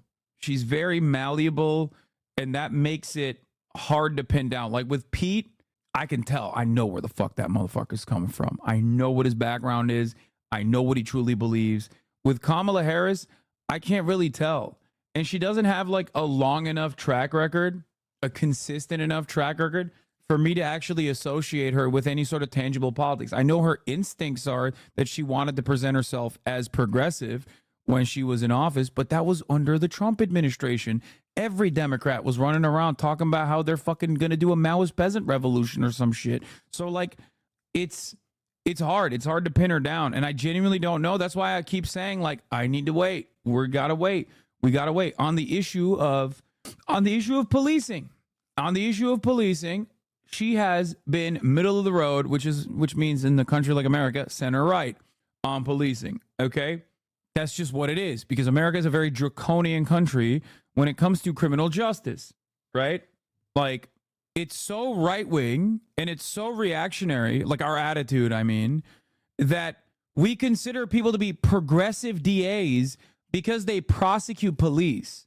Bro, your job is to prosecute crimes. Like, what do you mean? If a cop is doing a crime, you're supposed to prosecute the cop. But in the United States of America, because we're so fucking right-wing, we're like, that's crazy, bro. This guy's actually really progressive because he's prosecuting cops, as is his job. Okay? So that's something that you need to think about when you make this analysis. Policing as an institution, despite my best attempts, and boy do I try, is still one of the most popular institutions in the nation. People love cops. They want to suck cops. They want to fuck cops. They want to suck and fuck cops all the time. Okay? They want to get down on their knees and suck cops to completion all the time. It's crazy. It's weird. It doesn't make any sense, especially if you're in a community like this one. You're like, what the fuck? They're just so bad at their jobs. How is that possible? They literally think cops are They literally think cops are diving in their dicks to stop rape, okay? They think like cops are literally body blocking cocks from raping people, when obviously the reality is the exact opposite. When they're not the ones doing the sexual assault, sometimes legal in many states. I believe it was like 30 or something until recently. Like New York itself made sexual violence against someone who you have incarcerated to be a crime like 2 or 3 years ago. That's how fucking crazy it is. But or when they're, too busy not looking at the rape kit backlog or whatever, cops are rarely ever doing their goddamn jobs. Okay? They're not. They're just suck. They suck at their jobs. But Americans don't think that way. They love cops and think cops are doing a phenomenal job. Okay? So that's what you need to think about when you're analyzing Kamala Harris's like cop background, how she will be perceived. I think there's a good balance there for some suburban whites that would otherwise be terrified of the prospect of a black and Indian woman being president, but then she's a prosecutor. So then they're like, oh, okay, I guess she's not like, whatever fucking racist thing they believe. I assume that they think like if you're black, they just like that maybe automatically you will let black people do all the crimes for free or something. I don't know. I don't know what fucking racist white people believe to that degree. But like, her being a cop in that regard, like, might actually soften their approach to a certain degree. What? Cops are heroes. Without them, you would literally be screwed. We can't just defund them like you leftists want. How would they afford to miss the ads at the top of the hour? And how could they afford a tank to patrol in? I got cooked on this because I thought I could make fun of a British guy. Okay. This person used my weakness against me. Okay. If there's an opportunity for me to make fun of a British person, I'm going to take it. And he presented himself as a British person ready to be made fun of. And it fucking cooked me. Okay. It destroyed me. But don't let the top of the hour ad break destroy you like that one British chatter just destroyed me. Subscribe for $6 or for free with a Twitch Prime. My Anglophobia is my hubris, my ultimate downfall, my ultimate weakness, okay? I was so ready to chirp at him. Anyway, but yeah, this is the Moschino Dorito video that popped off. And a lot of people yelled at him. And I think it's weird. It's weird to just like make a video like this because the video that he's referencing is like so fucking gruesome. The video that he's referencing is so gruesome, right? Like it's gruesome, but it's also so commonplace, you know? And I don't know. I feel like it's an emotional moment. Kamala Harris also being a black woman while also being a cop puts this in a weird framework as well. Him being white puts this in a weird frame. Like, now who's the liberal? I mean, I just think that this is like this is a emotionally charged situation, and making a TikTok like this out of it almost minimizes the impact of it. Like, that's the problem. Especially because, like, who the fuck's doing that? For the cop, you're not voting for the cop. You need to vote for the cop. Because it's the cop's turn to be president. Yeah, it just comes across very callous. I don't know. People haven't yelled at me too much, with the exception of the one time I said Kamala has no riz. And only my own community has yelled at me. I haven't gotten fucking yelled at by like outside of the community yet on my takes on Kamala Harris. We need to watch 2 videos he posted after this. What did he post? Overall, I think I'm like, there's a reason why I haven't like immediately run to be like, oh my God, I'm endorsing Kamala Harris. I'm so excited. I'm so coconut pilled or whatever the fuck, right? Because like, I don't do that. Like, I need to see where she goes. Does that make sense? I need to see what she does. I need to see how she messages. I need to see like what her political instincts are. I need to see what her opinion is on issues. I need to see how she represents herself. This is a really good book by. You know what I mean? Your comment takes are generally a lot more in favor of her than a lot of leftists, so I don't think you're as scrutinized. I mean, I was pretty critical of her when I didn't like the way she managed the last round of the Israel stuff. You know? What is this? 2 separate combos happening on my timeline. One about Sonia and other about how U.S. voters should be expected to care about foreign policy. You're talking about police lynching and shrugging about foreign U.S. backed slaughter. There's literally a New York Times outpost in Tel Aviv. Yeah, this is a beautiful way to put it, which is, it's 100% correct. It's white supremacy through and through. The through lines between the militant police behaving like a domestic military force against those who are marginalized, against black people specifically, is exactly the same way that like the IDF operates in Gaza as a belligerent occupier. But having said that, in this circumstance, there's also a direct, oh, did I say New York Times? I meant NYPD. You guys know what I mean. Shut the fuck up. It's in front of you. There is a direct fucking collaboration between the New York Police Department, and not only the New York Police Department, but also all local police department. They got training by the IDF, the Israeli occupying force, after 9/11. So it's wild. The connections are right there. It's not even like a academic argument that you need to make, if you know what I mean. Because normally we would have to say like, well, police do behave like a colonial orifice in marginalized communities. It's like a domestic colony, the way we treat black people in this country. And that's like academic shit. But in this circumstance, like, you don't even need to fucking make analogies because they are literally trained by the Israeli occupying force, right? So it's wild.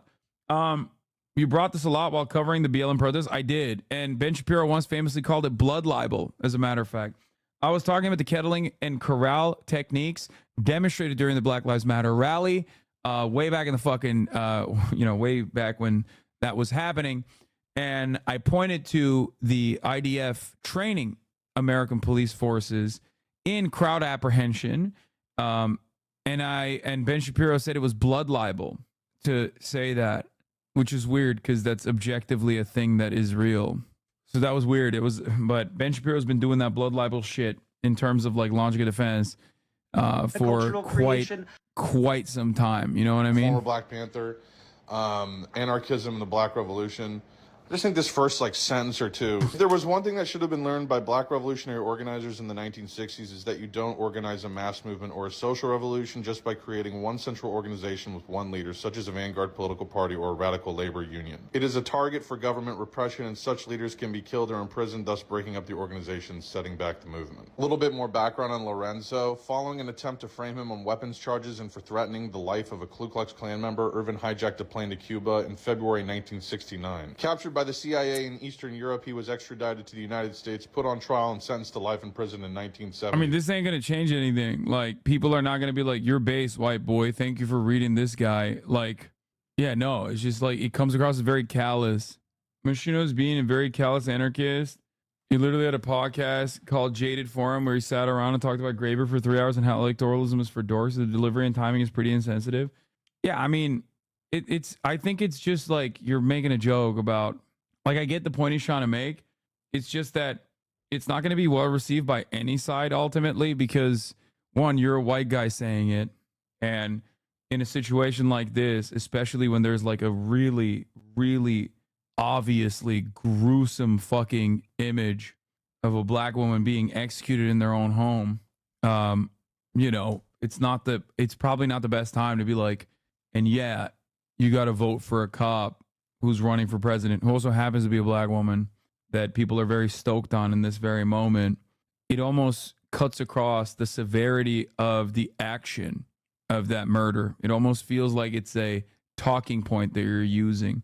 That's a Peter Coffin-ass take. Yeah, it feels like you're just using Sonia Massey as a talking point simply to like yell at people that want to vote for Kamala Harris. Does that make sense? And all of a sudden that like cuts away at the gruesome nature of the imagery, which is a very, I mean, it's a serious reality for a lot of people. You're being a lib. Yeah, dude, I'm being a lib because first of all, I've been yelled at by multiple extremely online groups, like specifically on Black Twitter, for being and have been called a white supremacist a million times over. Okay, this ain't my first fucking foray with liberalism online. So no, don't even get me fucking started on this shit. They still have a hit out on you? Yeah, they do. The Barbs do, but they're too busy. Some guy's a former Black Panther Party member, Lorenzo Irvin. Him and his wife. Wait, I didn't say some guy. The guy I'm talking about is not Lorenzo Irvin. The guy I'm talking about is some guy is Machino Dorito on TikTok. What the fuck? We're not talking about his bona fides, okay? The way people read that is like, oh, you're showing me a book. Okay. Like, that's great. Can I collect a bounty if I come clap them cheeks? Leftists be posting hashtag vote blue, hashtag Kamala Harris, hashtag BLM, and hashtag free Palestine in the same post. I mean, yeah, it is pretty funny. That part is funny. I do see people on Twitter, not TikTok as much because I'm not really on TikTok that much, but I've seen a lot of people post like with like the Palestinian flag in the bio, and they're just like, obviously I'm riding with Kamala. Like, what she said against Hamas terrorists is fucking so resilient and so sound. And it's like, what the fuck do you mean? You said you've been on TikTok and not on Twitter? I've only seen those takes on Twitter. I haven't really been on TikTok that much, and I'm not really on Twitter either. I don't think the media team is listening to you. It's fine. The irony of leftists is this: their reach isn't even big enough to reach incredibly online conservatives who insist Kamala is in fact a literal Marxist. Yeah, they do say that, which is pretty funny. Yeah, they do. They legitimately believe it. They're like, Kamala is a Marxist agent. She's black. Everybody I knows think if you're that that's black, the you're things Marxist. that they should do, and I think that you could Everybody do- knows if you're a black woman, if you're black and a woman, that's double Marxist. God forbid if you're gay, that's triple Marxist. Okay, that's like Karl Marx is coming back from the grave saying, "You're the real Marxist, not me. I'm giving you my last name." Okay, more like Karl Marx. Got him. Donald Trump's going to go back to Butler, Pennsylvania. All right. Let's look at what. Let's look at this. Comes after the a backlash high-stakes here. White House meeting with President Biden. Well, welcome back, Mr. Prime Minister. We got a lot to talk about.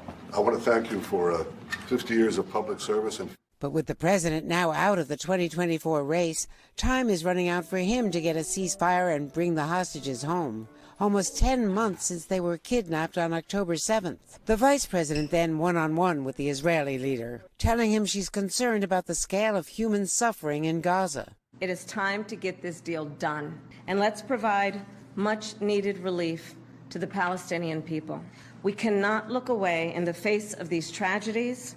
We cannot allow ourselves to become numb to the suffering, and I will not be silent. Meanwhile, the president ramped up the pressure on Netanyahu by inviting the American hostage families to join him and the Israeli leaders so he could hear their concerns. We got absolute commitment from the Biden administration and from Prime Minister Netanyahu that they understand the urgency and to complete this deal as it currently stands. We spoke with Aviva Siegel. He needs to be in Israel.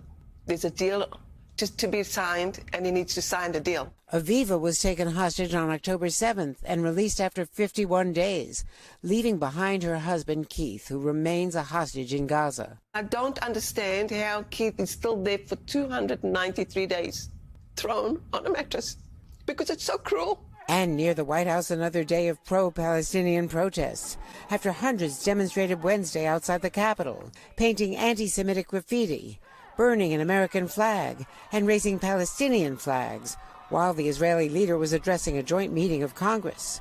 Bipartisan congressional leaders condemned the protesters' violent actions on that day, as did Vice President Harris.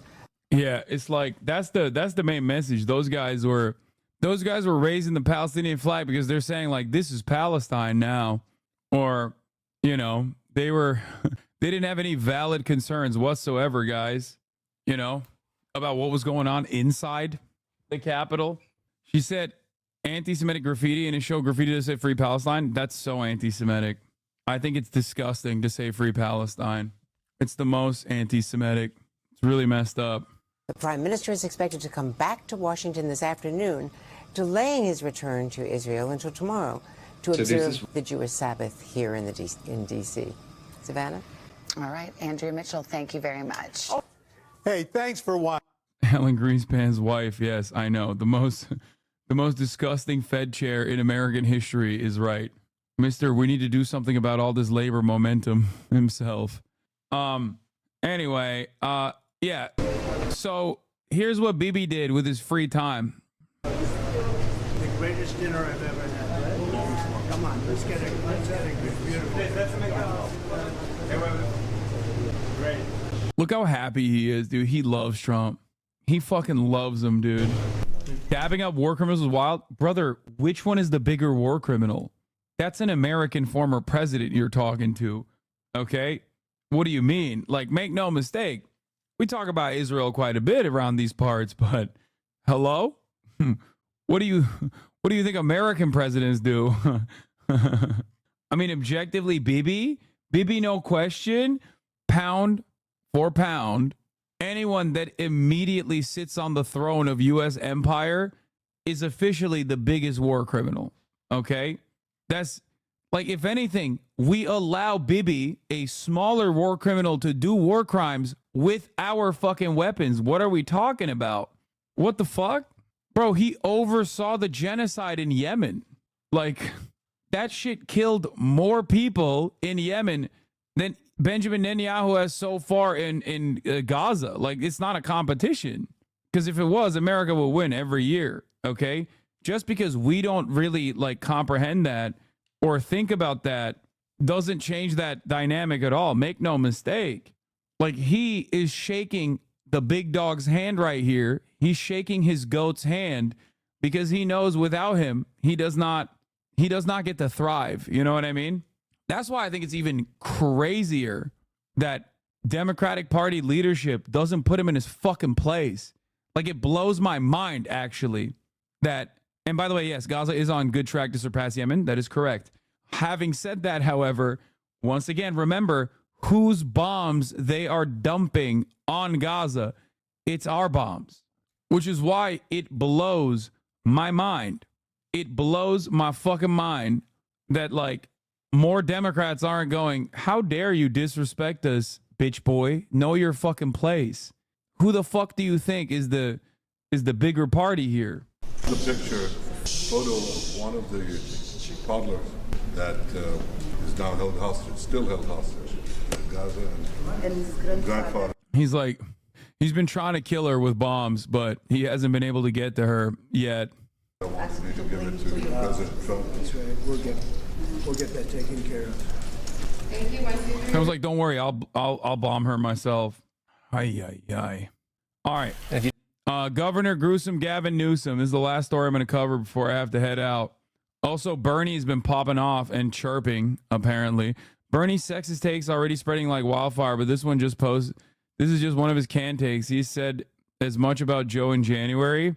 Bernie Sanders said in West Lebanon, New Hampshire town hall, Harris is not going to win this election, and she is going to have a very difficult time winning unless she begins to speak forcefully about the needs of the long neglected working class of this country. Now, I don't think that's necessarily a bad argument, and I certainly do not think it's a sexist argument.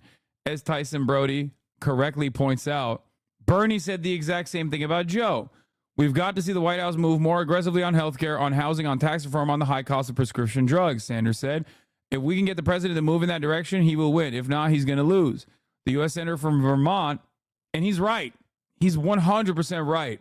But of course, people are immediately running with Bernie is sexist. But he's right. He's right. He's always been an issues guy. He doesn't give a fuck who it is. He's not wrong in terms of like what he is saying about Kamala Harris. It's also identical to what he said about Joe Biden. The only problem is he said that about Joe Biden, and then Joe Biden listened to him. So then he turned around and advocated for Joe Biden till the very end, instead of, like, I don't know, maybe also pressuring Kamala Harris a little bit as well on the side, or maybe not going so hard for Joe Biden. These are things that I thought maybe would be better for a career politician like Bernie. I still love Bernie for his sexism, obviously. Not that this is a demonstration of it, but even if he wasn't demonstrating it, I know he's sexist, and that's why I like him. He's also kind of gay for Joe Biden. Like, they just have like old man sex, I think. I don't know what's going on there. He loves old men. He really does. One of the reasons Kamala is seeing a rise in the polls is because she is perceived as more progressive and as a break from Biden. If she exposes herself as right wing, that momentum will fail. I agree. My biggest fear right now for the Kamala campaign is that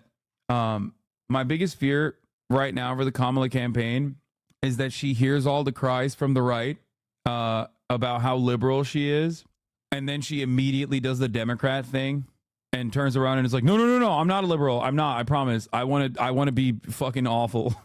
Don't do that. Be like Joe. And by that, I mean, don't be like an old cadaver. But Joe Biden, despite his age, literally continued with progressive messaging down to the last moment. He was like, oh, you guys are saying I'm old, but also I'm going to fucking cap rents at $55. Do that. Okay?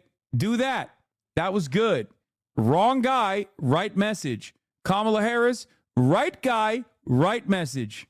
Just saying. Not the $55 thing, but you know, what he was trying to say with that was rent caps, which was good. That was good. Kamala Harris, right guy, right message on abortion. Okay? Right lady, right message on abortion. I'm not even going to use the non-gender guy here. I'm going to go straight for the gendered language and say lady with the right message on abortion. Okay? So, I hope that they don't do that fucking dumbass Democratic Party thing. A lot of young Democrats or younger Democrats are too cowardly on that front and will very quickly, unless they're like in the squad or whatever, very quickly will turn around, okay, and just capitulate the right-wing framing and go, oh, no, I'm not a socialist. I'm not scary libtard. I'm so right-wing, please. I hope she doesn't do that. That would be kind of damaging to the current momentum that she has, especially from a lot of young people. Now, this is not to say that even if she does that, she still picks up on young voters. She will, okay?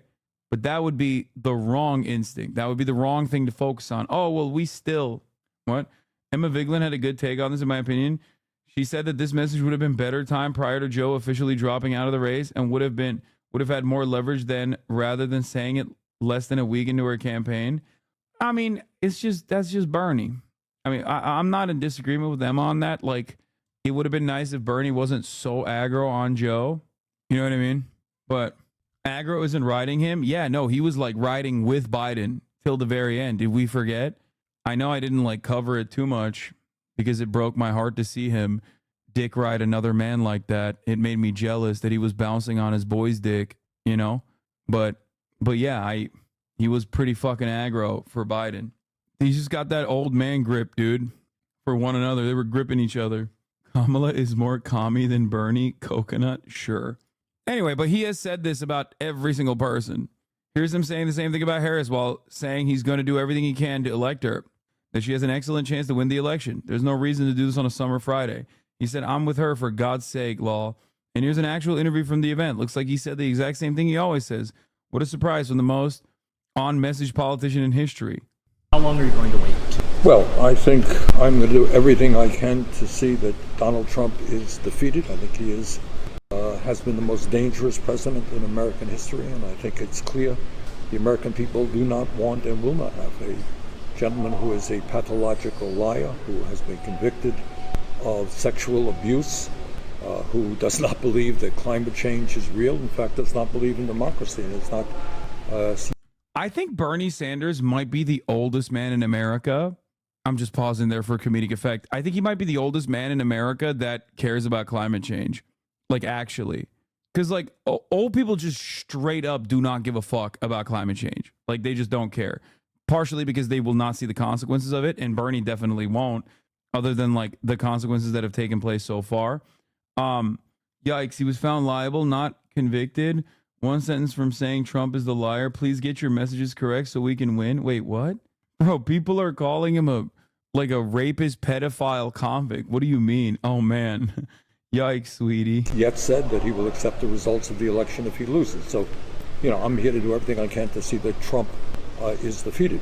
But I do believe that if the vice president is to win, and I certainly want her to win, and I'm going to do everything I can to make sure that she wins, she needs to have an agenda that speaks to the crises facing work. Yeah, Chomsky's probably the oldest man who cares about the climate. Working family. He is also genuinely the oldest man, though, on the planet. Like, I think actually, it's not even a joke. He might literally be one of the oldest people on the planet now.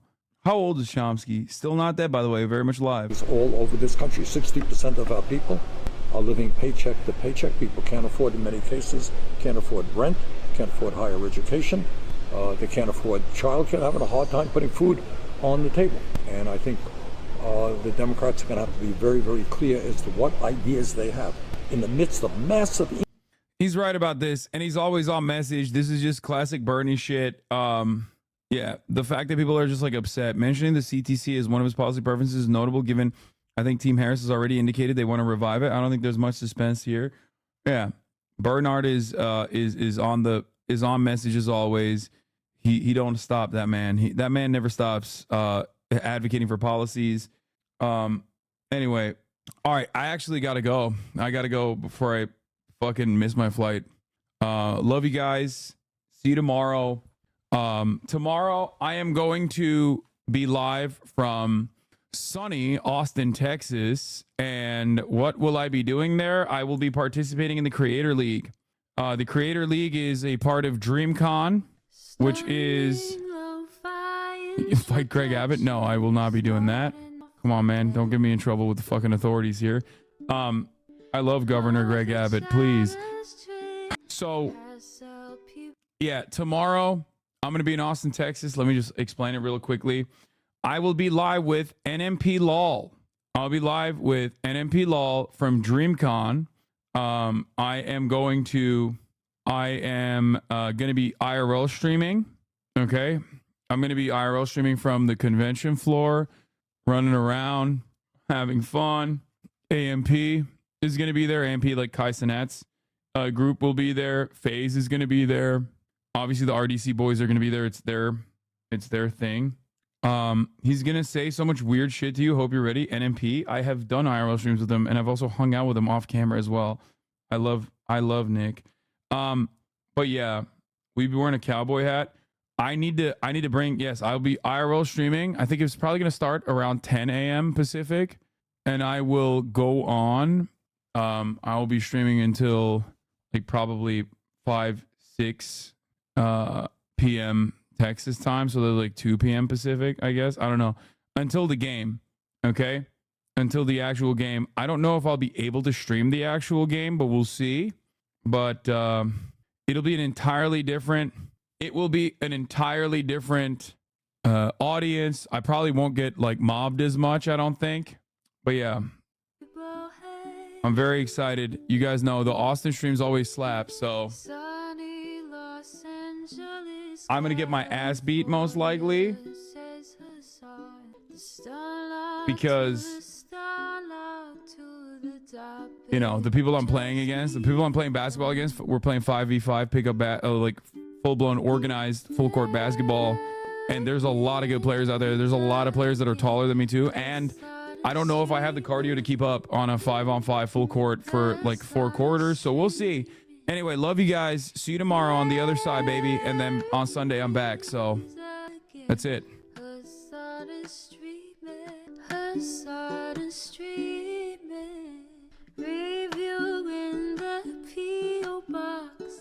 Uncle Uger's face, sudden discord at your prop, great names take on breaks. Tiny Bernie Sanders, LGBTQ Air Force, the whole left at your fingertips.